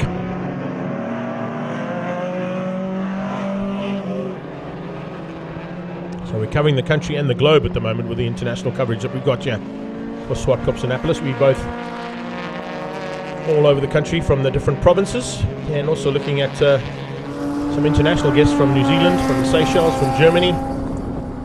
Guys jumping in from Australia early on, and I'm positive we're going to pick up on a couple of guys from the US of A pretty shortly as well, as they start to wake up in that side of the world.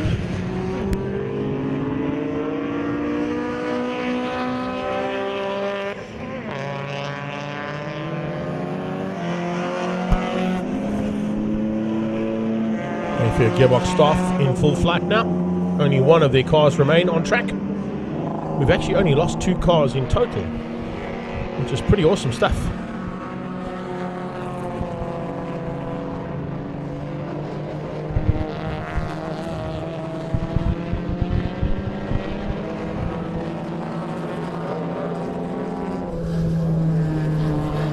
That's the lead car through turn 1.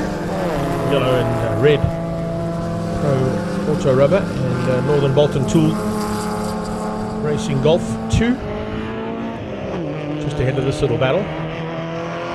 Whiskey Throttle on the inside of Mayfair Gearbox.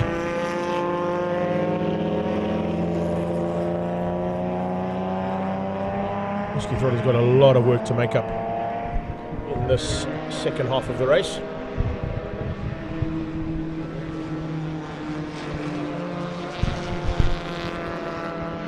Nolan Voto, of course, watching all the way from Paul and enjoying all the race action so far here today. As I said, it would have been really cool to have you guys up here with the Car Care Clinic entry. Maybe next time. And of course, next time it's going to get bigger and better. As we heard from the boss man earlier on today from Swartkops, Peter de Toy, saying this is literally just the start of something that could potentially become as big, if not bigger, than their big event here at the beginning of the year, the Passion for Speed Festival. Always looking for something to kick the season off with. That is the Passion for Speed Festival. And now Swartkops looking for something to entertain the crowds in the middle of the season and in winter time too. And if you've got a great day like we've had today, a little bit of rain earlier on, which was a big surprise here at the circuit. But fantastic to see the conditions have now gone into almost ideal conditions for race day. We've got a real feel of 18 degrees Celsius out there at the moment, and a very, very slight breeze. No precipitation expected for the rest of the day according to our weather app, the one we've been using all day long, so we'll try and stick to that one if we can. It was pretty accurate. 10 minutes to rain, and the rain arrived, and now saying no precipitation for the rest of the afternoon.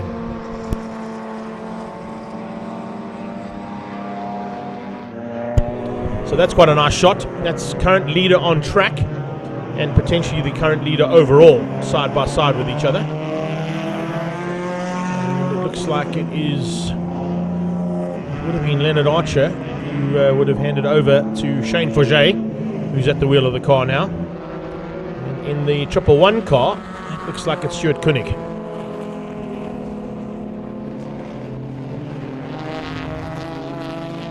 Maybe Tanapel. It might be Andre Tanapel. They're going to fight hard. They don't want to fight too hard though, because they're both out of the same racing stable. They possibly don't want to go and take each other out at this point in the race, but always nice to have a little bit of a dice. If you've been running for so long without any action. Speaking of action, about to get a bit of action up the inside is Pro Auto Rubber's Corsa, as Whiskey Throttle has a go into turn 2, trying to catch out Forget. But I think he was well aware of who was coming up the inside there, looking for a way past.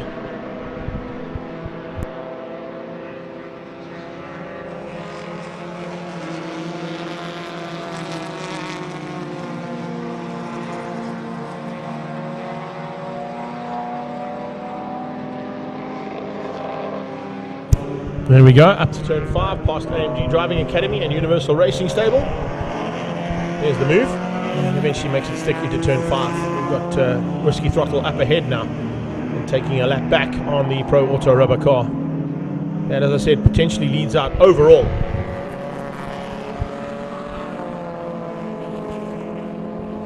Cool thing that they've done with this event, of course, is they've split it into 3 different race sectors.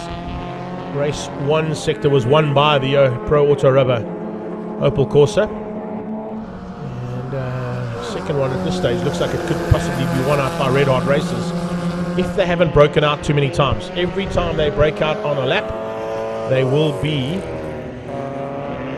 gifted a penalty of that lap being taken away from them overall. Bernard de Gavea is in the house. Bon dia.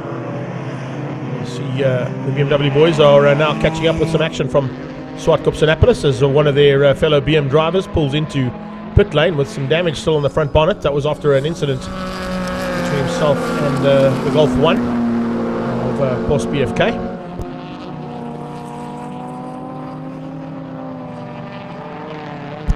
There is the other contender as we speak.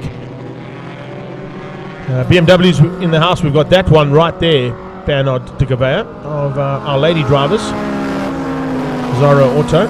In fact, that's not the Lady drivers, I beg your pardon. The Zara Auto car is piloted by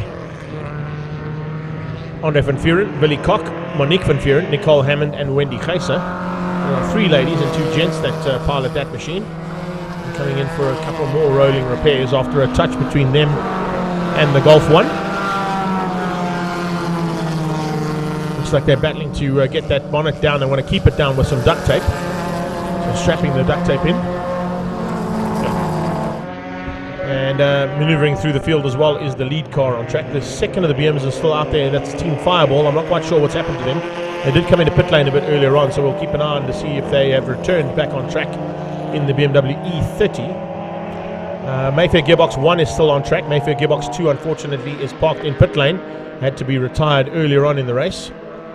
And then the last of the BMWs, if I'm not mistaken, is Full Taps. And they are in pit lane having that rolling repair done.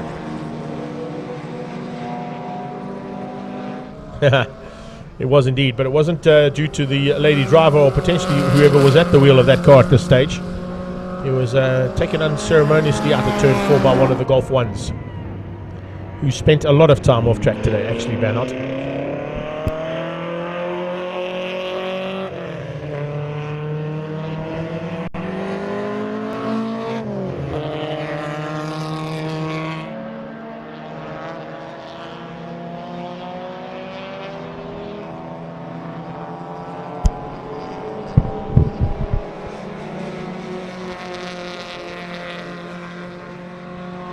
Of the 4 BMWs, we've got 1 parked in pit lane, 1 in pit lane at the moment for a scheduled stop and a bit of rolling repairs, and 2 of them still on track. There's the other one, Mayfair Gearbox 1, still circulating there with the Mayfair Gearbox staff piloting that car today. That's Rian Janssen van Rensburg, Johan Hapst, Sean Jonkman and Francois Olivier.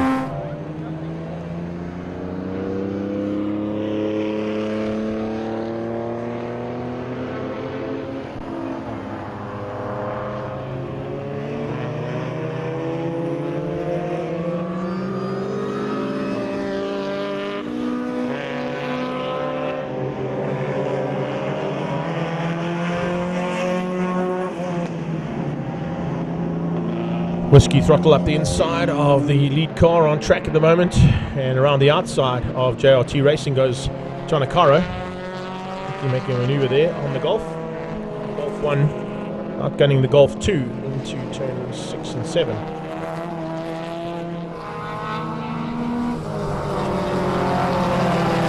Battle continues here between Giannicaro.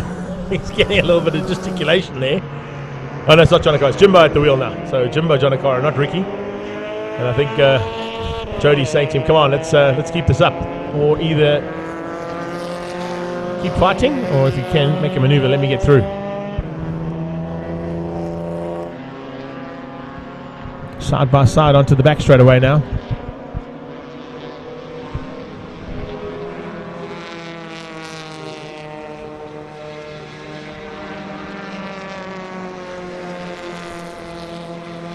Yeah, we've mentioned that one already there, Bernard de Gavea.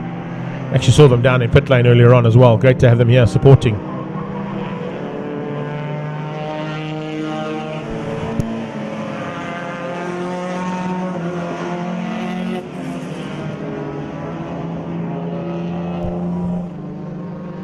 So now we've got Robertson through on Jimbo.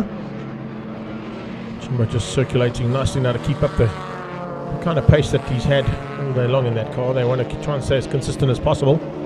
All the teams are trying for consistency, of course, because there is an Index of Performance award for today's racing as well. So you certainly don't want to be going too slow off the back of the pace of your fastest driver.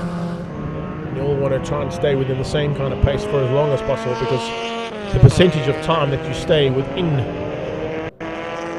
the fastest lap set by the driver in your team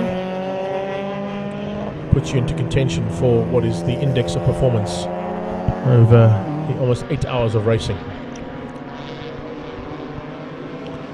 We've got 500 miles to be completed today, 803 kilometers to be exact, and 335 laps to be done here today.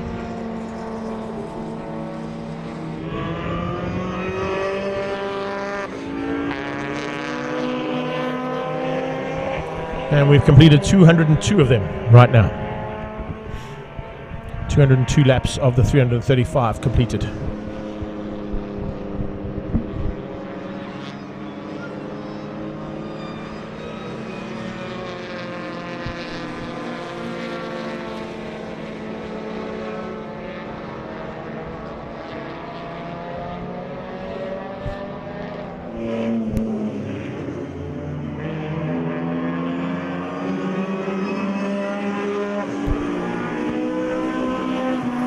Ishmael Beloy continuing to maneuver around there for 66 team best buds. 32 seconds off the leader. And 2 laps up the road from Team Pro Auto Rubber. 2 laps might be one we have to watch out for, because I don't see any 17s out of that team. Dash Racing, Extra Clothing and Shoes, R2D Fuel, and Red Hot Racing have all gone into the 17s in this second sector, which means that they will have those laps taken away from them. Might just bring this group back up into contention for the last third in a couple of laps' time.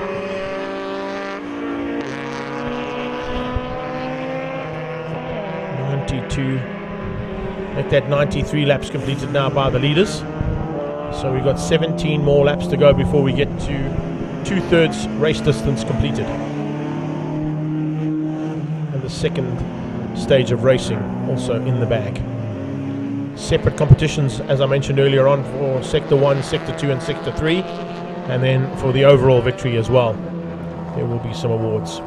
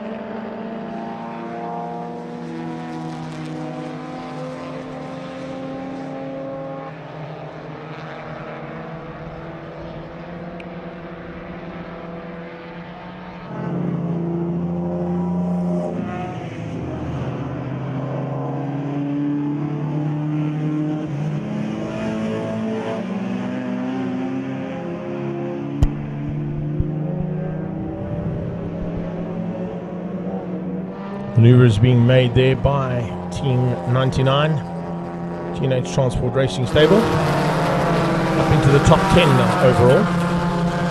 And still leading Class B. If I'm not mistaken, I just want to refresh my timing monitor there and just give you a heads up on that one. And in class, 99 still 16 laps up the road over the Boss BFK team and Mayfair Gearbox 1.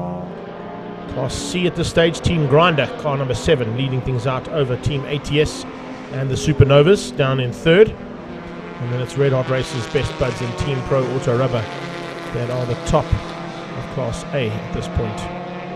So we'll wait to see how that changes up in about 15 laps time. And we'll probably get about half an hour or so for them to allocate all the penalties that have to be allocated. And then we'll give you another update as to how things ended up after section number 2 of the Zwartkopanapolis 500.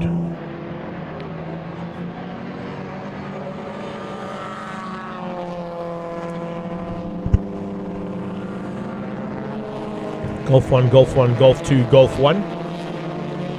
Majority of the field of the Volkswagen Golf brand. If you have just joined us like Cliff Saunders has, we've got 3 of the 4 BMWs left. Both Mazdas are still in the fight. Haven't seen the Alfa Romeo for a while, so that might be in a bit of trouble somewhere in pit lane. Haven't seen it on track though for a while, so we'll keep an eye on whether or not they've been able to make it back on track after a little bit of issues that they had earlier in the day, but might just be missing them on the change up of our shots. And then of course there's the Honda Civic of Trans Africa Racing and Team Best Buds.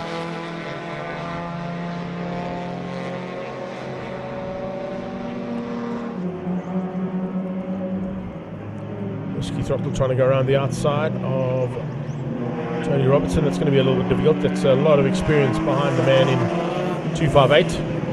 Probably a lot more experience than what we're getting out of Whiskey Throttle, who runs wide out of 6 and opens up the door to allow Red Hot Racers through as well.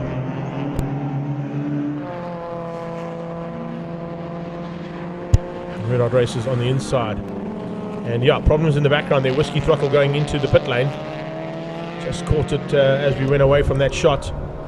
So maybe some issues there for the Whiskey Throttle Golf. Again, back on track after a couple of running repairs and some duct tape and zip tie modifications.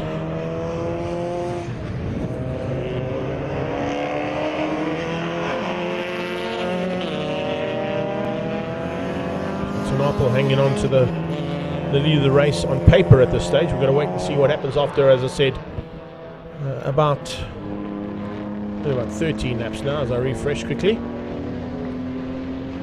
About 13 laps still to go here for the second part of the racing. Sector 2 about to be completed in 13 laps time. As I said, Pro Auto Rubber possibly could be the car to watch out for at the front end of the standings after all the penalties have been applied.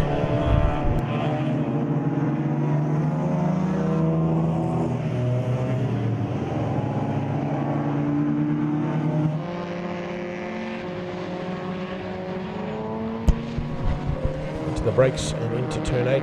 Big move on the inside from Jody Robertson, but couldn't quite get up and ahead of the BMW.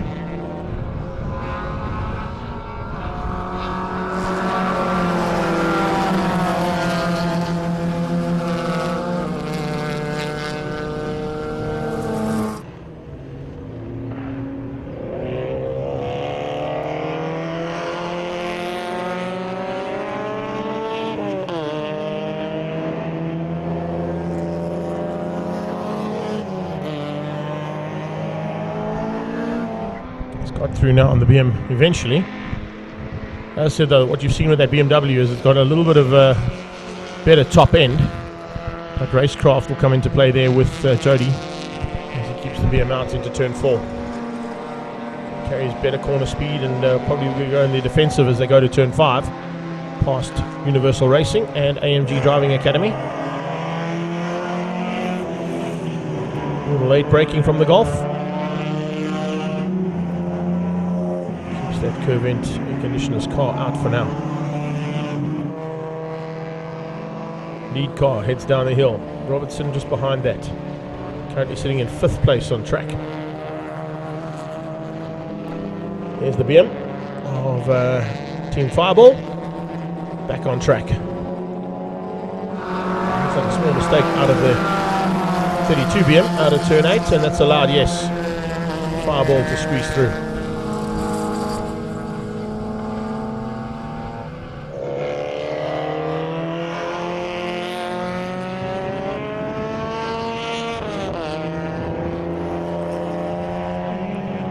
So a question being asked from down in the Ferris Cape. The breakouts, just to explain it one more time. If you are in Class A, your breakout times were allocated between 1 minute 18 and 1 minute 19.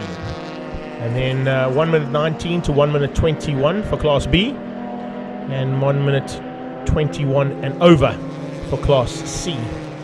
So if you do go quicker than a 1 minute 18 in Class A, or 1 minute 19 in Class B, or 1 minute 21 in Class C, that is how the breakouts will be allocated. However, they will only be implemented at the end of each sector of racing. So after Sector 1, 111 was leading on the road, and that's of course the car of Team Red Hearts Racing. However, they had about 4 or 5 laps that were then deleted because they had broken out in those laps, and that dropped them back out of the top 3 completely.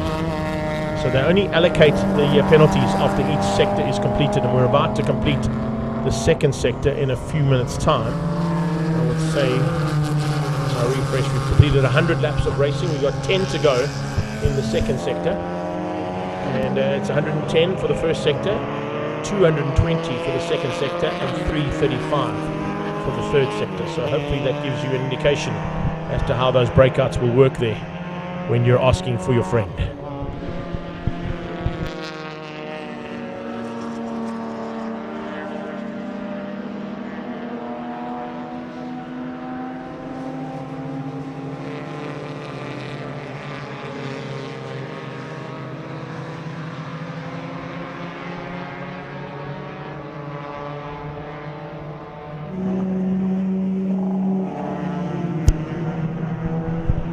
Up the inside of the extra clothing and shoes golf. No answer there coming from, I think, Luke Dalton at the wheel. Cheeseburgers in the house.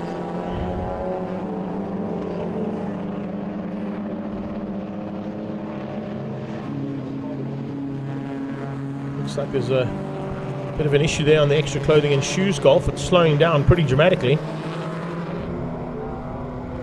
Not the same kind of pace that we saw out of that car earlier on in the day, or maybe just taking it easy in this sector. Going to get to the end of it, try and stay in contention for overall. Don't want to do any braking of the car at this point. It could be horrible to be out of the race by this point of the race. Starting things out really early on, the HES cars ended up in the wall, and we had our first safety car within the first couple of laps of race action. They've returned nicely to make them way back up into what is now top 10 overall, into 9th place actually. So not a bad effort there from a team of drivers who are not professional racing drivers and work full time for the ATS brand in Northcliffe, Johannesburg.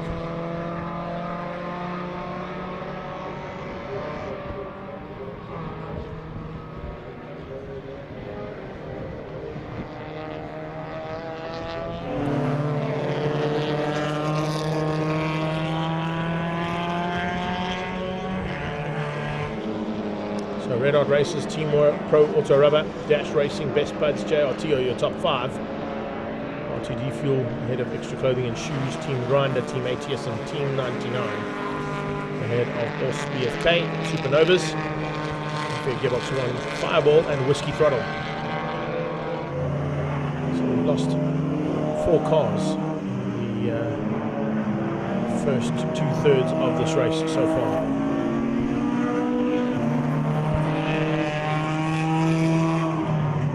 Attrition rate here is certainly a lot less than what we saw over the last couple of days down at East London Grand Prix circuit.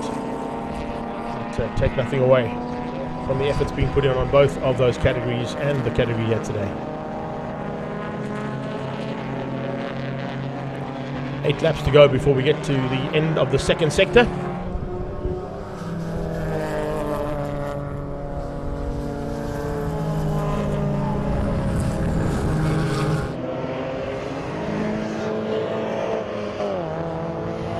Pushing back game reserve. Some support there to the Horse BFK boys. So we should go alliteration aside, even with Bridgestone tyres. Vernon Bartlett's in the house as well. Big welcome to you, mate. Hope you guys have enjoyed the action so far here from Swartkops. So we're going to show you a couple of behind the scenes stuff as well in a few minutes time. DP went down and shot some of the behind the scene action here and what's happening around the track. So I'm going to ask Paul to pull that up for you, and we can chat about what's happening there around Zwartkopanapolis here at the Zwartkopanapolis 500.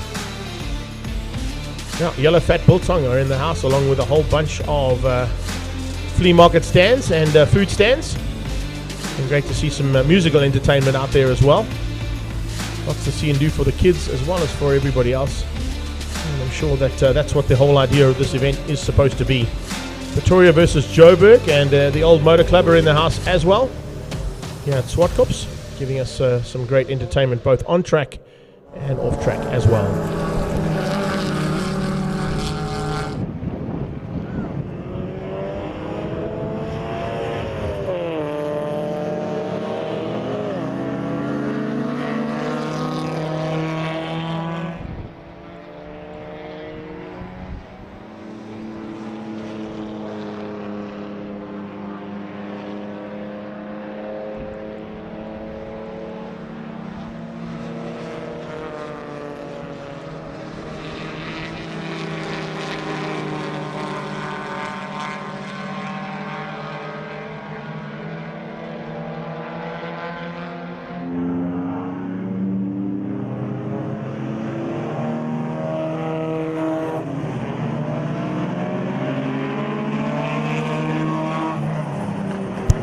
Here we go. It's on. R2D Fuel, Boss BFK, and Best Buds all fighting hard here. Civic versus the two Honda ones coming up on the back end of the Mazda MX-5. With about 6 to go before we get to 2/3 completed.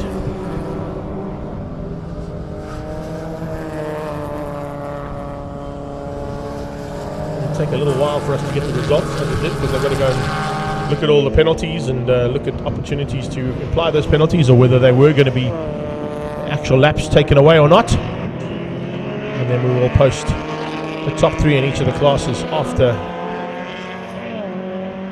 the second sector of racing has been completed. Erika Kotz is in the house. How are you doing? Thanks for joining us. And all the people on YouTube, I'm sure, are enjoying all the action here as well. The Zwartkopanapolis 500 inaugural outing here at the Swartkops International World of Motoring.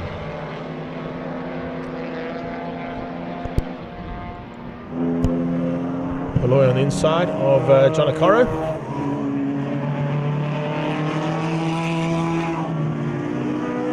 In fact, that looked like it might be somebody else in the Best Buds car, possibly going to be Arthur Thorne now behind the wheel of the Best Buds Civic. Yeah, definitely a change up in driver there. It's not Ishmael Beloy there. And I don't think it's Ryan Kwan Chai. Possibly Arthur Thorne, who's been gifted a chance now to get into that car. Let's see if we can pick up on the helmet there as we go through. Yeah, Arthur Thorne. Arthur Thorne behind the wheel of that car now and getting his stint in.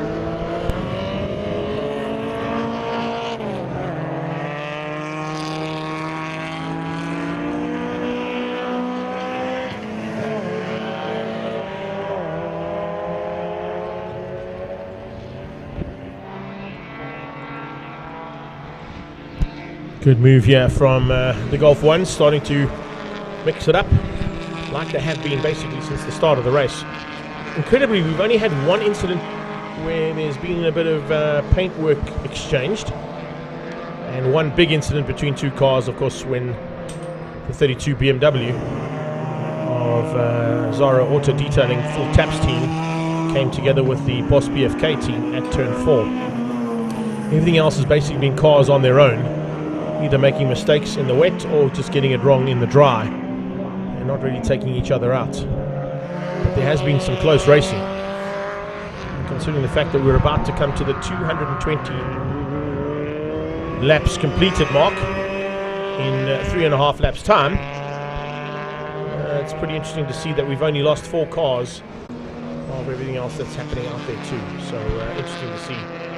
Pretty good in this category that would normally be a concern for a lot of teams, because these are slightly older cars and they are certainly giving it everything they can in these slightly older cars as well. So great to see that as well as they get up to the top of the hill here.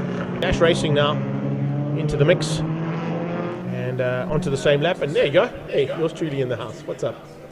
Here you come from our studio from Two Wheels TV, and up to 60 seconds. There are the other two boys working hard. Yes, Dave, work hard. Dave just wanted to be on camera, that's why he put that shot in. Working frantically behind the scenes there, Dave Peterson and Paulie B doing all the hard work on the replays and production aspect. Thanks for that audio, Claudio, behind the scenes of the camera.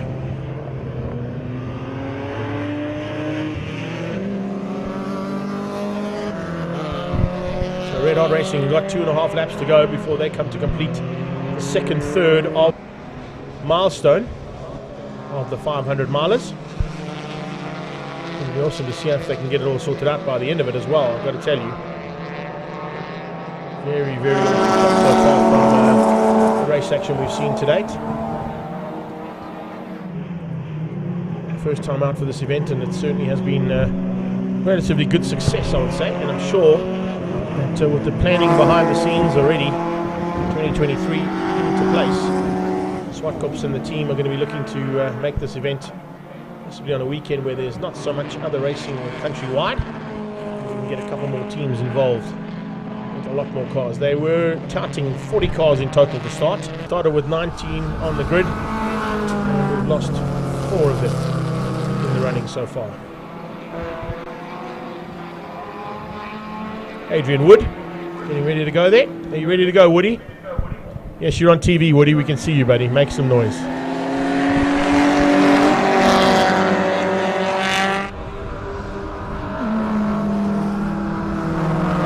Gearbox, I'm sure, are still loving life that they've got their car in contention for a potential podium in its class. And that's not a bad effort there.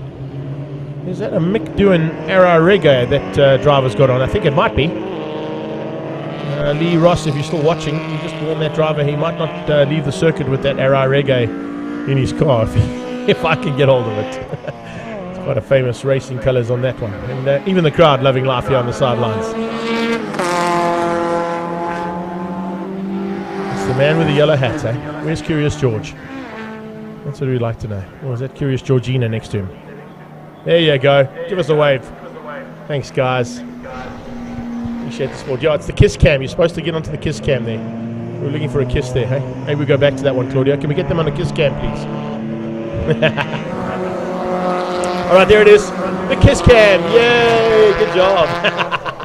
Thanks, guys. Appreciate that one. Love the support on the sideline here at Swartkops, as well as on our live stream feed. And I'm sure everybody here at Swartkops has enjoyed the action so far. And we're about to get to the second third completed here of race action.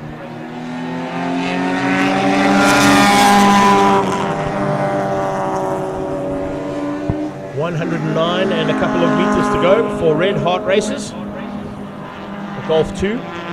From Northern Bolton Tools and Pro Auto Rubber. Waiting for them to come across the line. And the ladies waiting on there. Give us a wave, ladies. Hi, ladies. How you doing? There you go. Give us a wave there, ladies. Don't be scared. All of you. Hi. How you doing? Are you good? Yes, we can see you. You're on the live stream. You're on TV. Oh my God, we're on TV. Right, is that the second third completed? I think it is, Paul. Let's have a look and see. 100% conversion rate 110 laps completed for Red Heart Races. Now we'll have to wait and see as we get into the third and final part of the race day. Brothers in the house. Yo, what's up, brothers? Brothers. Imagine if you got up to that smartphone of yours, sir, and watched our live stream. You wouldn't even have to worry about filming. We're doing all the filming for you. You just got to get onto our live stream feed, sir, and you can watch it all here, courtesy of Two Wheels TV, and up to 60 seconds. And now he's pretending that we're not even looking at him. We got you. Check it out. You're on TV.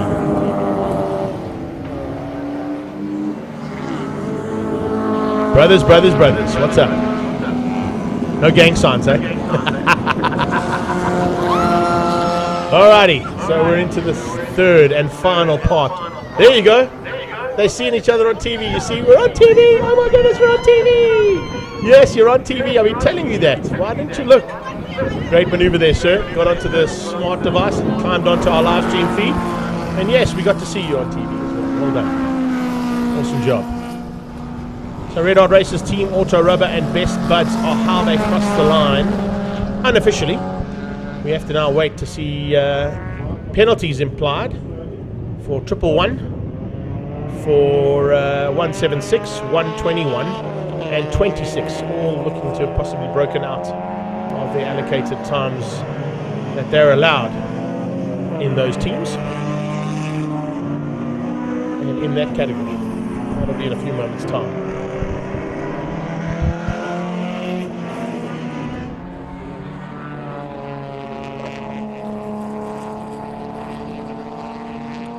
I see a message coming in from Diane King as well, saying that my good friend and Padawan, Mr. Clark King, is in the house as well.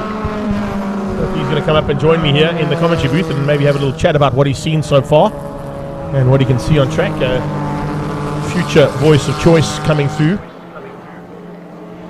Oh, sneaky little look over the shoulder there, eh? Yeah, that's cool. Great to see the crowds here, and great to see crowds back at motorsport and in all forms of sport around the world after our 2 years of hell in lockdown. Remember, if you are here and you are in the house and you've not got down to shed number 3, do yourselves a favor, go down to the sim race competition. $50 gets you 5 laps in a race car around Brands Hatch's Indy circuit, and you could potentially win yourself a driver race experience. Or you could attend the race as a VIP with some goodies, courtesy of sim race, or possibly even get into the passenger seat with a pro driver. Full Taps getting some pit boards there. High-tech stuff there, you can see. We're not messing around there, Dave. Look at that. How do you allocate what team we're looking at? Well, we just mask 20L on the side, and then 1 minute 22 with masking tape is the way we do it. This car here, Team ATS, the staff members of ATS in north of Randburg, Johannesburg. Great opportunity for them to get behind the wheel of a race car there, given to them by their boss man, Mr. Hans Berzer.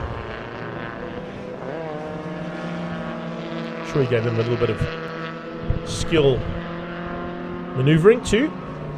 So we're wrapped up race part 2. Just waiting for the time monitor to refresh to give us race part 3, but they will continue on their way as they also try to do things. And you can see there the kids also enjoying the go-karts just outside of the canteen area and the jumping castle. So we've literally catered for all ages here today at Swartkops.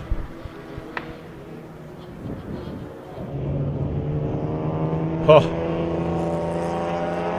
Red Heart Races 1 minute 19.20528, 1 minute 19.209 from Dash Racing into the third and final part of this race day. Wayne Labochki, we can see you, bud. We have you in camera.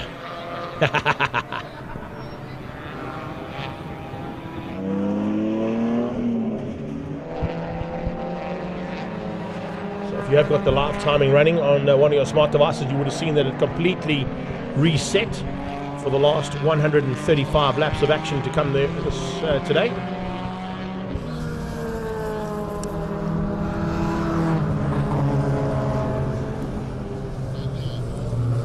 Sorry, last 115 laps of action. Oh, safety car. Didn't see that coming out there. Safety car is on track. Third and final part of the race, and we're 4 laps into it, and the safety car has been deployed. Trying to pick up on possibilities of where that might be. If we've got a car possibly stuck somewhere that needs to be brought back to pit lane, that could be the reason.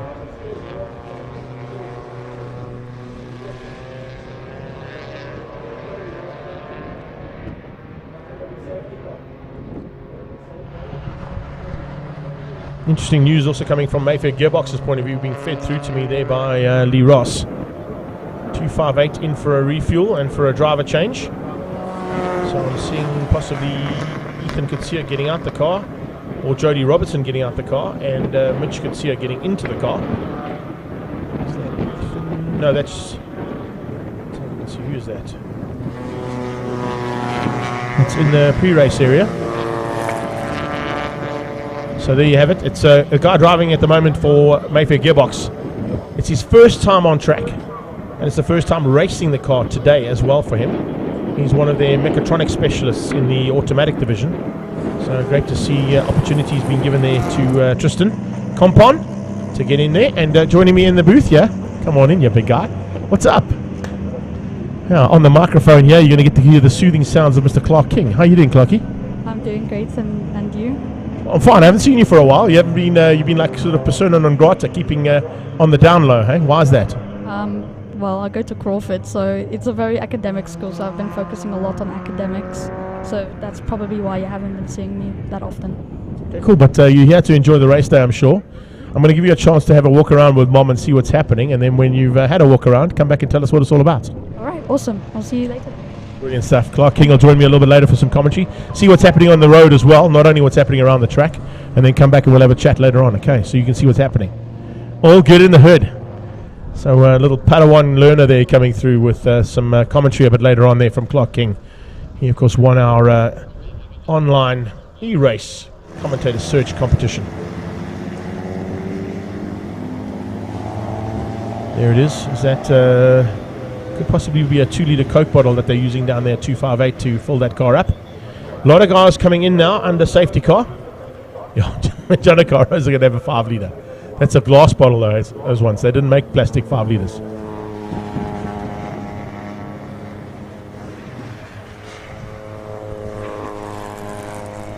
John O'Cara's there just getting that car to stop at the right place for the refuel. So if I look at who's going to get out that car right now. Jimbo, about to get out the car. Ricky John O'Cara wants to get his last slice of pizza in before he climbs in. And then they'll be all good to go. Jimbo John O'Cara, you're on camera, so give us a wave there, bud. How did it go? Not quite sure we can hear us on the PA down there, but good to see. I think Mitch Kutsia having a little chat to him as well, because they're having a great little dice out there. Nice rivalry and some companionship as well being shown there between the drivers. Mitch Kutsia, of course, out the car. I think Ethan's going to be getting into the car. That's the 258 Golf on the right-hand side of that shot. We're still under safety car on track.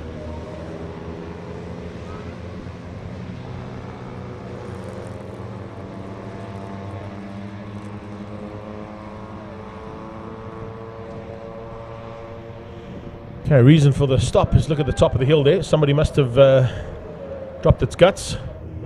And a big oil streak right through turn 5 into turn 6. I wonder which car that was. Didn't see a car going to pit lane, so certainly work to do here for our Kyle Army, Red Star and Swartkops marshals combined.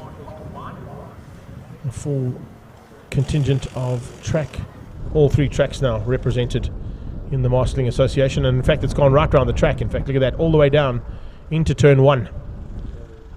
So there's a lot of need to address some dangerous oil on circuit and change of surfaces. We saw Brett Habertle joining us on our live stream earlier on. Now he's having to do some work as he climbs out of Romeo 1 with some additional environmental cleanup material. I know that Greg Parton and his team usually supply this stuff that picks up all the oil.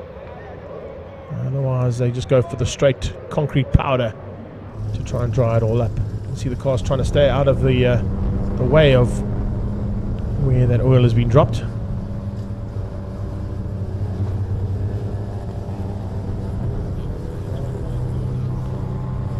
I don't know if there's a car in pit lane that possibly caused that issue, or is it on the sideline?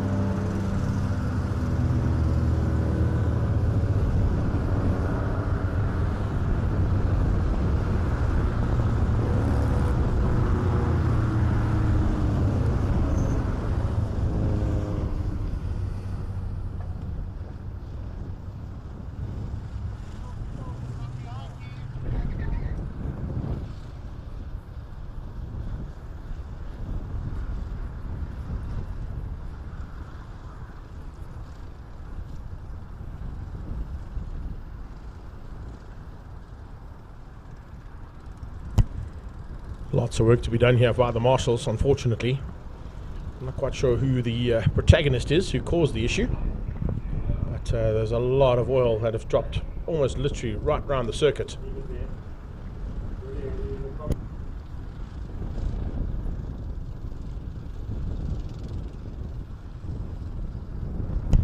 Let's catch up with Mitch Gutsia down there while we've got some time off track down in pit lane with Claudio. Mitch Gutsia, tell me, how has it been out there so far? We're having a pretty good day. My son Ethan went out for the first session. I think we were lying third in Class A. I went out now, the tyres were pretty shot and the brakes near the end were a little bit edgy, so I almost drove into Jimbo as you saw in turn 2, but luckily he was aware and gave me a bit of space. So the last 5 laps we took it easy. We were in the pit window when the safety car came out, so we took the opportunity to dive into the pits. And we're currently just doing a tyre and brake change, and hopefully we're still right up there in with a shot. I remember Mitch Gutsia is also one of our COCs around the country, so has a lot of race experience. He does a lot of work in the karting fraternity as the official COC, and he's also, of course, assistant COC to Global Touring Cars, who will be in action in 2 weeks' time down at the East London Grand Prix circuit with the official Extreme Festival and Motorsport Festival hitting the shores of East London. And his son Ethan Gutsia is part of the Universal Racing stable team that are based here at Swartkops, but are part and parcel of Team Red Racing in the Comcare Polo Cup. So a lot of experience there from both sides.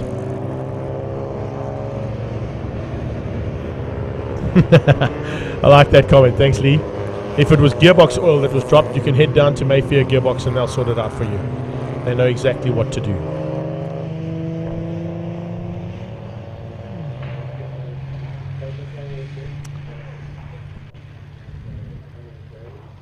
So cars on track and making their way around the circuit behind the safety car. A little bit of work to be done here in the first part of the final third.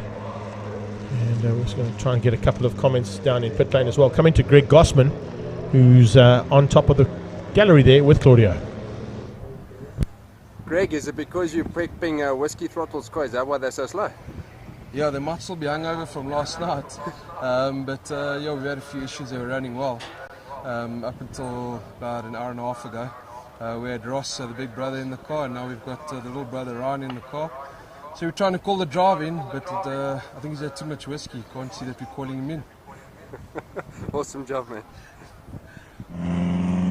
That's what happens when you get whiskey throttle. You don't want to come in. All you want to do is go to hospital. It's usually what happens when you got a whiskey throttle. Let's have a look and see how things ended up at the end of the second sector of racing. Red Hot Racers have moved to the front ahead of Team Pro Auto Rubber. Best Buds are up to third place overall in Class A. Class B, still it's the Giannacaros. They are there in first place ahead of Mayfair Gearbox 1. And Boss BFK are up to third place. Class C, Team ATS continue to lead out over the Supernovas. And Team Grinder now into third place with some work to do here in the third and final part of the Zwartkopanapolis 500.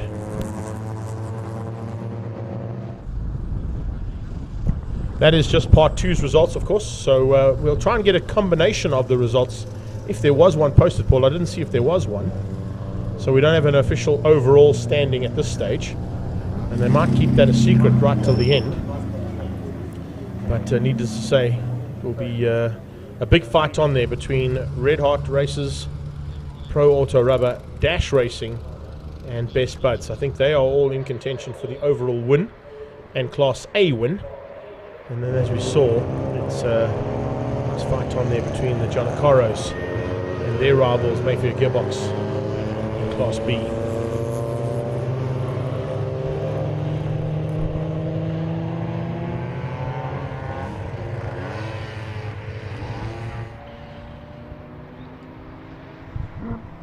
What would have happened there is Red Heart Races probably had a slightly better second sector of racing with less penalties, which has brought them back into contention. And of course they stayed at the front end of the race the whole time, so they also didn't lose any laps other than the one they may have been penalised for, and I think there was only one of those. Oh, there's some work being done. Little drive shaft work there. Best way to fix the drive shaft. Biggest screwdriver you've got and a 4-pound hammer. Let's see if they can get that sorted though. Oh, that's nice. This is not what you want at this point of your race day. Some cement dust coming up in your face. What can we do? Well, being dropped all the way around the circuit by one of the cars. Just want to look and see maybe if I come out of the class classification. It's a very good possibility, Paul. It might be the R2D Fuel Golf that had the problem, because he's dropped down to 16th place. Maybe that was the Golf that caused the issue. But we're back under racing and back under green, heading towards turn 1 again, with the third and final part of the race now started in a bit more frantic fashion. There are your contenders, almost all of them in shot right there. Anyone that was missing from that shot would have been Team Fireball. In fact, they are there. Fireball just behind him. Beg your pardon. So it's Team Red Heart Races, that Golf 2. Their rivals, Team Pro Auto Rubber, or not rivals, stablemates I should say. And Best Buds, there they come, on the inside of turn 4. And getting through there on the GNH Transport Mazda. Under braking, oh, late braking. Jonathan DeToy back at the wheel now of the Mazda MX-5. So expect to see the lap times come down and possibly some ground made up now for Dash Racing. Certainly going to be looking to try and push it to the limit now with the third and final stint of the 500 miles. 803 kilometers and 335 laps. The third and final stint will be 115 laps of action, and we've completed 10 of them already, and 9 of them were under safety car.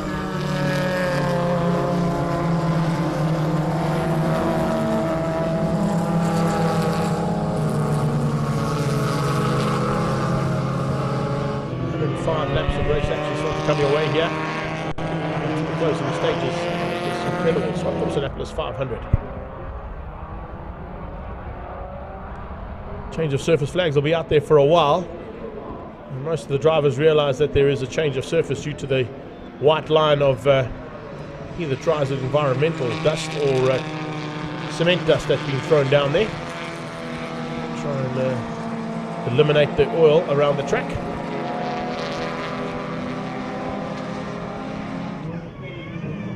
Drivers not concerned too much, taking the possible threat of running onto that concrete without any issues. Looks like it seems to have got the grip back again.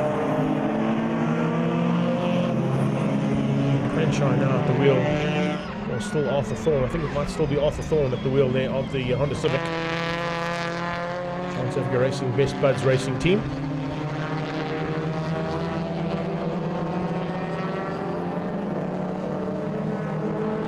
on here as well. Nice recovery from the BM. Looks like possibly now Ruan van der Venter at the wheel of that Supernovas team, car 32. No, Supernova, big one. 32 is the full taps team. Full taps team there. It's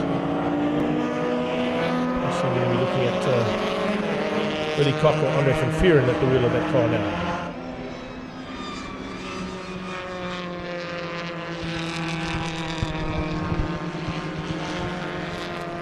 19-2 out of Dash Racing.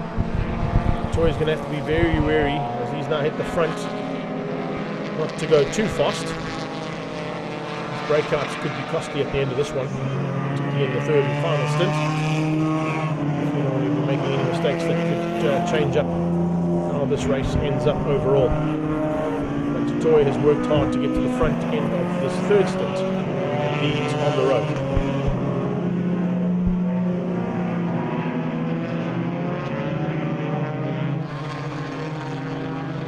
Oh, is that Red Hot Racers slowing? It was. I think just a mistake there from the Red Hot Racers team as they come down under braking. So Tanapel making a little mistake there, or is there a problem on the car? Golf 2 not firing like it was earlier. It seems to have come right again now and heads into turn 1 at the right kind of pace for that Golf 2. It did look like there was a small issue on that car coming out of turn 7 and down the hill towards G&H Transport Corner.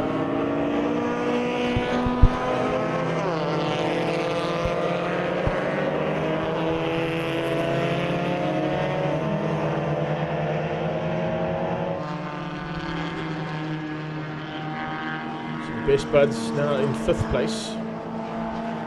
12 seconds off the back end of Team Grinder in the car 7. Polo of Smith, and Robertson.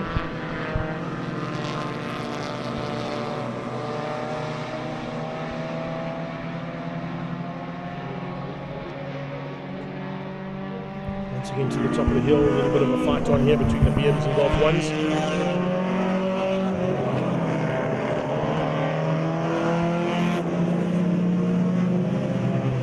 That car now for Team 99, possibly going to be Johan Robinson. Johan Robinson now at the wheel of that MX-5 from G&H Transport Racing Stable.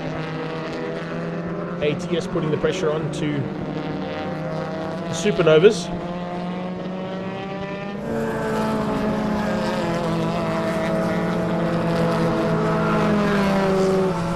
Track Dash Racing, Team Auto Rubber and Fireball are the top 3 in Class A and overall.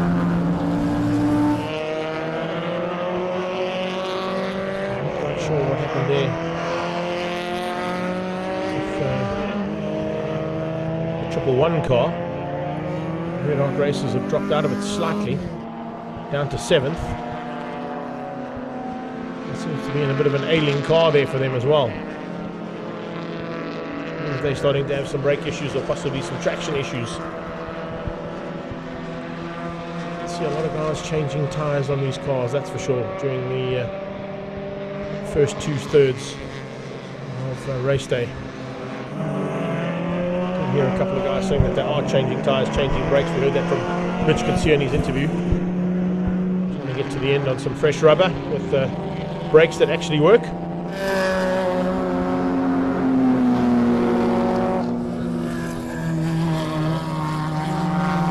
Ball into 3rd place now on track, closing down on Pro Auto Rubber just ahead of him. So it's E30 BMW taking on the Opel Corsa, if I'm not mistaken. Oh, little spin there. Robinson makes a mistake. So he makes a smart mistake there in the G&H Transport Mazda MX-5.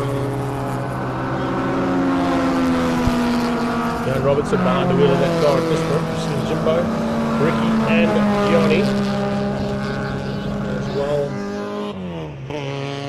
as Warren Gardner at the wheel of that car.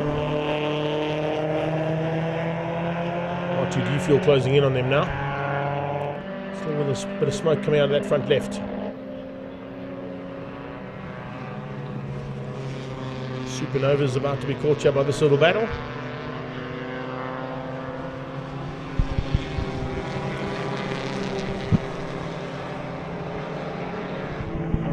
Oh, that's not good. Pro Auto Rubber, Opel Corsa on the sideline. And is that a problem now for team sitting in second place? It could be. Drama here into the first part of stint 3. And yeah, that's definitely an issue. Some kind of a problem there for the Pro Auto Rubber Opel Corsa. And it looks like Shane Forget is going to have to bring that one back into pit lane and explain what's wrong with the car to Danhauser. Danhauser will be on standby to try and take over. There seems to be a bit of an issue on that car.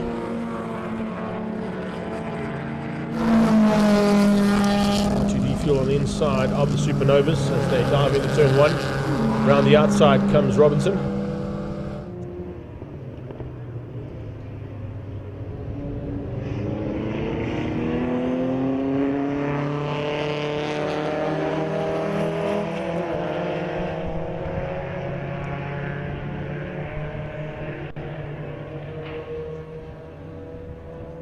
Supernova's just continuing to circulate there, staying out of harm's way.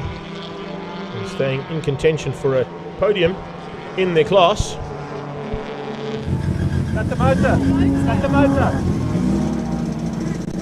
ATS boys now climbing out the car. Heinz Berzer cutting the motor before they refuel the car.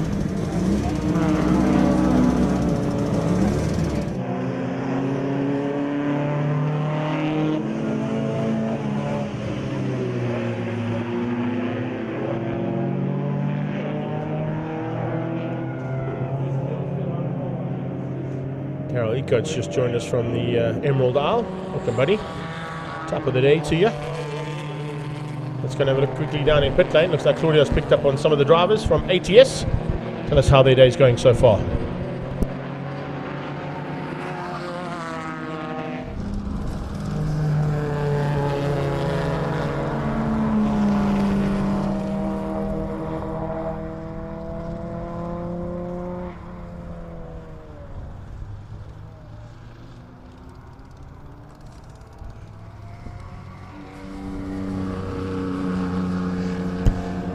Claudio's down at ATS. He's going to catch up with some of the drivers after their stint and heading into the final part of the day's racing.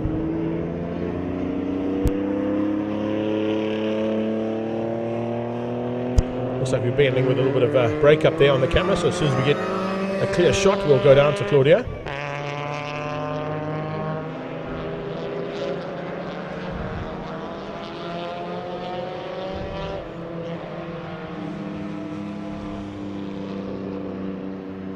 Lead car in shot there, 176 Racing. Jonathan DeToy behind the wheel. There's a good possibility that DeToy and his team could take the inaugural victory here for Dash Racing and Trans Africa Racing. It would be awesome to see. There's still a long way to go.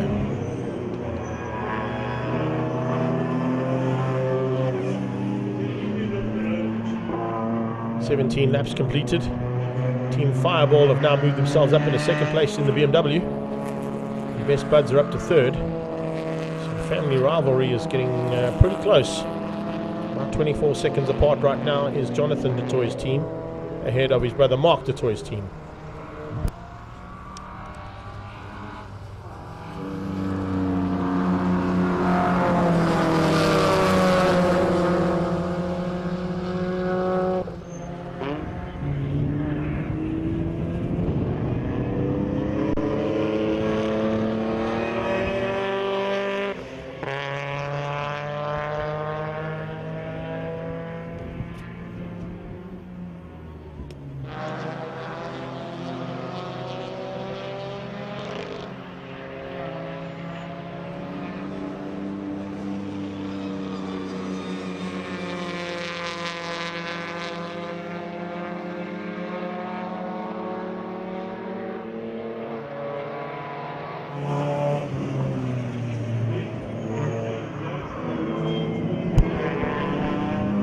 So here we go into the top right-handers. And Detoy just scything through the field there with that Mazda MX-5 Katana on the Samurai car from Dash Racing. Just going to have to watch his lap times. He's down into the 18.1s. You'll know what a fast lap feels like in that car and what a medium lap feels like by now. He's got to try and stay in those medium laps. Can't afford to give away penalty laps now or breakouts.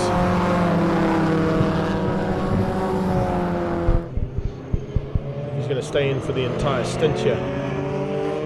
Very good possibility that could be the case.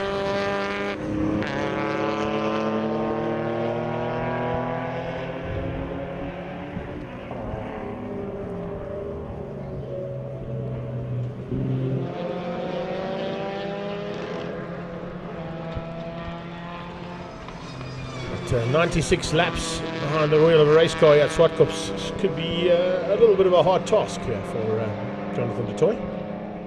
So he might just do half the stint and then hand it over to the other fast driver of that squad to finish it up. Down in pit lane, let's catch up with Ryan Butt and see how his day's gone. But what happened to Whiskey Throttle?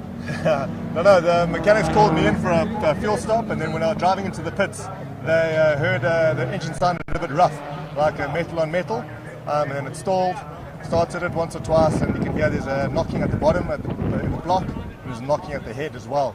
It's been surging a bit, so I don't know if it's got anything to do with taking in too much air, but yeah, so it's called it a day for us, unfortunately.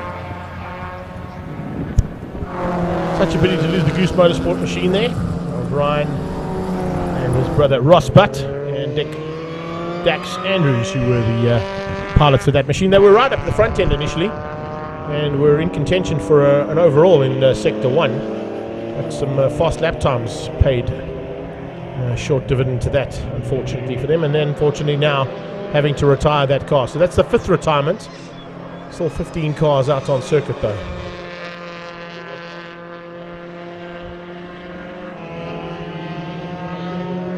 So Red Hot Races currently down in 6th place, a lap down. Looking for overall honours though. They've got some work to do if they want that. Andre Danhauser's team was in pit lane as well. We're going to try and get some information from them if we can too. Just heard our director telling Claudio to go and try and find Andre Danhauser to see what's gone wrong there with the Pro Auto Rubber Opel Corsa.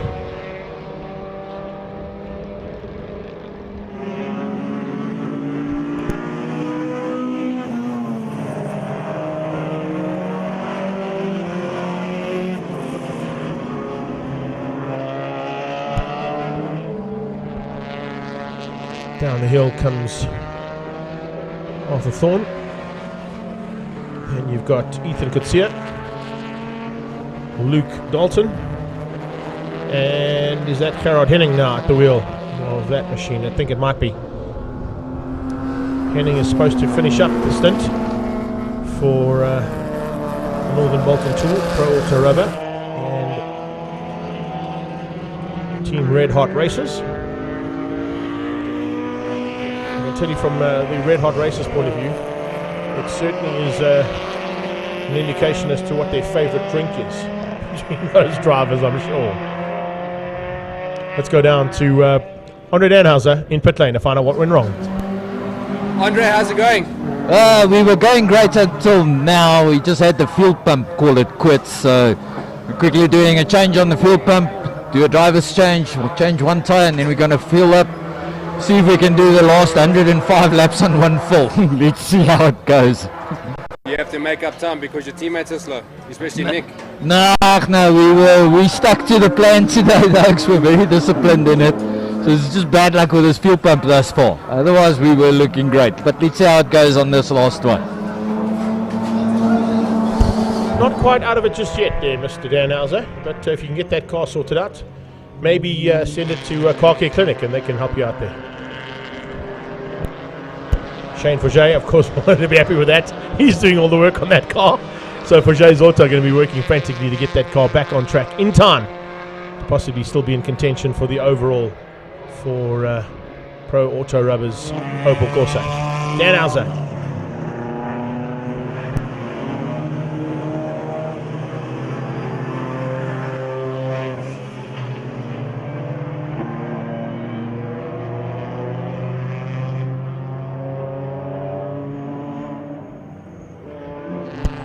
So there's frantic activity down at Pro Auto Rubber to get that Opel Corsa back on track.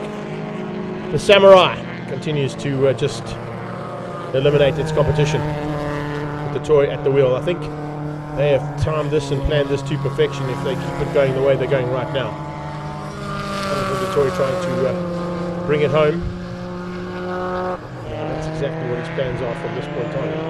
18 ones though, so he's very close to the breakout mark. Can't afford to break out in this third and final sector of racing.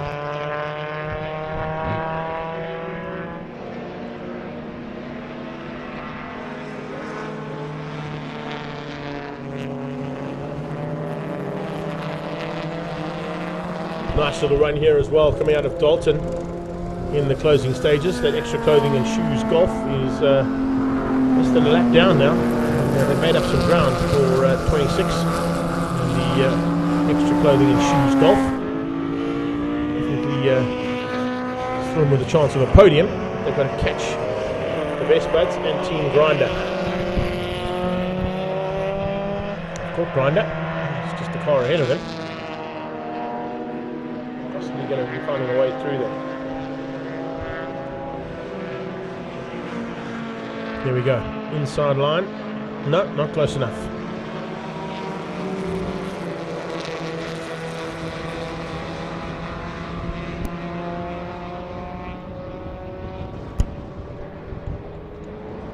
Polo, Golf 1 and Golf 2. Shot show of overall honours. He's not done yet.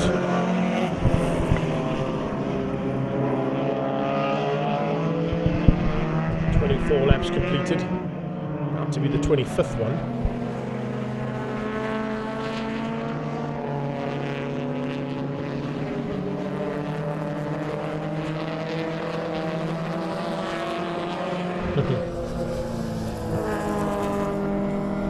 His teammates on the side of that car.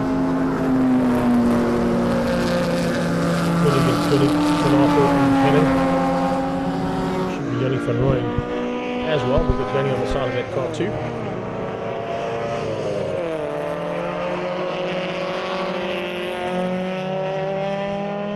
Bolton Tool and Pro Auto Rubber. Golf 2 currently down in 6th place, so they've definitely got to do some work here in these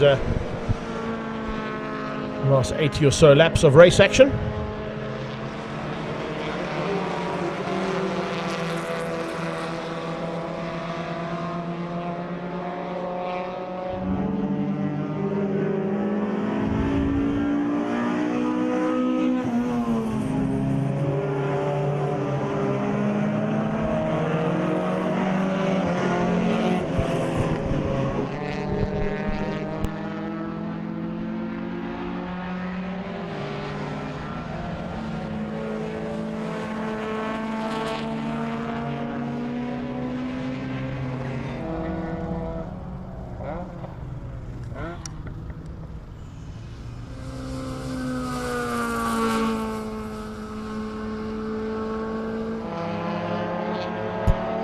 Is doing a good job in this car, there's no doubt about it.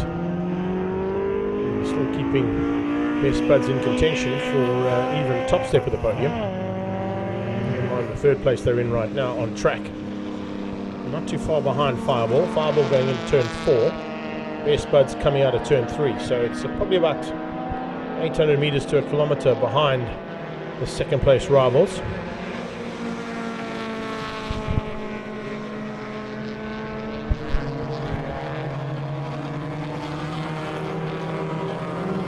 Closing down the back end of the Horse BFK car.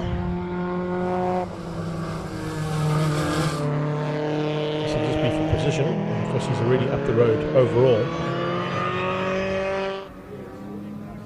Youngsters in the house there, loving all the action from the sideline.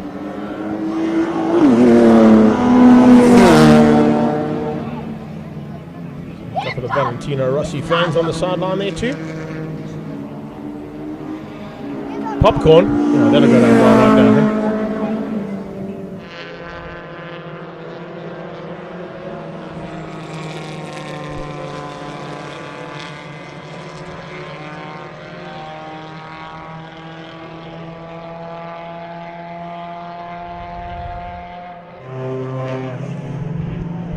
You'll see a little bit of a battle scar on the side of this car. It's after the touch between himself and the BMW of Full Taps Racing. Adrian Dalton having a quick chat there with the COC, discussing what they need to do possibly to get his car back into top 3 overall. Really pretty happy with the performance though of that extra clothing and shoes golf, I'm sure. Partnering up with Luke in the box here and Brett Langston.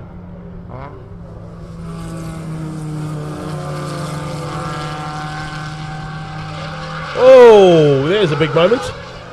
Out of turn 1. And a little bit happy on the loud pedal there, I think. Possibly running a little bit wide out of turn 1 as well. You don't want to put a wheel onto that rumble strip on the outside of turn 1. It will do exactly that. That could have been a lot worse there for Robinson in the Gen H Transport G99 MX-5 Mazda. Big loop there out of turn 1. Usually makes the car end up in the tyre barrier on the inside of the track. Lucky there. Let's have a look at it. Yeah, he just went a little bit too hot into turn 1. Maybe a little bit too early on the throttle coming out of it. But a great catch nonetheless. And very lucky to survive that actually. And unfortunately no cars coming from behind. Otherwise that could have been a lot worse for wear. Full Taps about to get their pit board. 121 down Full Taps right there. That's awesome stuff from the 32 car. 111 still in the 119s. There's their best time. Currently lapping in the 120.2 bracket.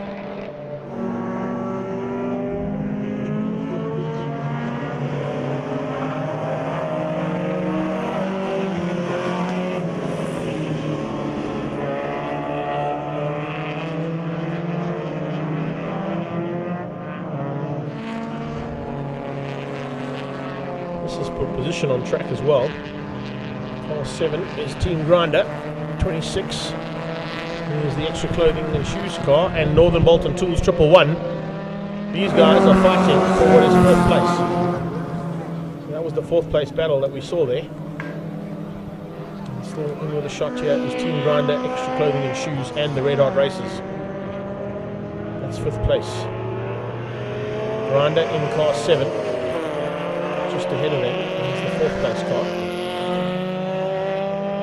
And just behind them in 111 is the 6th place car. The fight continues there. Best Bud's just up the road from them. That was the car going through shot first there. So there's not a lot in it here, considering the fact that we are now a long way down the road in this Zwartkopanapolis 500.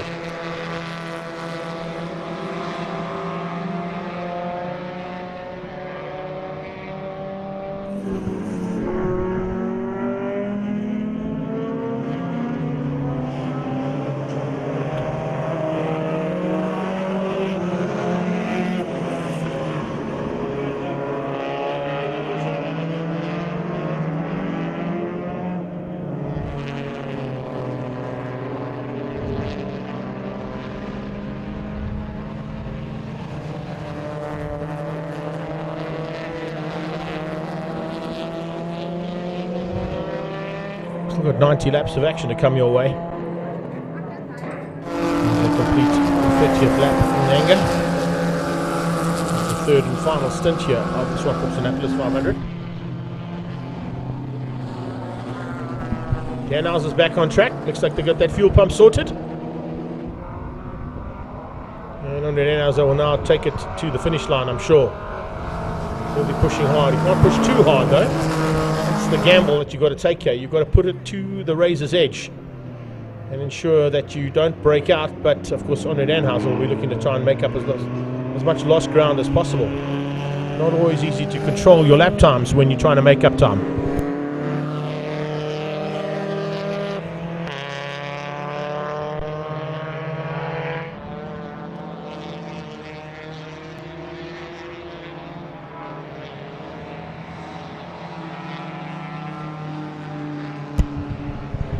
1:18.1s out of Dash Racing's Jonathan DeToy. 1:18.2s was his last pass, so he's within 1/10 or 2/10 of breaking out. Fireball still in second. BM maintaining good pace here in this third and final stint. And Best Bud still in third, but the battle for 4, 5 and 6 definitely heating up there.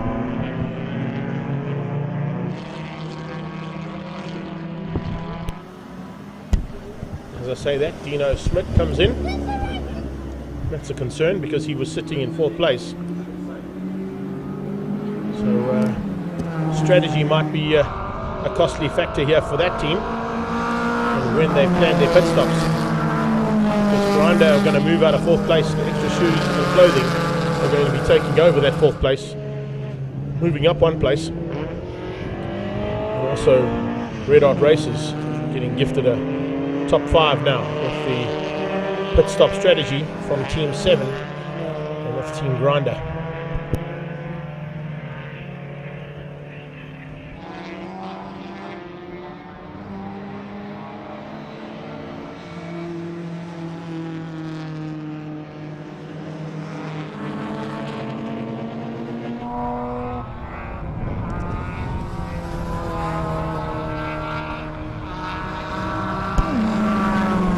Confirmation of exactly what I just said. 26 moves up to 4th. 111 moves up into 5th place, and Team Grinder drops down to 6th place in pit lane. Refuel on the car. See James working there on the front wheel. Possible change up on tyres there, and just checking the brakes, making sure they've got enough brakes and rubber left to get them to the finish line. They don't want to lose too much more time in pit lane because they might be overtaken by the John Ocaros and G&H Transport Racing in Team 99. They were only a lap back, so possibilities that they could even lose out to them too.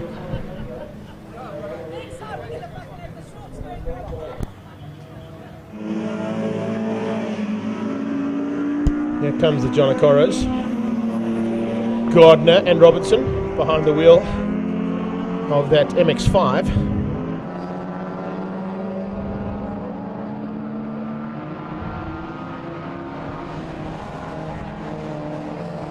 Coming through, and are they going to move up 1 place? Let's have a look and see. As they cross the line, do they move up? Oh, they're still going to make up that lap. No, they do. Up 1. Into 6th place there for Team 99, and the leaders of Class B are into the top 6 overall. So Grinder demoted down 1 more place into 7th. Will we see potentially even a Mayfair Gearbox 1 team moving up ahead of Team Grinder as they are now in pit lane for their scheduled stop?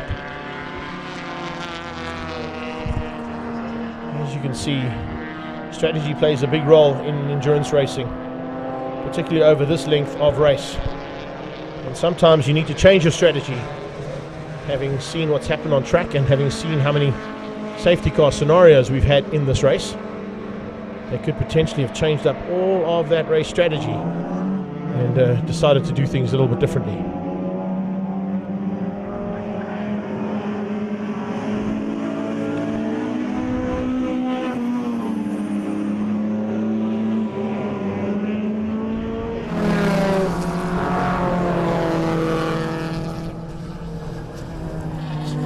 Here's your 2nd place BMW. Behind 258. That is JRT Racing Experience. Ethan Kutsia behind the wheel of the Golf.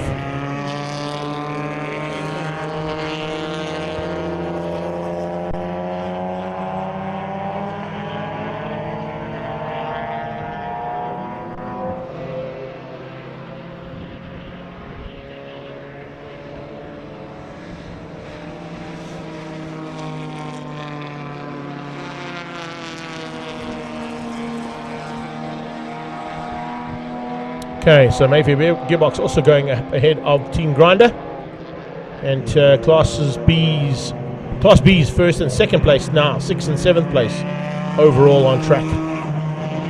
Unofficially, of course, we've got to still sort out any penalties or altercations that might happen in this 3rd and final stint, but that's how we'll be looking at things going. And then, of course, we also need to look at the combination of the 3 stints at the end to give us overall results. That we might not get out on our live stream, but potentially that'll go out on the Facebook page just after racing finishes.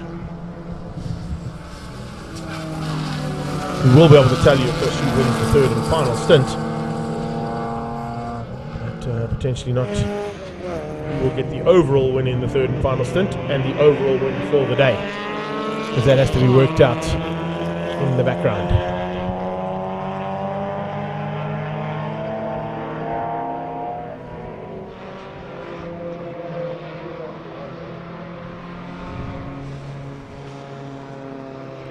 Great battle here. Golf 1s, BMWs, MX-5s, all in the mix, fighting hard for the last parts of this race.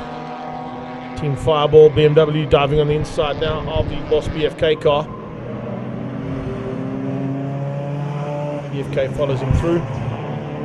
Set up the inside of the 32. Full Taps Racing BMW.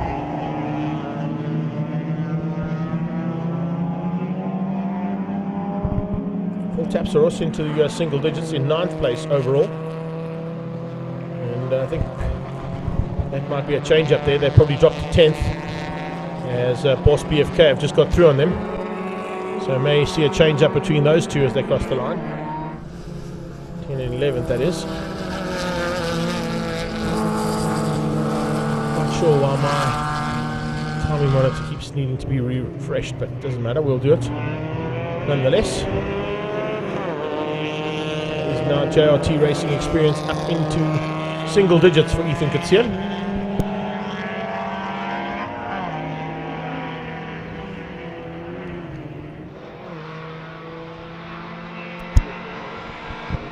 Up the inside comes the BMW. Into turn 4, out of turn 2 comes Mayfair Gearbox's BM. It's the Mayfair Gearbox 1 team.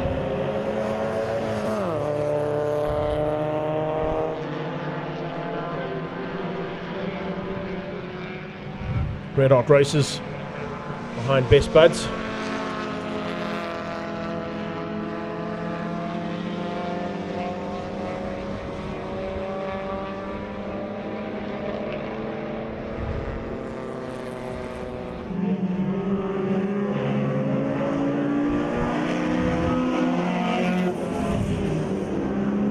onto the top of the hill past the Zoc Club again. Goes Mayfair Gearbox 1. 7th place on track overall. Good run there from them. Best Buds under a bit of pressure now from the Red Hot Racers, trying to make up some ground and take a lap back again.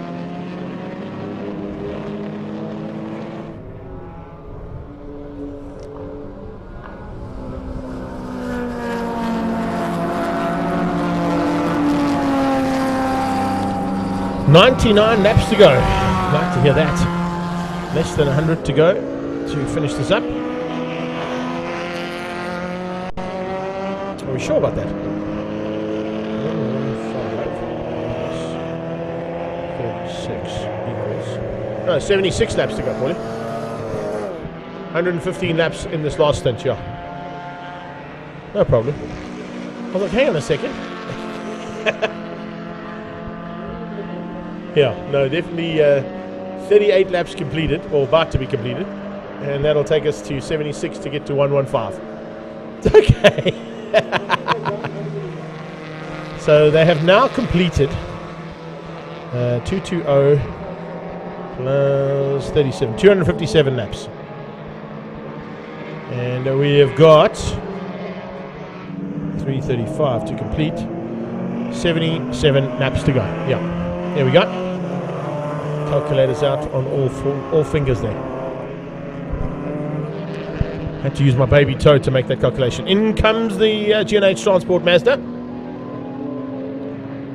Possibly for a scheduled stop and driver change to get him to the end of the race. Now, that might move Mayfair Gearbox up 1.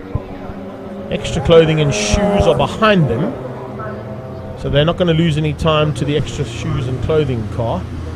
And I would say there may be a driver change in that team and a refuel to get them to the end of the race.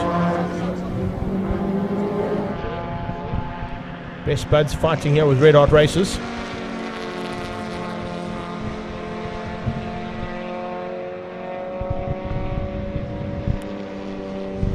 I wonder if they got some in-car communication there to Arthur Thorne to tell him you don't need to fight too hard with the car behind you, because we have got some laps in hand over that car. ATS back on track again with their 259 Golf 1.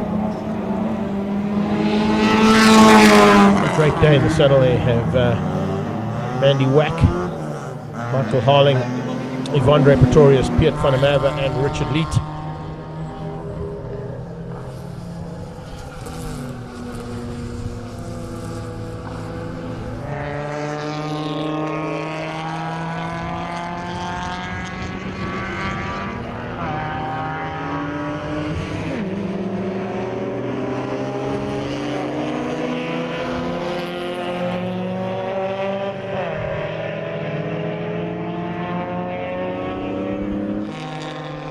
The laps, ticking them off here one by one, dropping them down into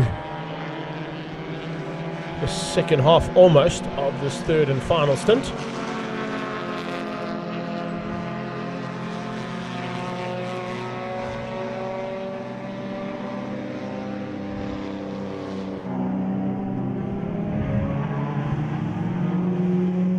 But, 17 laps to go to that halfway stage of this last sector of racing.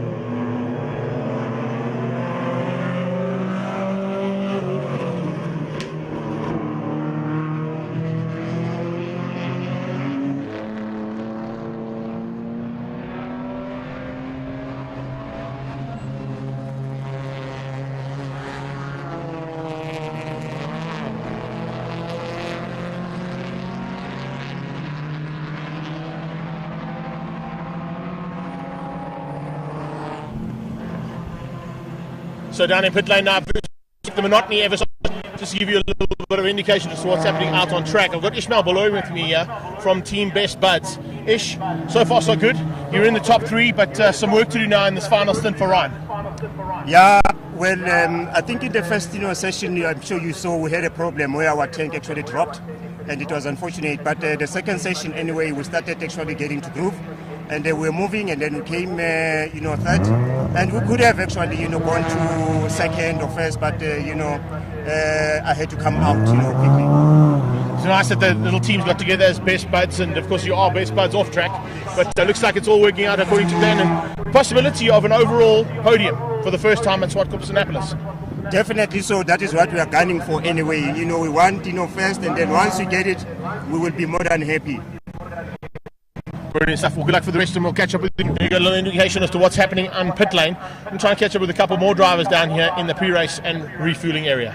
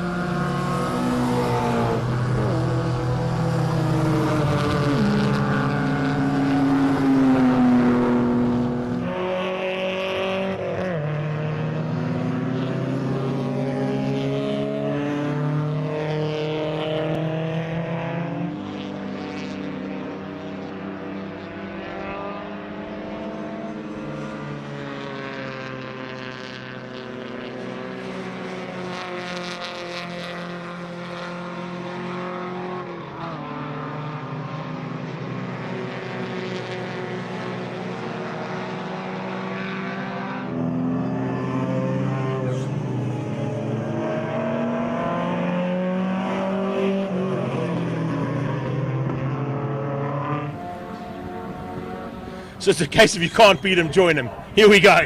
Yeehaw! Oh, what's that audio? Stand by! Big guy on track, here we go!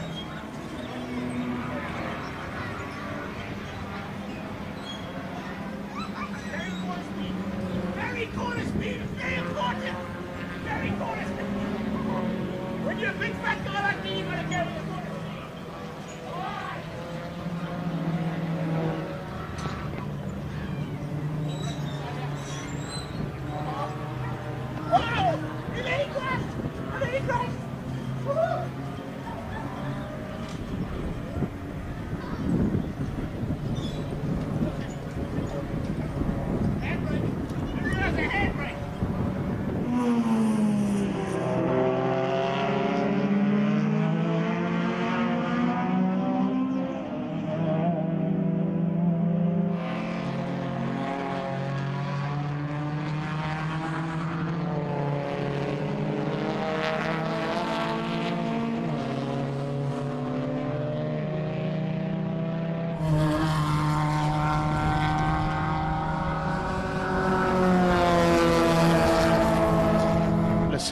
Come and have some fun with the kids and enjoy because this is what it's all about.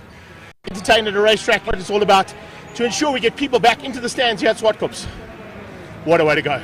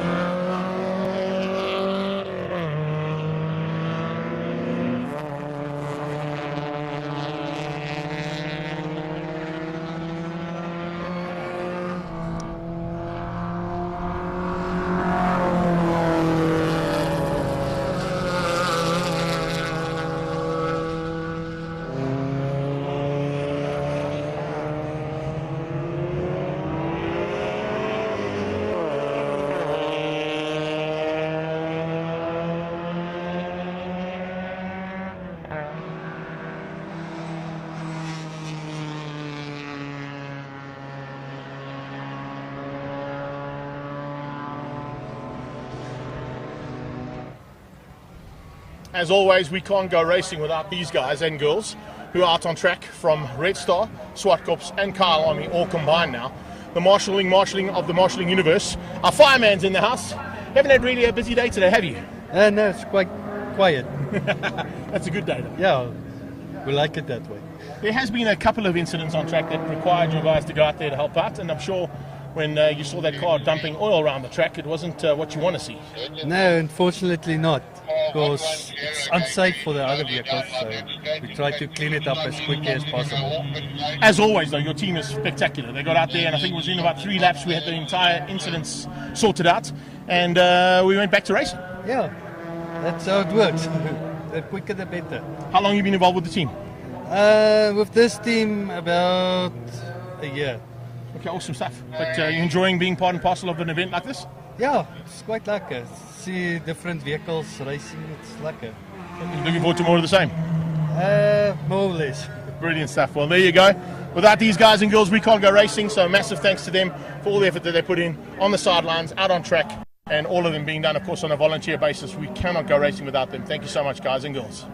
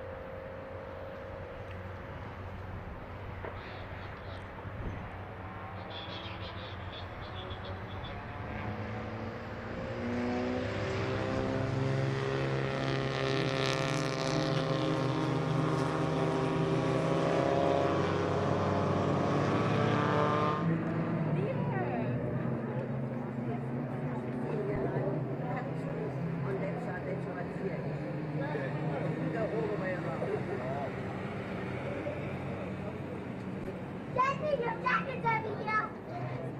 We just put it over here. How did you not notice? James, you don't do the James starting.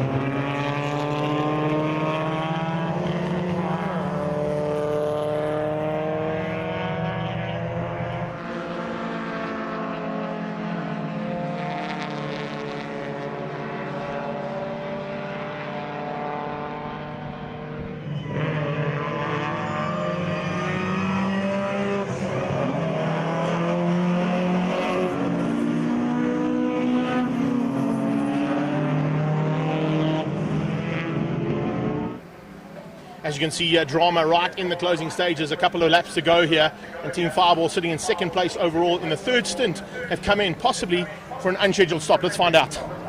What's happening in here, big guy? What's happening? We've got an electrical problem, no current to the fuel pumps. So the fuel pump issue, a little bit of a problem here in the closing stages. You don't want to be losing ground because you're currently sitting second place overall in stint 3.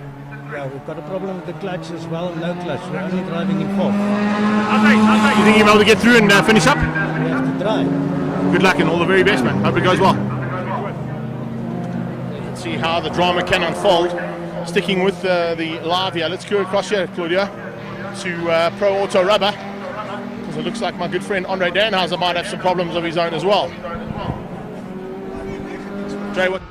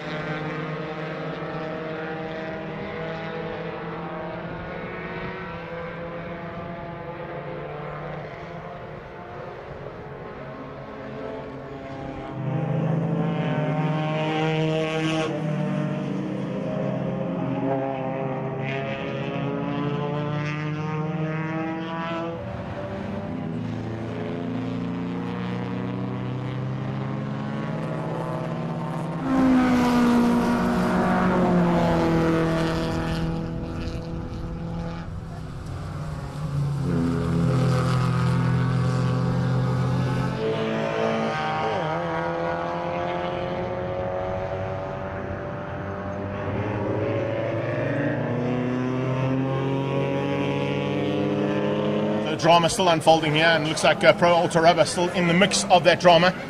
Dre, we came in a bit earlier on with a fuel pump issue. What's happening? Well, like I say, first there was the fuel pump, as you mentioned. Now we've had the alternator, call it quits on us.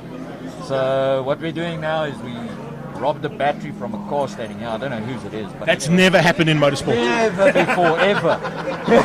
Group N days. We're just borrowing it for a while. And then we'll charge my battery in the meantime as well, because I think we'll have to stop again. I don't think we'll go to the end on this battery alone. But hey, we're just going for the finish now. Eh? First two stints were brilliant. Let's see where we end up at the end of the day. Awesome stuff. We'll keep it up, and all the very best there. Hope it all goes according to plan. That's what can happen though in endurance racing.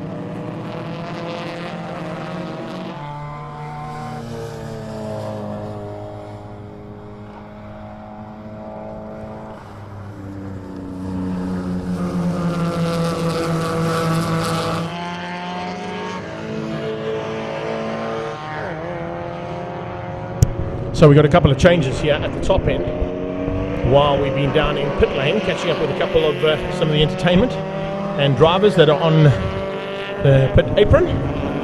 Hope you enjoyed some of that. It was quite fun, just to break the monotony ever so slightly there. How many laps left, Kevin Painter? I see you are asking for a link to the live timing. Climb on to your Speed Hive app there, Kev, and you'll get to see the live timing as it stands. We have got, according to what I've got on my refreshed live timing monitor, 61 laps completed of the 115 in this third and final stint. 54 to go. It's Dash Racing out front, but they've also gone into the 17s along with extra clothing and shoes and Red Hot Races. So good possibilities that those three cars will be getting some penalties awarded to them for breaking out of what is the allotted time for Class A, which is a 1 minute 18 to 19, 1 minute 19 to 21 for Class B, and a 1 minute 21 and over for Class C. Anything quicker than those three times means you get your lap deleted from your overall standings after each stint. And some fun and games there, that is for sure.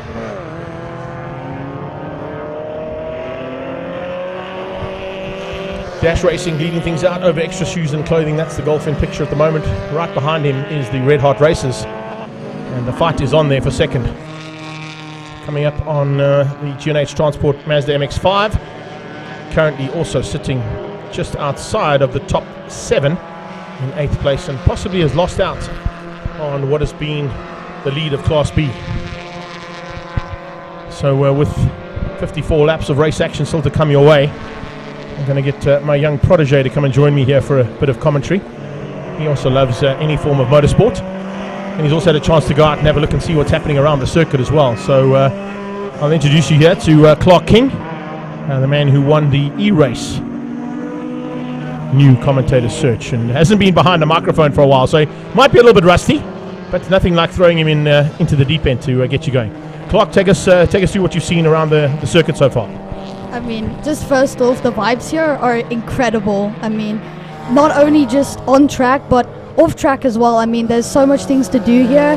There's incredible food. You can go swing by at the pit stop restaurant, get yourself some sandwiches, and if that's just not your thing, then you can go and get some tacos, some pizza.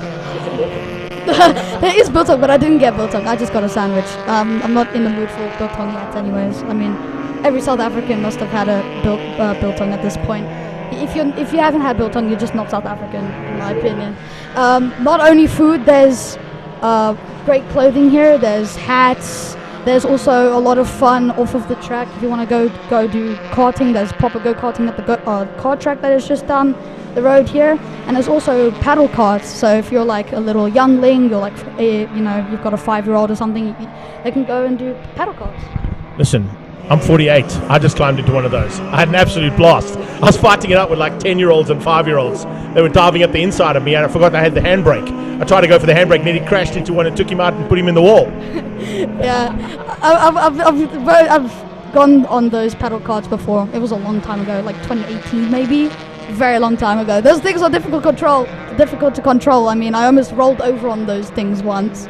I don't know how you've managed to stay on that thing. Like the seats are so small. Even when I was like 8 years old at the time, maybe not 8, like 10. It was very difficult to just balance on that thing, on those paddle carts. Well, it was really cool fun to have some fun with him there, but more importantly was the action that's happening out on track. And of course you've been watching from the sidelines as to what's been happening.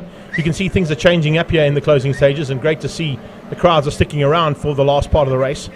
You wouldn't have known about the lap breakouts, and you can see 17 nines out of the first 3 cars means they've gone quicker than what they've been allocated to do. They're only allowed to do 18s or 19s, and anything in the 17s means that they lose a lap, which is pretty vital at this stage of a race, isn't it? Definitely. I mean, not only is it down to raw pace, it's also down to durability in these kinds of long, enduring races.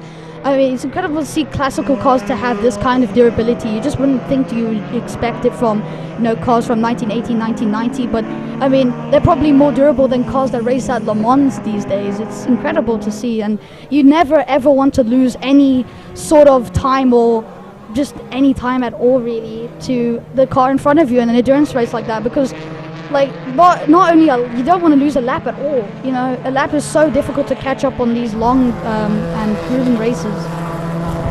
We had 500 miles at the start of this race, which is 803 kilometers, 335 laps, and we've got about 50 or so to go in the closing stages of this one. So I just want to do a quick refresh here for you so we can get exactly what's happening in terms of the live timing. Dash Racing, of course, is that little Mazda MX-5. You've got extra shoes and clothing in a Golf 1, similar to the one that's on screen. Red Art Races is in a Golf 2. We've got Best Buds in a Honda Civic and Team Grinder in a Polo. So the first 5 cars on track, all of them different makes, some of them same marks, but different makes of cars in the first 5, just shows you what the potential of this event could be. Yeah, I mean, it doesn't have to be a specific car that goes around here that has to win. You know, it's nice to have variety of cars here, not just one stick car. I mean, incredible cars out here. You've obviously got all of those Golfs that are very popular in South Africa, especially the old ones, and now the new ones that are coming out now, the Polos and stuff like that. And also the Mazdas. Those really, you know, shocked me. I think these Mazdas are incredible. I mean, that red Mazda, you can hear the turbo on, and that just really excites me. I love the sound of the turbos of these Mazdas. They are quite good looking cars, and they go relatively quickly as well. Remember that they have got an allocated breakout time for those Class A competitors, Class B and Class C competitors. And now, I think what's more important than anything is surviving. You know, you've got to this point where you're under 50 laps to go, and you've got to make sure that you can just get it to the line. What could possibly go wrong? What do you think? Anything can happen. I mean, you can have an accident, and you know, you don't want to retire at this stage. You've gone so long, you've put in blood, sweat and tears into this, and to retire within the last 50 laps, that would just be so heartbreaking. I mean, again, anything can go wrong. It could be a fire, you can run out of fuel, which you need to be really careful about. Running out of fuel is a very high danger here at long races like this. Well, there's 2 of the ladies that have been behind the scenes working frantically to bring us all the action. Zelda Ursula, and of course we saw Tanya earlier on as well from Swartkops. Swartkops team do an amazing job here at these kind of events. I was just chatting to Tanya outside before we caught up, and I said to her, you know, you've got the Passion for Speed Festival at the beginning of the year, which you came through and had a look at. You've got the Extreme Festivals running here twice a year, and they've always looked for something in the middle of the year, which I think this event could potentially be, and be the one to watch out for in 2023. Events like this are incredible. It's nice to always see just these long races, and you don't need to be all the time, but it's always nice to stick here and just watch those classic cars go around. You may not think endurance races have a lot of action, but they really do. Endurance races are packed with action. Not just the heartbreak of retiring late, but just the pure racing. I mean, these cars out on track now have been close and battling with each other every single lap. You always see a car going side by side on the main straight, going down to turn 1. It's incredible. Just to bring you up to how incredible it is, if I just do one more quick little refresh here, unfortunately, with our signal we got here, we're running all the live stream on the signal, so it battles with the lap times. Currently 2nd, 3rd, 4th and 5th place are within a couple of hundredths of a second of each other. So by the end of what has now been nearly 300 laps of racing, it's pretty awesome to think that 5 cars are still in with a chance of an overall podium and a win. Yeah, that's incredible. I love seeing racing like this. It's incredible. I mean, the endurance part of it is great enough to see these cars make it through all the way, but to see these cars just tussling and battling out through every single corner, giving it all they've got, pushing it to the limits. Obviously, you can't go over 118s, have to stick within a range. It's difficult in endurance races. Now that also the time is coming, 5 cars within the battle of winning this race. Anything could happen, and you know, first place could go into the gravel and maybe have an oil spill, and then maybe second place can spin out. Anything could happen at the dying embers of this race, and you don't want that to happen, especially if you've got a chance to win. 4 cars in contention for Class A. Class B's basically opened up a little bit. You've got Mayfair Gearbox 1 now who've taken the lead of that race. They're about 7 laps up the road now from the Team 99 GNH Transport Mazda. And then in Class C, the Grinders have taken the lead again ahead of Full Taps, which are basically I think it's 3 ladies and 2 gentlemen. And then in the Supernovas, it's basically 4 ladies and 1 guy involved in the racing. So showing that women in motorsport are also becoming a big factor. And we've seen that all around the world with various forms of motorsport, isn't it? We have. I mean, we've had in 2020, now going through now to 2021 and 2022, we've had that FIA Women in Motorsport. We've had series based off of women, Series W, I believe it's called, that are just purely based on women. And obviously it's very difficult for women to get into motorsport because of the costs that are involved in motorsport. And it's great to see that both genders are now racing against the clock in series like these. Putting on a great show as well, because needless to say that the guys in the front end have had their work cut out for them with the ladies in those cars. So it's not an easy day in the saddle. Mal Spur, of course, who used to be at Swartkops, was jumping in earlier on and saying that she could potentially be bringing a car along next year. And I think there's room for growth here. You know, they opened it up to potentially 40 cars on the track. Eventually started with 26 yesterday in qualifying. Went down to, I think it was 21 cars started, and we've still got 15 cars circulating. So the attrition rate has been pretty good. Yeah, it has definitely. Just shows how durable these cars really are. Again, you may not think they are, but they really are. And they are still just pushing it to the absolute limits, and these cars are holding up incredibly. I mean, when was the last time you saw a car break down? It's been so long since we've seen a car break down on this race. The ones that have had issues have had, unfortunately, terminal issues that weren't able to be fixed. But the nice way that they've done this one in splitting the race into 3 different stages. The first 110 laps counted as stage 1, the second 110 is stage 2, and this last 115 is stage 3. It means that if you do have a problem in either stage 1 or 2, you've got that entire time to fix your car and still be in with a shot of winning stage 3. That's incredible. I mean, you want to take every opportunity you get to win a race like this, and those are incredible ways to just push yourself and just get out there on track. You know, you don't want to say, oh, I've got a problem with the gearbox, I can't continue, we're not going to be able to win this race. But now to see that you've got stages in this, it really shows that you don't have to give up. Like, you can still go all the way to the race distance. And again, you don't know what is going to happen out there. Racing is not just skill based, it's also luck and durability of these cars. So anything can happen. It certainly looks like it's about to in these last couple of laps. Clarky, thank you so much for joining me, buddy. I'm sure we're going to be getting closer together again in the very near future now that things have opened up. I know your school career is taking quite a big part of your life right now, but I can't wait to get you back behind a microphone soon and potentially at some of the big races around the country. Awesome. I'll see you later, Greg, and I'll see all of the audience that are watching the stream hopefully sometime soon in the future. Before you go, how can they pick up on all your action that you're busy with at the moment? What's your Facebook page and handles, etc., on social media? You can subscribe to me on YouTube, Clark Plays Games. Again, I'm not active on my YouTube channel, but hey, it's worth a subscribe. You can also see me on Instagram. Clark is at the party. That is also somewhere you can maybe communicate with me. I'm also not active on there, but still nice to get a follow here and there. Facebook page is Clark Alexander King. You can see the content that I post on there, some YouTube, everything across social media really. You can see me, vibe, I guess. Yeah, there's a good vibe that's coming out of Clark King as well, though. So, Clarky, thank you so much. Big up to you, buddy, and go and enjoy the rest of the day. I'm sure I'll catch up with you at the end at prize giving. Clark King, of course, the young man who took on the world's best in lockdown and became one of the voices of the Solidarity E-Race, and eventually became one of our top commentators there as well. At that stage, he was only 10 years of age.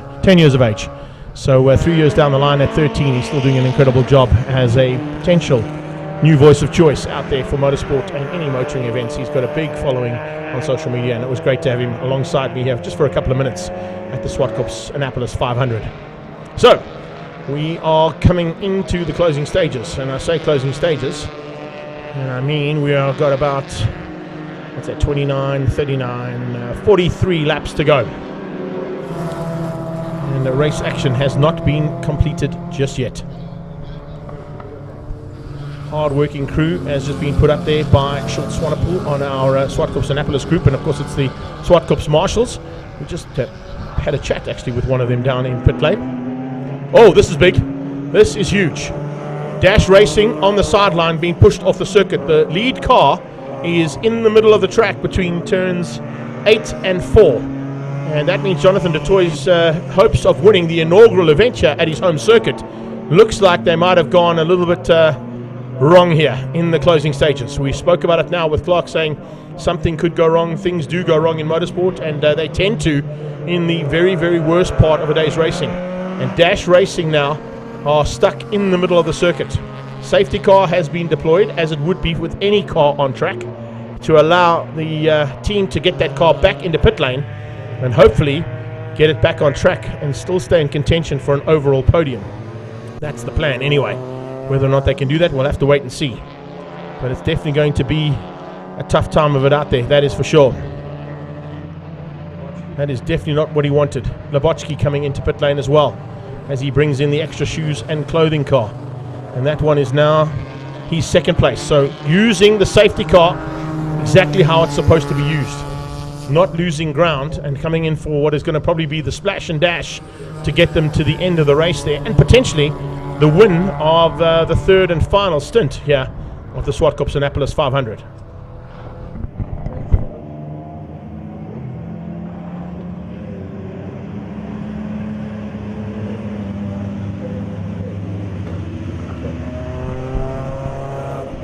So it's Pretoria Notes Toyota 86 director telling me that I must commentate on that pace car leading this pack of cars around.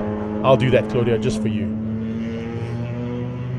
So a couple of cars peeling into pit lane. They're going to use this opportunity to make those pit stops, those final splash and dashes, final checks, final bits and pieces that need to be done.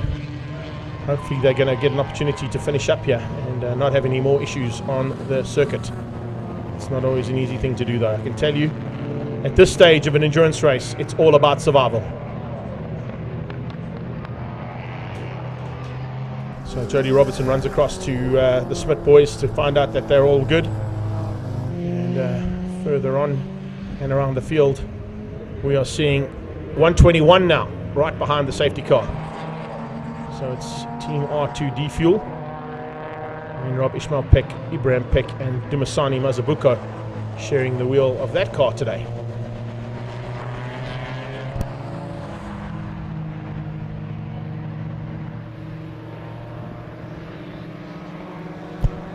Pro Auto Rubber out on track, which means they've got that battery issue sorted out. Might not have got the alternator issue sorted out, but as we heard, it was going to be a case of them putting another battery from another car into the car to hopefully get it to the end of the race.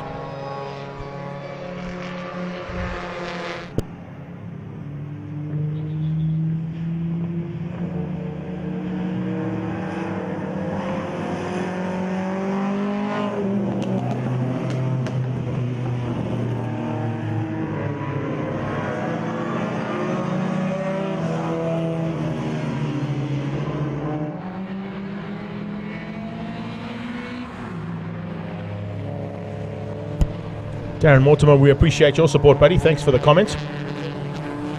It has been a pretty awesome event, that's for sure, and I think it's certainly got some room for growth here. That is the case. We could be seeing up to 40 cars here next year. That's what they hope to get here for the first one. 26 cars down to 19. We're now down to 14 cars on track. So not a bad attrition rate here for the first edition of Zwartkopanapolis 500. Back under race conditions, and the extra shoes and clothing. Golf 1 back on track side by side with the Mazda. So whatever the issue was on the Mazda, it's got sorted. Has Dash Racing lost ground though, and have they been able to make it up? We'll wait and see.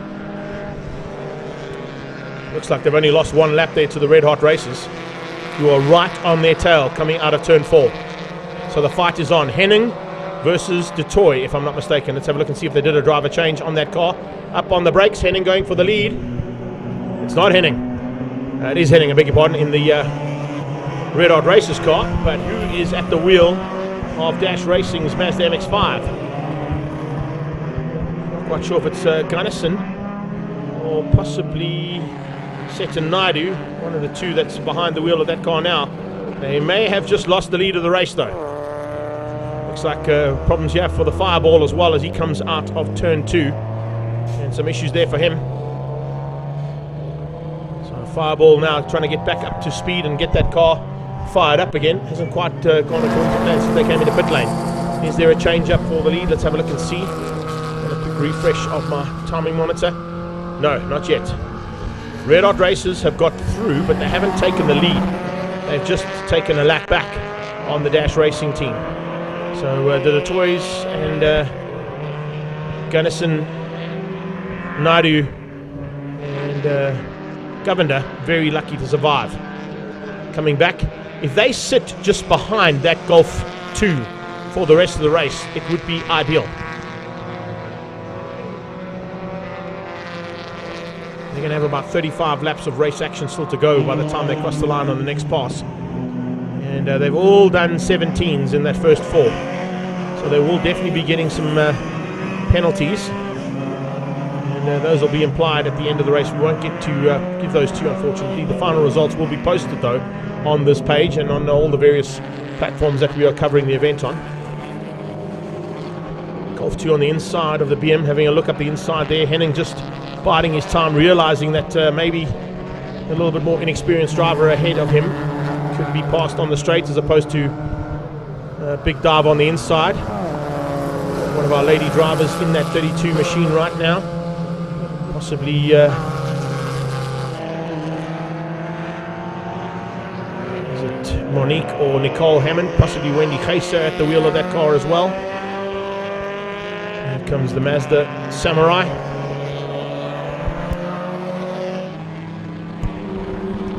Mayfair gearbox still at the front end by the looks of things here. Now trying to change up the standings in Class B, fighting hard there with John Akaro, who's now at the wheel. I think Gigi's back at the wheel there of that car.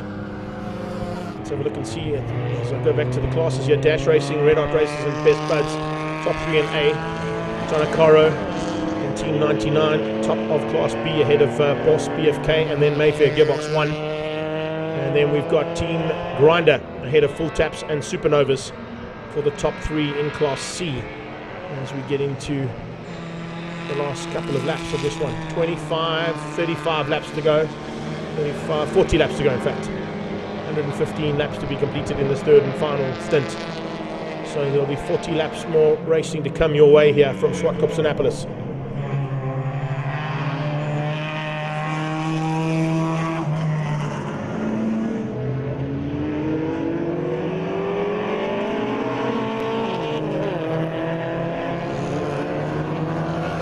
Rubbing out there by the looks of things. It's getting real between the Golfs and the Opel.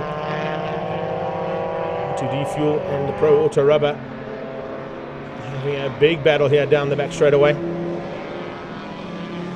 Dan Hauser will be up for the challenge, that's for sure. Although he's just probably going to be watching to see if his battery doesn't run out. Or the one that he's borrowed from another car.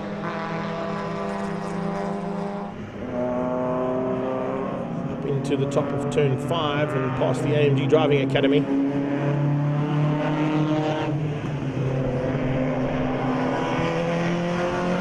Fight on here as well, a little bit further back, as you can see.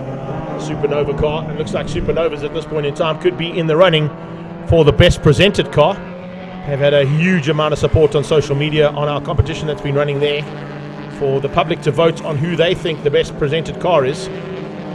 Have a look at the posts that are on this event group, as well as on the Swartkops Raceway group, and you can vote for your favorite car. Best team effort is also being considered. Some votes being put in on our social media pages.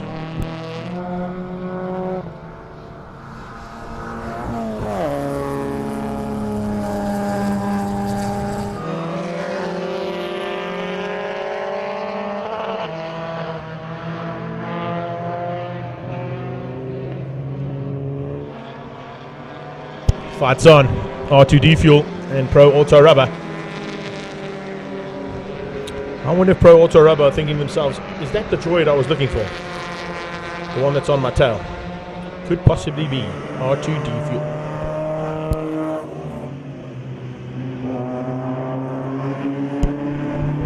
The force is certainly strong on that Golf.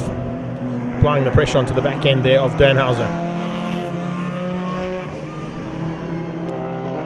Wish Paul could give me a timing monitor that would not need refreshing every 5 seconds. Team Grinder in 5th place overall, ahead of Team 99. JLT Racing Experience, Porsche BFK, Mayfair Gearbox 1, and Full Taps, your top 10. This R2D fuel car is in 11th place overall, with a bit of a fight still. Far back is Pro Auto Rubber, they're in 14th. So they have to try and stay ahead here, not give any more laps back. It is a big fight though. I'm certainly sure that Danhauser is loving the dice he's having at this stage of a race. Keeps watching those mirrors just in case the Golf dives out. Here comes Dash Racing and Red Heart Racing. Oh, here we go. Red Heart Racers back up ahead now of the Dash Racing Mazda. Oh, we're going to see a change up for the lead. I think we may. We might see a change up for the lead here as they cross the line on the next pass.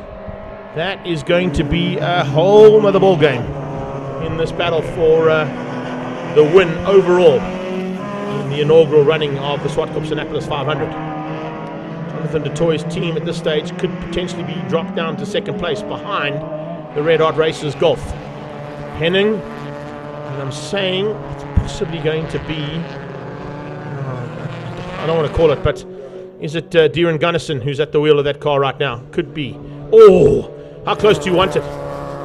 Across the line there, and only just getting across ahead was Dash Racing, completing 79 laps. Red Hot Racers have got to try and make up a lap on them still. So it's very, very close, and you can see how hard Henning is pushing. Karen Henning going to finish up the stint here for the Red Hot Racers.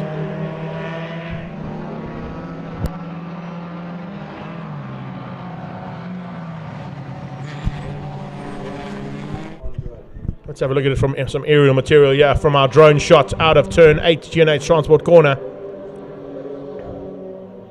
Low sun here at Swartkops. You'll start to feel the effects of that low sun when you go into turn 2. Coming out of turn 1, you'll see it as well. And then, of course, as you turn right at the top of turn 5, it becomes almost like Sunset Corner at Kailami with that low sun. Oh, it's on here. That is definitely a battle that is going to rage right to the end.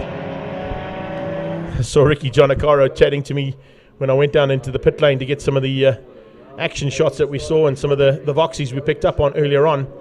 And he was saying how good that little Mazda MX-5 is on the brakes and its ability to corner. But just fighting against the bigger cars and the more powerful cars on the straight line is where they've battled here today. Take nothing away though, they've still got a chance of a top 5 overall and the win in Class B.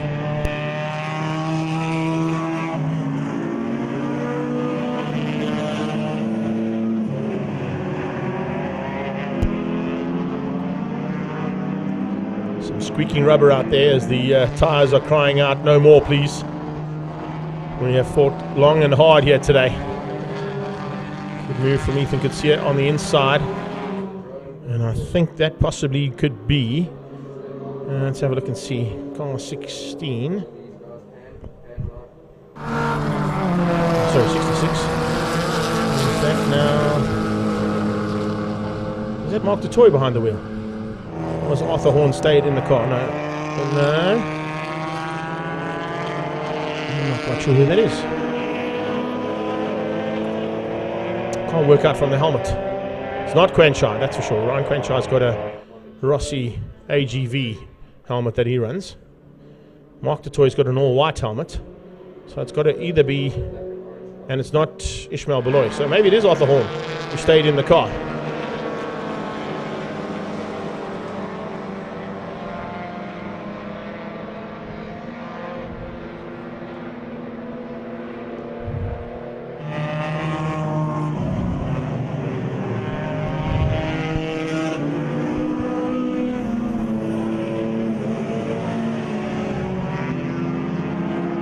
Mayfair Gearbox 1 still in the hunt, looking for a chance of some top honours in Class B, possibly on the podium overall. Right of turn 8 from the drone.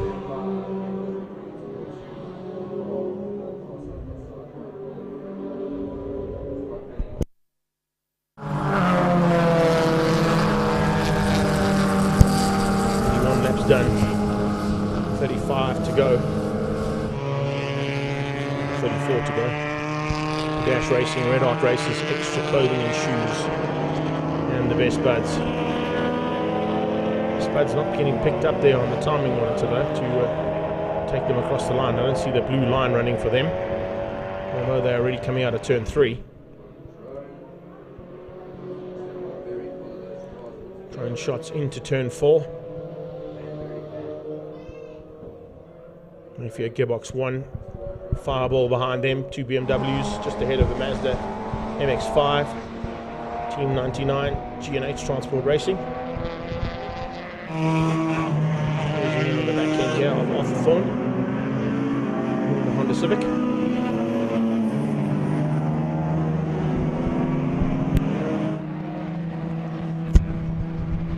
Also BFK on the inside of the ATS Golf.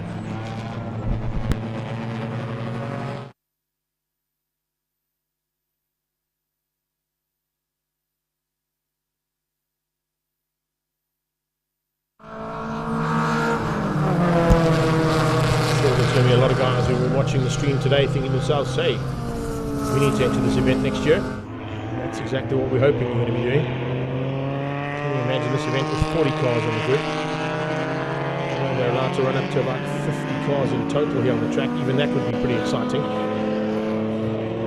Pretty awesome stuff. If you are thinking about it, remember you've got to stick within the 50 to 70,000 Rand bracket for your race cars total bill. And then come and have some fun with us with up to 4 or 5 of your friends.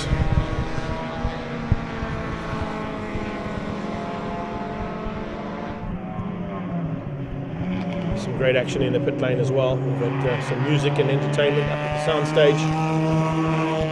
Entertainment on track. Cars in the Park will be here next Sunday. They had a big display at Shed 1. 30th of October is another date to have in your calendar. I think it's Joburg versus Pretoria for that event at Smiley Events.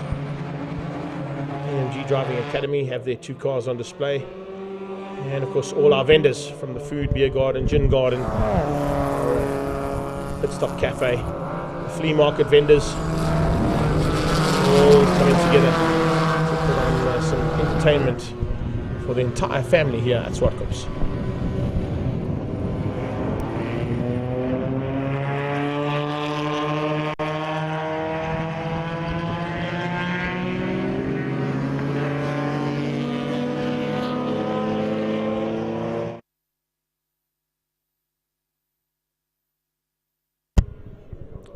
Concern I have here for the top 3 is that they have got laps where they've broken out, and that means there's potentially going to be some problems for Dash Racing, Red Hot Races, and Extra Clothing and Shoes in terms of the overall standings if they get allocated penalties for those laps, which they will do. Best Buds have not put a wheel wrong and have not gone into the 17-second bracket, which means they could potentially be in for an overall win here in the 3rd and final stint of the Zwartkopanapolis 500.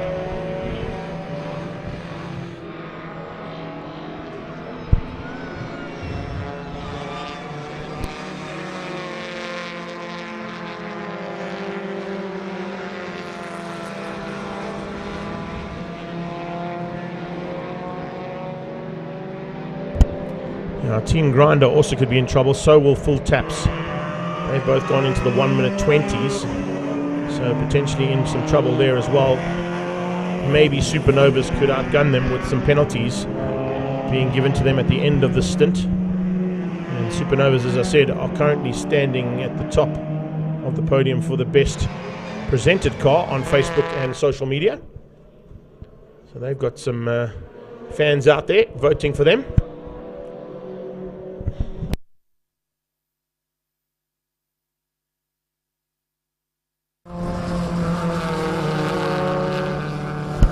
There's a little bit of fuel coming out of that tank. We overfilled it. Watching for a little bit of fuel out of the R2D fuel car.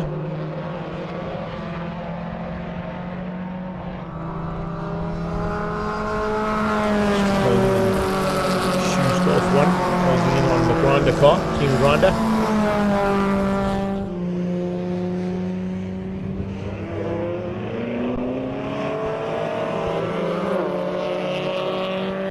Quint looking to bring it to the end of the racing.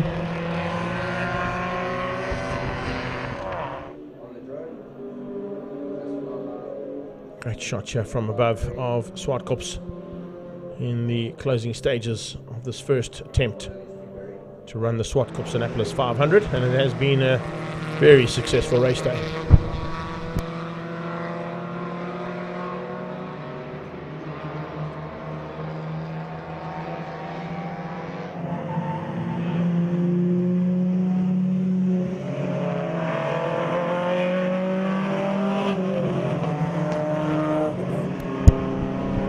I would assume that's Brett Langston behind the wheel with the kind of the helmet in that car right now. I'll try and bring it to the line here for his teammates, Luke and Adrian Dalton and Wayne Dabochki.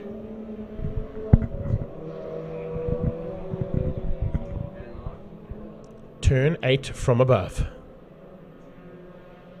Looking straight down at the action. When we get some. There they come.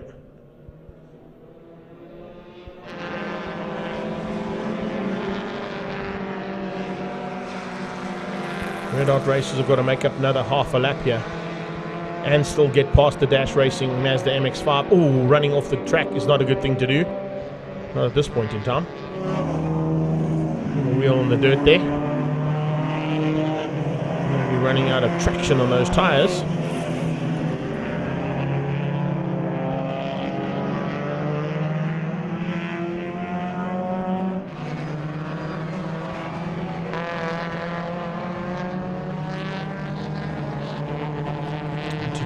Golf still with a bit of fuel coming out of that tank as he comes out of the right-handers. Second place car on track goes across the line, completes another lap in anger.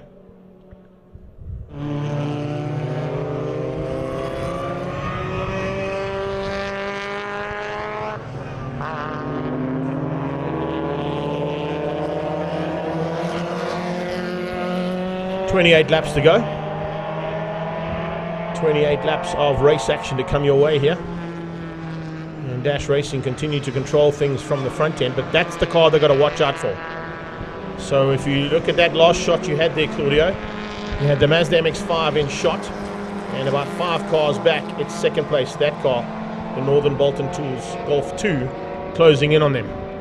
We could be in for a last bit of sprint race action here, as Team R2D Fuel go on the inside of the Supernova Girls. So potentially we are in for a bit of a sprint here, if my calculations are right, which I think they might be. Or do they still have to make up one lap? I think they still have to make up one lap, so they might have run out of time here. But that one lap could be made up under penalties, so they've got to be as close to that Mazda MX-5 up the road as possible, not to lose out the advantage once the penalties have been implemented at the end of this third and final stint. That's the leader. And no worries. Just see the shot there. Into the back straight, we might get it. Let's have a look and see. There is the leader behind Andre Danhauser. That's the Mazda MX-5. So that's our leader at the moment on the road. And it's not overall and it's not official yet because they will have to deal with the 17.970 that they put in earlier on, which means they will get a penalty, possibly a couple of penalties. I think there were a couple of 17s out of that team in the stint. Let's wait and see if that's the case by the time we get to the checkered flag.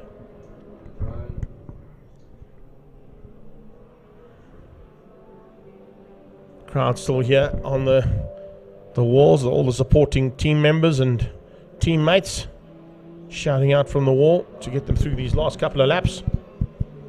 We've still got people on the banking, we've still got people up at the Zoc Club, and we've still got some people at turn 4 as well.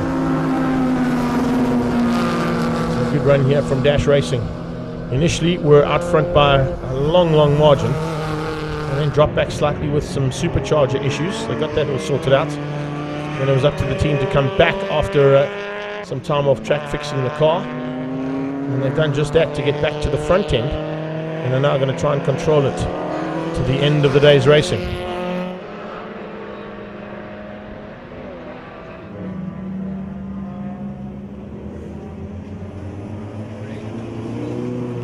Oh, spinner. Mayfair gearbox. BMW, the Mayfair gearbox 1 spins out at the top of the hill at turn 5. Fortunately, you're back on track. So I was just looking down to try and do some calculations of my own to see how things could end up. Thanks for that one. So it looks like there was a tag there between Best Buds and the Mayfair gearbox BMW.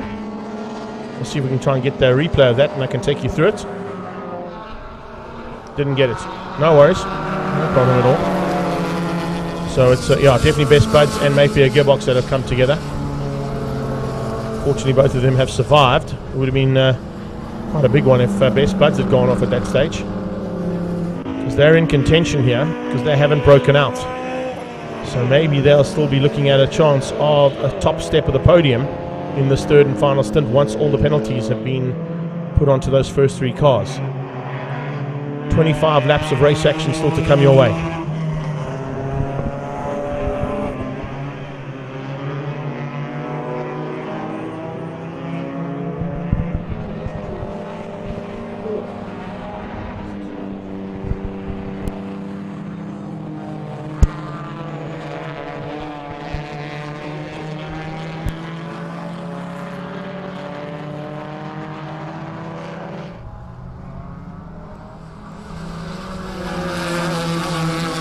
BFK pushing back, and Boss BFK fighting hard here with 258 the JRT Racing Golf. Nothing could see her. And at this point in time, we'll probably say Roland Hopkins at the wheel of that second Golf.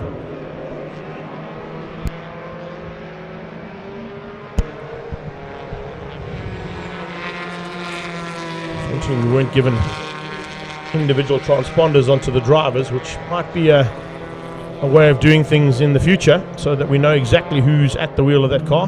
Change of surface flag due to the BMW running off there. It's not because of oil or anything. This might be some debris on the turning point and the exit point of the corner after the BM had gone off.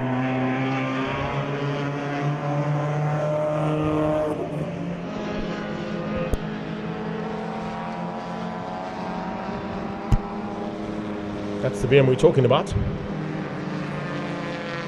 There's a little tag between himself and the Best Buds car up at turn 5. Here comes the Samurai at the inside of Dash Racing. He's breaking into turn 5 ahead of Danhauser now. Danhauser's just going to try and circulate to finish and survive. We heard from him in pit lane that there was a problem with the alternator.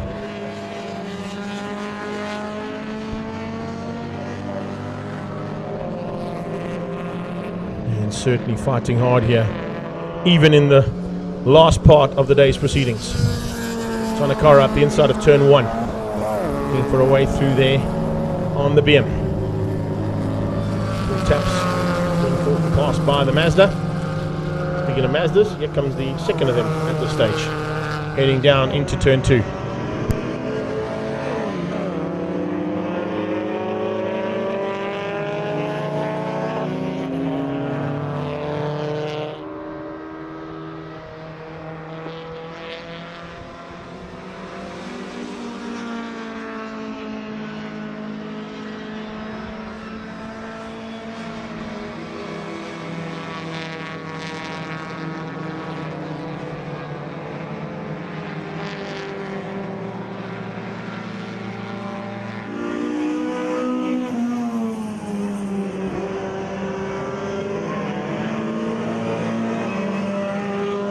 So race action continuing here, as you can see. Battle scarred cars, a couple of taped up bonnets and stitch work being done by duct tape and zip ties. You can't fix a race car without duct tape and zip ties though. You're not using enough duct tape and zip ties. No worries at all for this man right now.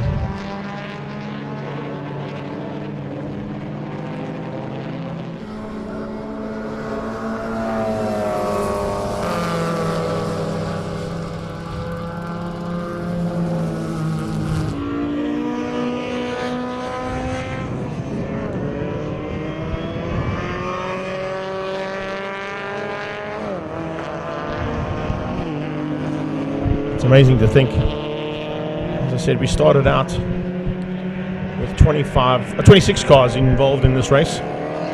After yesterday, a couple had some issues that couldn't get fixed. We started with 21 cars on the grid. We've lost now 5 of them, so 15 cars still in the running. Not a bad race in terms of the attrition rate, that's for sure. Certainly a lot less attrition rate than what we've seen in other race meetings around the country this weekend. That is a definite. So Red Hot Racers trying hard here with Henning at the wheel to make up that 1 lap differential he's got behind the Dash Racing Mazda. It's not too far away, I've got to tell you. But he has to get onto the same lap in the next couple. Otherwise, we're not going to be able in for a chance of a win there for the Red Hot Racers.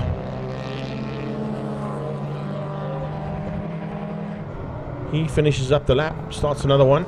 As Dash Racing continues around to circulate.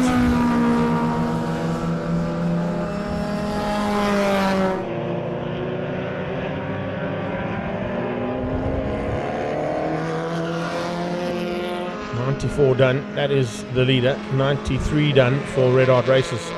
I don't think there's going to be enough time, as good as what Gerard Henning is, to catch, pass and recatch and pass the Mazda MX-5 in the lead. We'll have to put in some very hot laps to do it, but by doing those hot laps it means he's going to negate those hot laps because they will be deemed as penalty laps if he has to try and get the fast ones in to try and close the gap, pass the car and reclose the gap and pass the car again. That's the issue that Henning is going to have.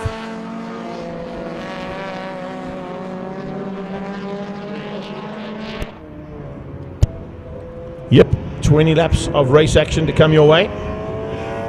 As I said, I don't think that's enough for Gerard Henning to bring that Red Hot Racers Golf 2 back into contention for the win overall in this part of the race, but also for the win overall in its entirety for the Zwartkopanapolis 500.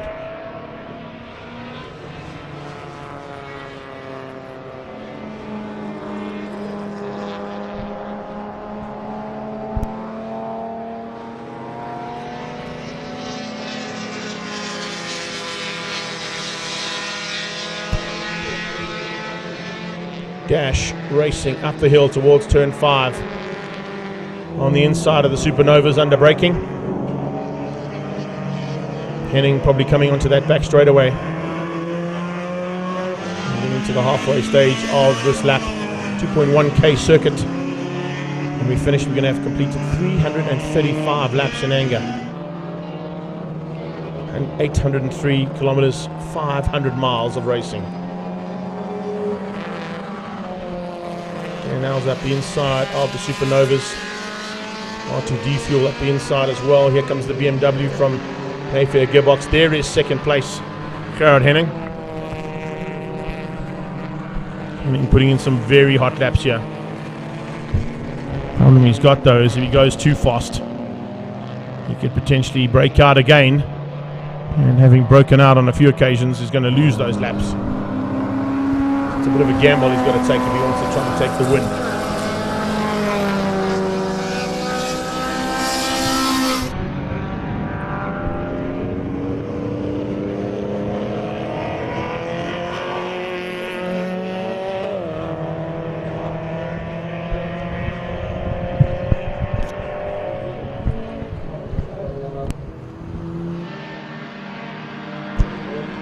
So he's got to make up a lap and a couple of seconds in these next 20 laps. I don't know if that's doable, although we have seen it. If you're watching any of the race action that's happened here at the Inland and Historic Tour, we do see cars able to lap and re-lap cars within the span of 8 to 10 laps in the Historic Tour and the handicap races that happen there.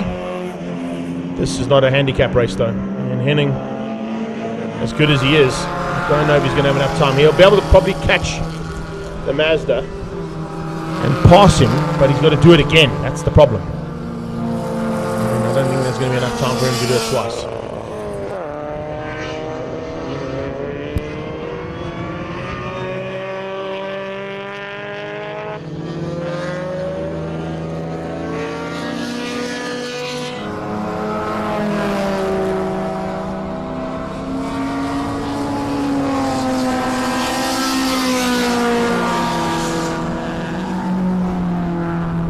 Remember, by the time we get to the end of this one in 18 laps time, we'll be able to give you the unofficial results of the third and final stint, but we won't be able to give you the official finish of the third and final stint, nor will we be able to give you the overall results, because those will all be pending. Oh, and off again for the Bush and Buck and Boss BFK car. I think those boys in that blue Golf have got a problem because they're overheating and there's smoke coming out of the bonnet of that Boss BFK Golf. So Roland Hopkins' team now in some problems with there's a whole bunch of cars.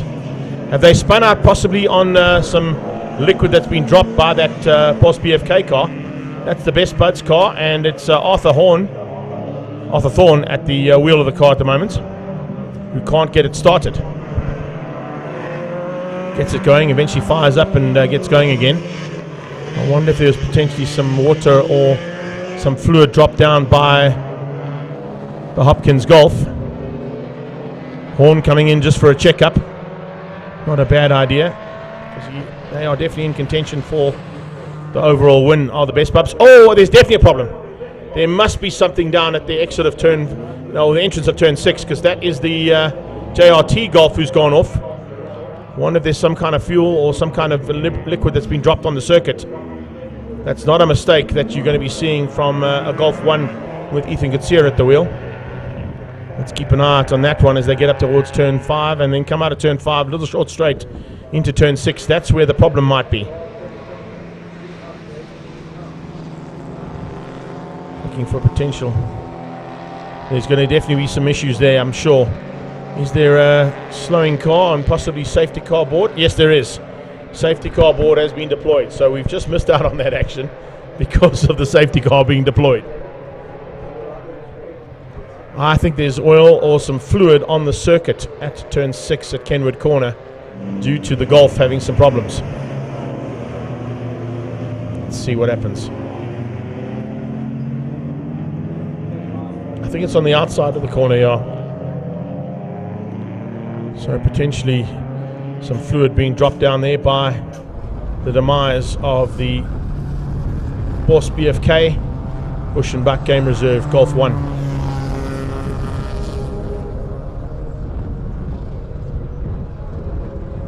Now, the problem you've got right here is, well, it could be a problem. It could work into the hands of Henning, because if I look at the amount of time available to us on the refresh, we got 99, so it's 16 laps of action to come your way. There is the oil line, or whatever the issue is, whether it's oil or water, I'm not quite sure. It looks like it's oil. Something has gone dramatically wrong there in the closing stages. What it has done, and we'll get a shot of that now, I won't say it until we see it, but that concertina effect that happens behind a safety car will now bring the Red Hot Racers a lot closer to the Mazda MX-5 who leads things out. It's not the first two cars, not the second two, third. I need to see where the Mazda is.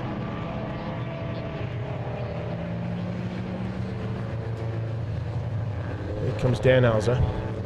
Just want to see if we can get there, and I'm glad that Claudio's hearing me here, because I just want to see what the gap is going to be like between that Mazda MX-5 and the Golf 2, because those are the two protagonists for the lead. And with 15 laps still to go, it'll be a case the Golf is through. So where is the Mazda? Because we followed the safety car around and the Mazda's not there. Has the Mazda gone into pit lane? Or did he go off potentially? Was that Mazda MX-5 caught out with that incident at turn 6? Because he's not behind the safety car, that is for sure.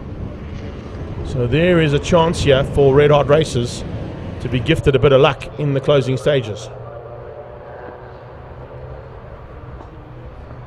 They are both on 99 laps, so the Mazda must be in pit lane. have they come in for a quick late check to make sure everything's okay. Both on the same lap, 2 minutes apart. So they'll need to get that car out within the next minute and a half or minute and 40 seconds. Otherwise, the lead will change to Red Hot Races in the dying part of this race. So here come the field. As you can see, there's no Mazda MX-5 there, not the red one anyway. Or is that it just there? No, there it is there. So there's the MX-5 and there is Red Hot Races. How much closer do you want it there? With 15 laps of race action to come your way. Brilliant. This is a superb way to finish it all up.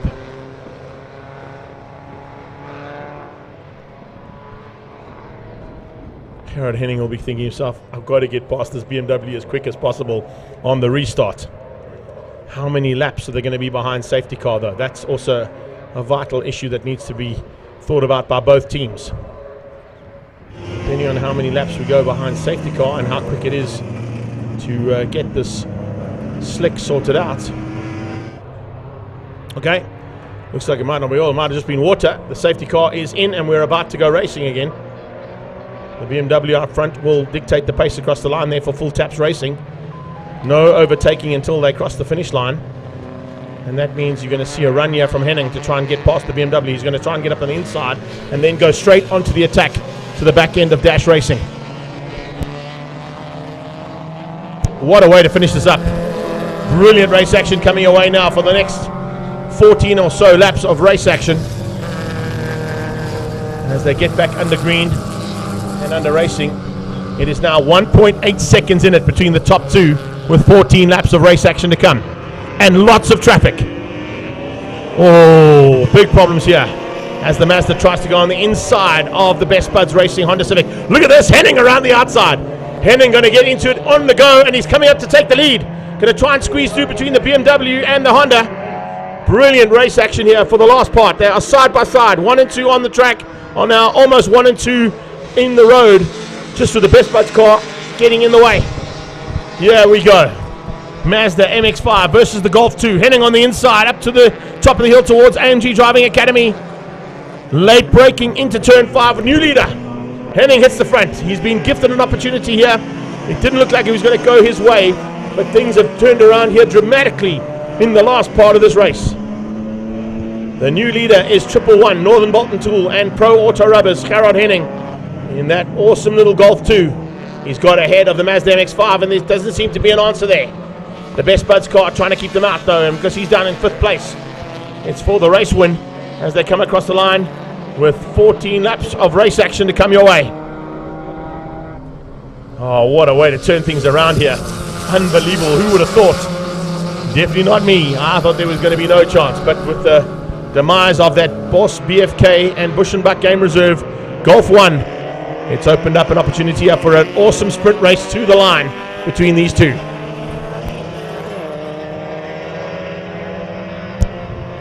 There doesn't seem to be an answer though in terms of top end speed there from the Mazda.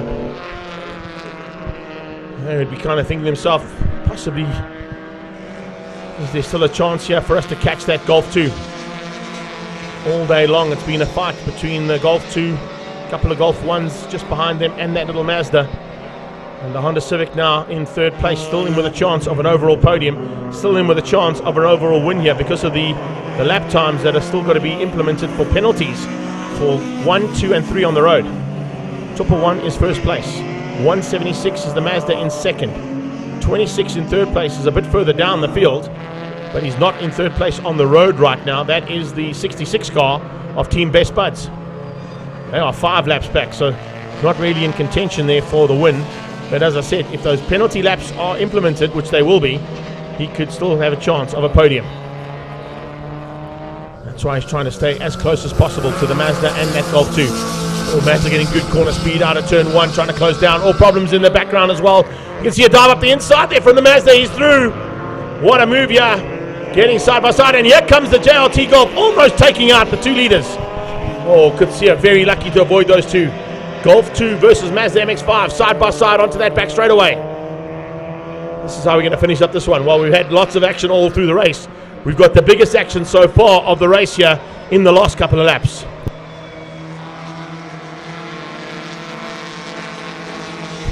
Here they come. Out of turn 4, back up the hill. This is where the Golf seems to have a little bit of an advantage. Watch the late braking out of Henning.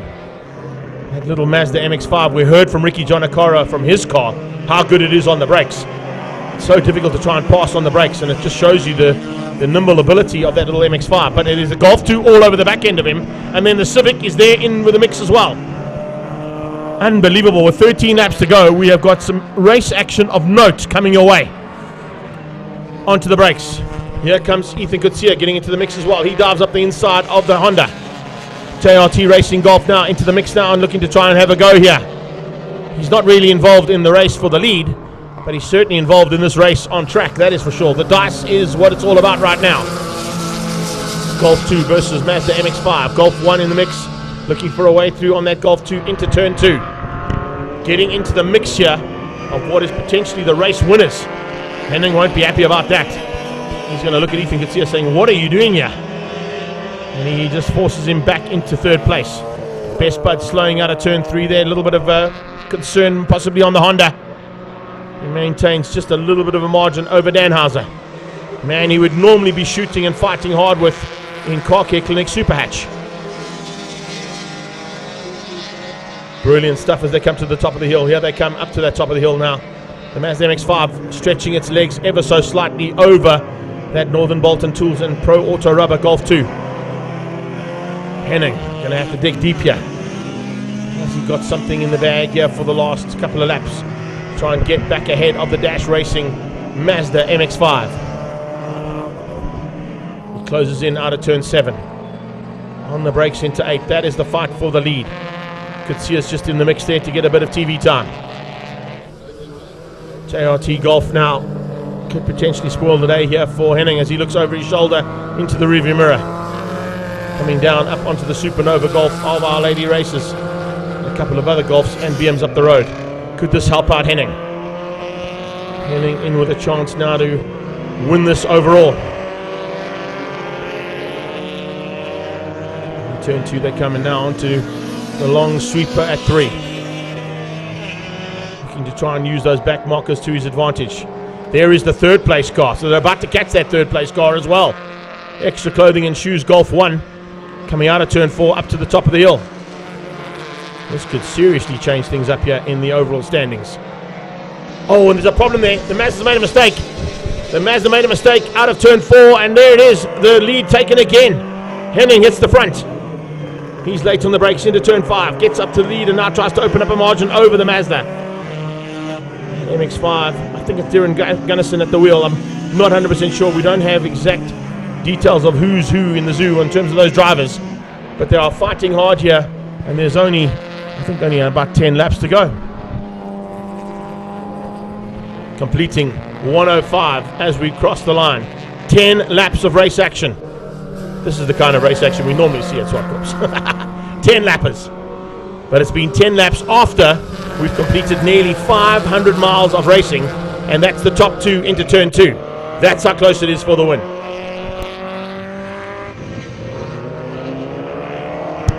That is what endurance racing is all about. That is what can happen in endurance racing. Sometimes you get a massive margin, no one can beat you, you can cruise to the line.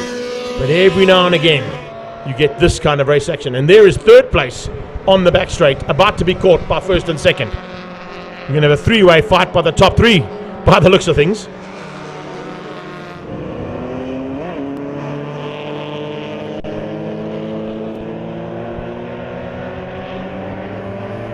Big move on the inside there from the R2D fuel car, getting through on John Acaro.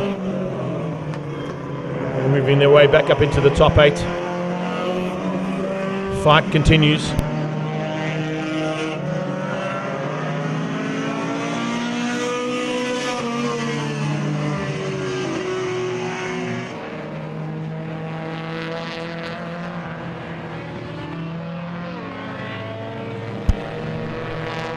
Here we go, back across the line, another lap completed.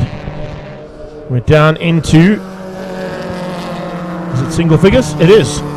9 laps of race action to come your way. And still not done yet.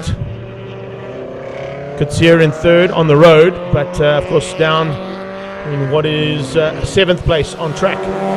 There is the 9 lap board. And some race action now between first and second still to happen. They come onto that back straight away. Trying to close things down on the back end of that extra shoes and clothing machine. That's your leader. Red Hot Racers, Gerrit Henning at the wheel. I think it's Darren Gunnison who's at the wheel of the Mazda MX-5. Yeah, amazing, Darren. 306 laps of race action, and there's literally a second in it. That's the way we like to do racing here at Zwartkopanapolis 500.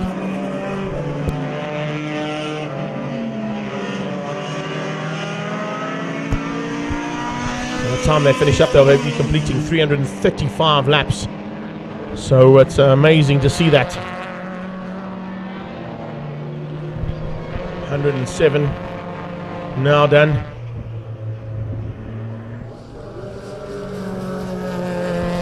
Eight laps to go. Change up for the lead again. Oh, Henning might have a problem now. Across the line, and the Mazda hits the front. What is going on here? Can you believe this? You can see that they are looking at lap times. They've already got penalties that both the cars are going to be getting. So right now, it would just be a fight of note. Henning trying to slow down there across the line to avoid more penalties.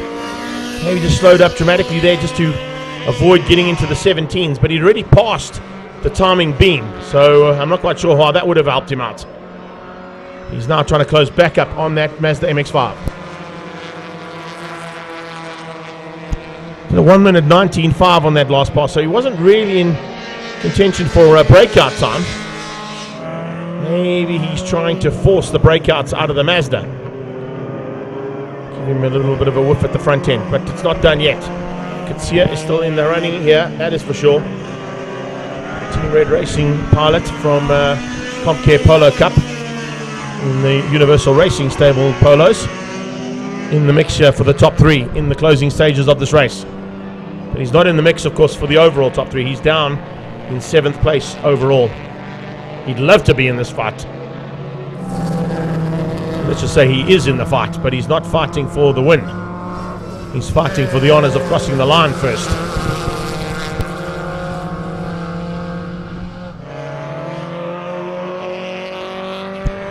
Oh, he runs a little bit wide out of turn 2, clipping the curb on the apex on the inside of the turn-in point, and that's going to cost him some time. Oh, back up under the Supernovas again. And that's going to give Henning another whiff at the front end. So, coming to turn 4. Leader is now once again Dash Racing. They lead things out over Henning and Team Red Hot Racers. What a finish to this one. I didn't quite expect this, that is for sure, but it has been pretty spectacular stuff. 108 laps completed, make that 109 now. 6 to go as they pass over that start-finish line. Late braking once again from the Mazda, even later from the Golf 2. Henning's watching that lap time. He doesn't want to do any breakout times with 6 to go. They're not in the breakout allocation times, that's for sure. They're realizing that they've got to go as hard as they can, but to avoid going into the 17s. 120.587 from the Golf 2, that is. 119.2 from Dash Racing's Mazda MX-5. Back markers now. Hopefully going to be helping out Red Hot Racers. That's what they'll be thinking. Needing to use those back markers to try and close the gap down in the Mazda, who's opening up a margin now. Is that going to be enough to get him to the line for the unofficial win? We'll have to wait and see, of course, who gets the overall victory.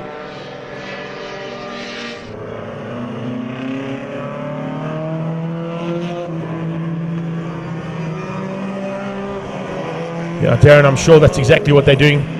The breakout strategies is what they're looking at, but they've all had penalty laps in this last stint. So it depends on how many they've had. That's what's going to be the difference here. Coming into the closing stages of this one. We got 5 to go.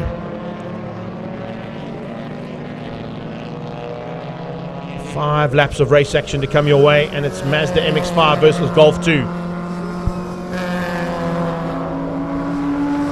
That's the 3rd place car on track of Ethan Kutsia for JRT Racing, but he's in 7th place, 7 laps down on the 2 leaders in front of him.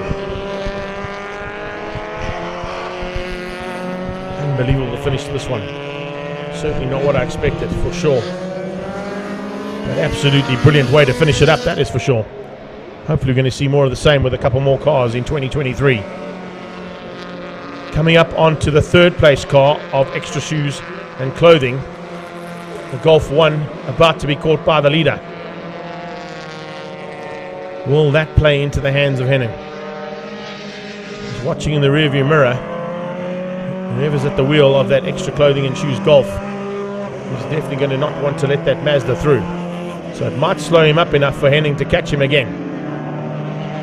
There might still be another twist in this tale to the story of Zwartkopanapolis' inaugural race here at the Swartkops International World of Motoring. Drama of note. Loving it. That's the way we want to do race action in endurance racing. Lots of drama, particularly in the last part of a race.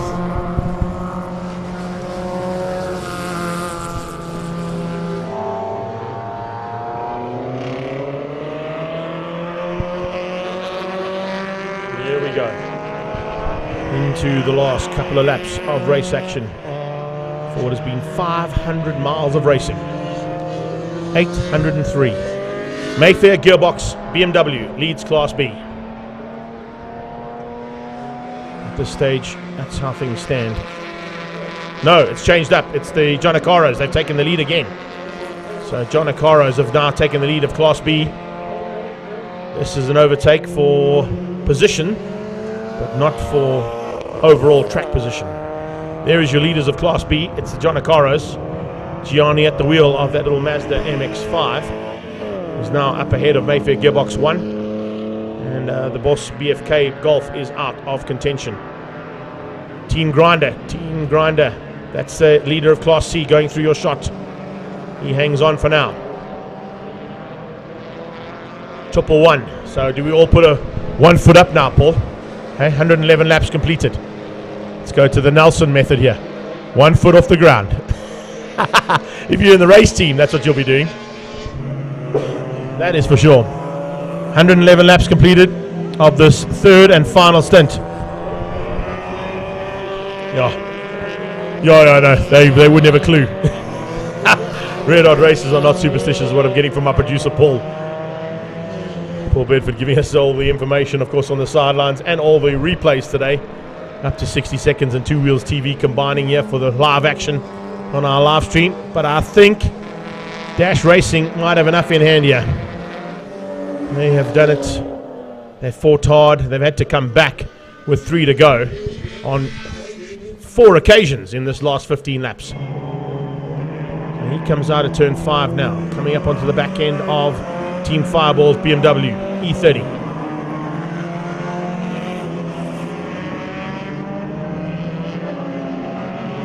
Down the road and up the inside of that BMW, I'm sure, under braking. I'm sure we'll get a little bit of room there. Samurai sides through one more time. And looking for a chance now to try and wrap it up. 2 to go. Oh man, it's good. Such a great way to finish this one up. I think Henning is conserving lap times and hoping he's not going to get any more breakouts. Maybe looking for chances to be at the top end of the index of performance.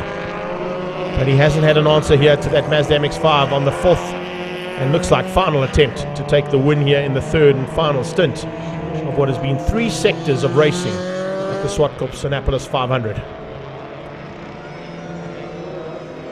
Is there going to be any other twist in the tail or drama to unfold here in this last lap and a half?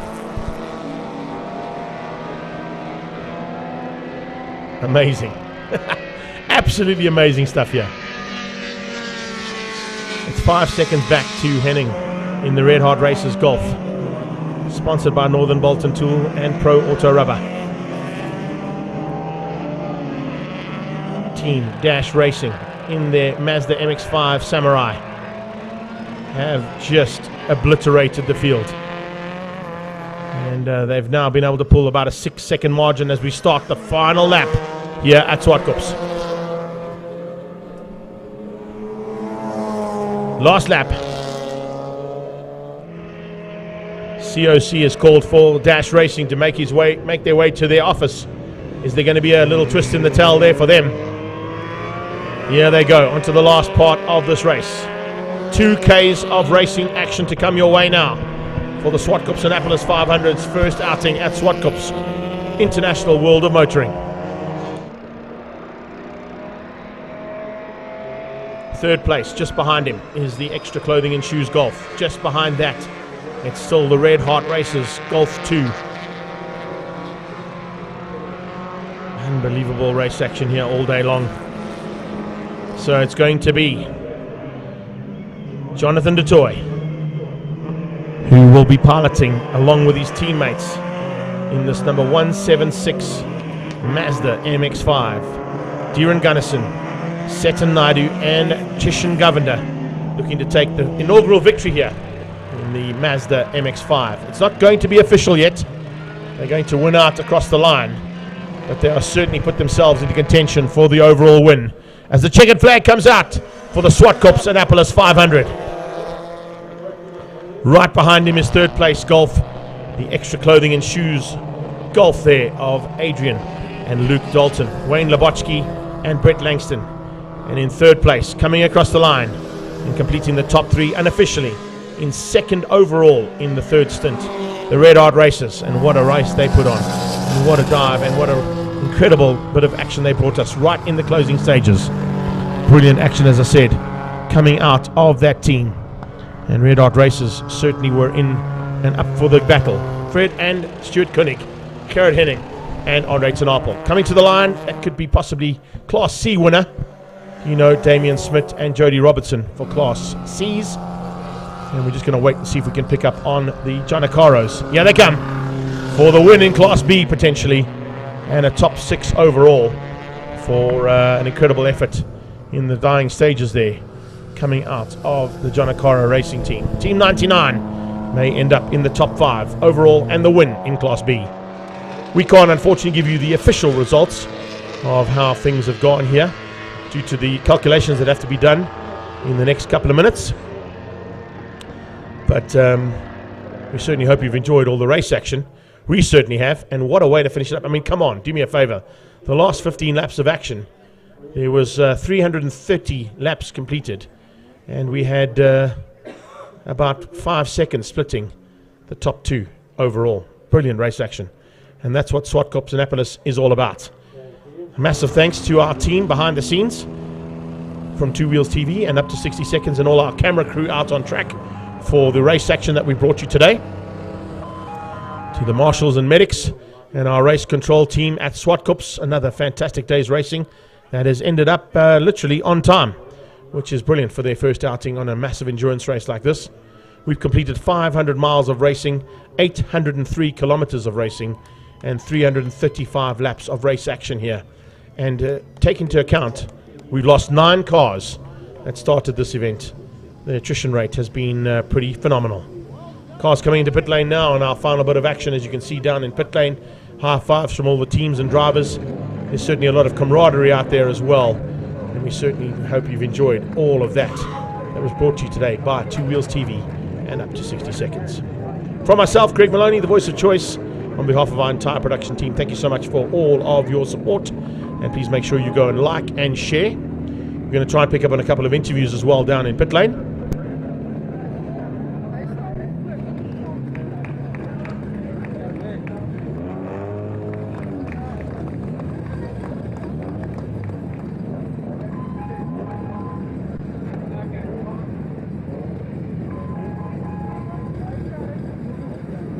Just standing by for a couple of post-race interviews down in pit lane. Claudio's down there right now, trying to pick up on some of the drivers. I'm sure he's going to try and get some of the guys out of that Mazda team who fought so hard in the closing stages there with Gerard Henning. Let's see if we can get that. Claudio's down there in pit lane. Let's catch up with some of the drivers. Duran, how's it tonight. You guys won the first 500 here at Swartkops. It feels fantastic. We had a good race. Not without problems. We had a starter motor that wasn't working. In this last couple of laps, there was some oil on the track. But overall, fantastic team. Thanks so much to our crew. They really did an amazing job, and we're ecstatic to have won. Yeah. And you had quite a dice there at the end. I had lots of dices. It was fun. It was good fun. Awesome job, well done, man. Thank you. So it was Duran Gunnison behind the wheel of that car in the closing stages. So just a confirmation on that one. And as I said, phenomenal effort. Unofficially, though, we've got the interview there with the race winner. It's not official yet. Of course, we'll get the official race interview, which will be going out on the Zwartkopanapolis television production. That'll be in about 2 weeks' time on Ignition, channel 189. So make sure you check that out. But please, as I said earlier on, like and share what you've seen today on the Zwartkopanapolis coverage here on Facebook and YouTube. Pass it on to all your friends, fans, and family. And we definitely want to get more of that happening over the next couple of events here at Swartkops. Remember, big events happening next weekend. We've got cars in the park here on Sunday, the 30th of October. We've got Joburg versus Pretoria with the Smiley Events team coming out here with another big car display. And then don't forget, middle of October, we come back here for some race action from the Extreme Festival side of things. Both regional and national championship events still to happen here at Swartkops.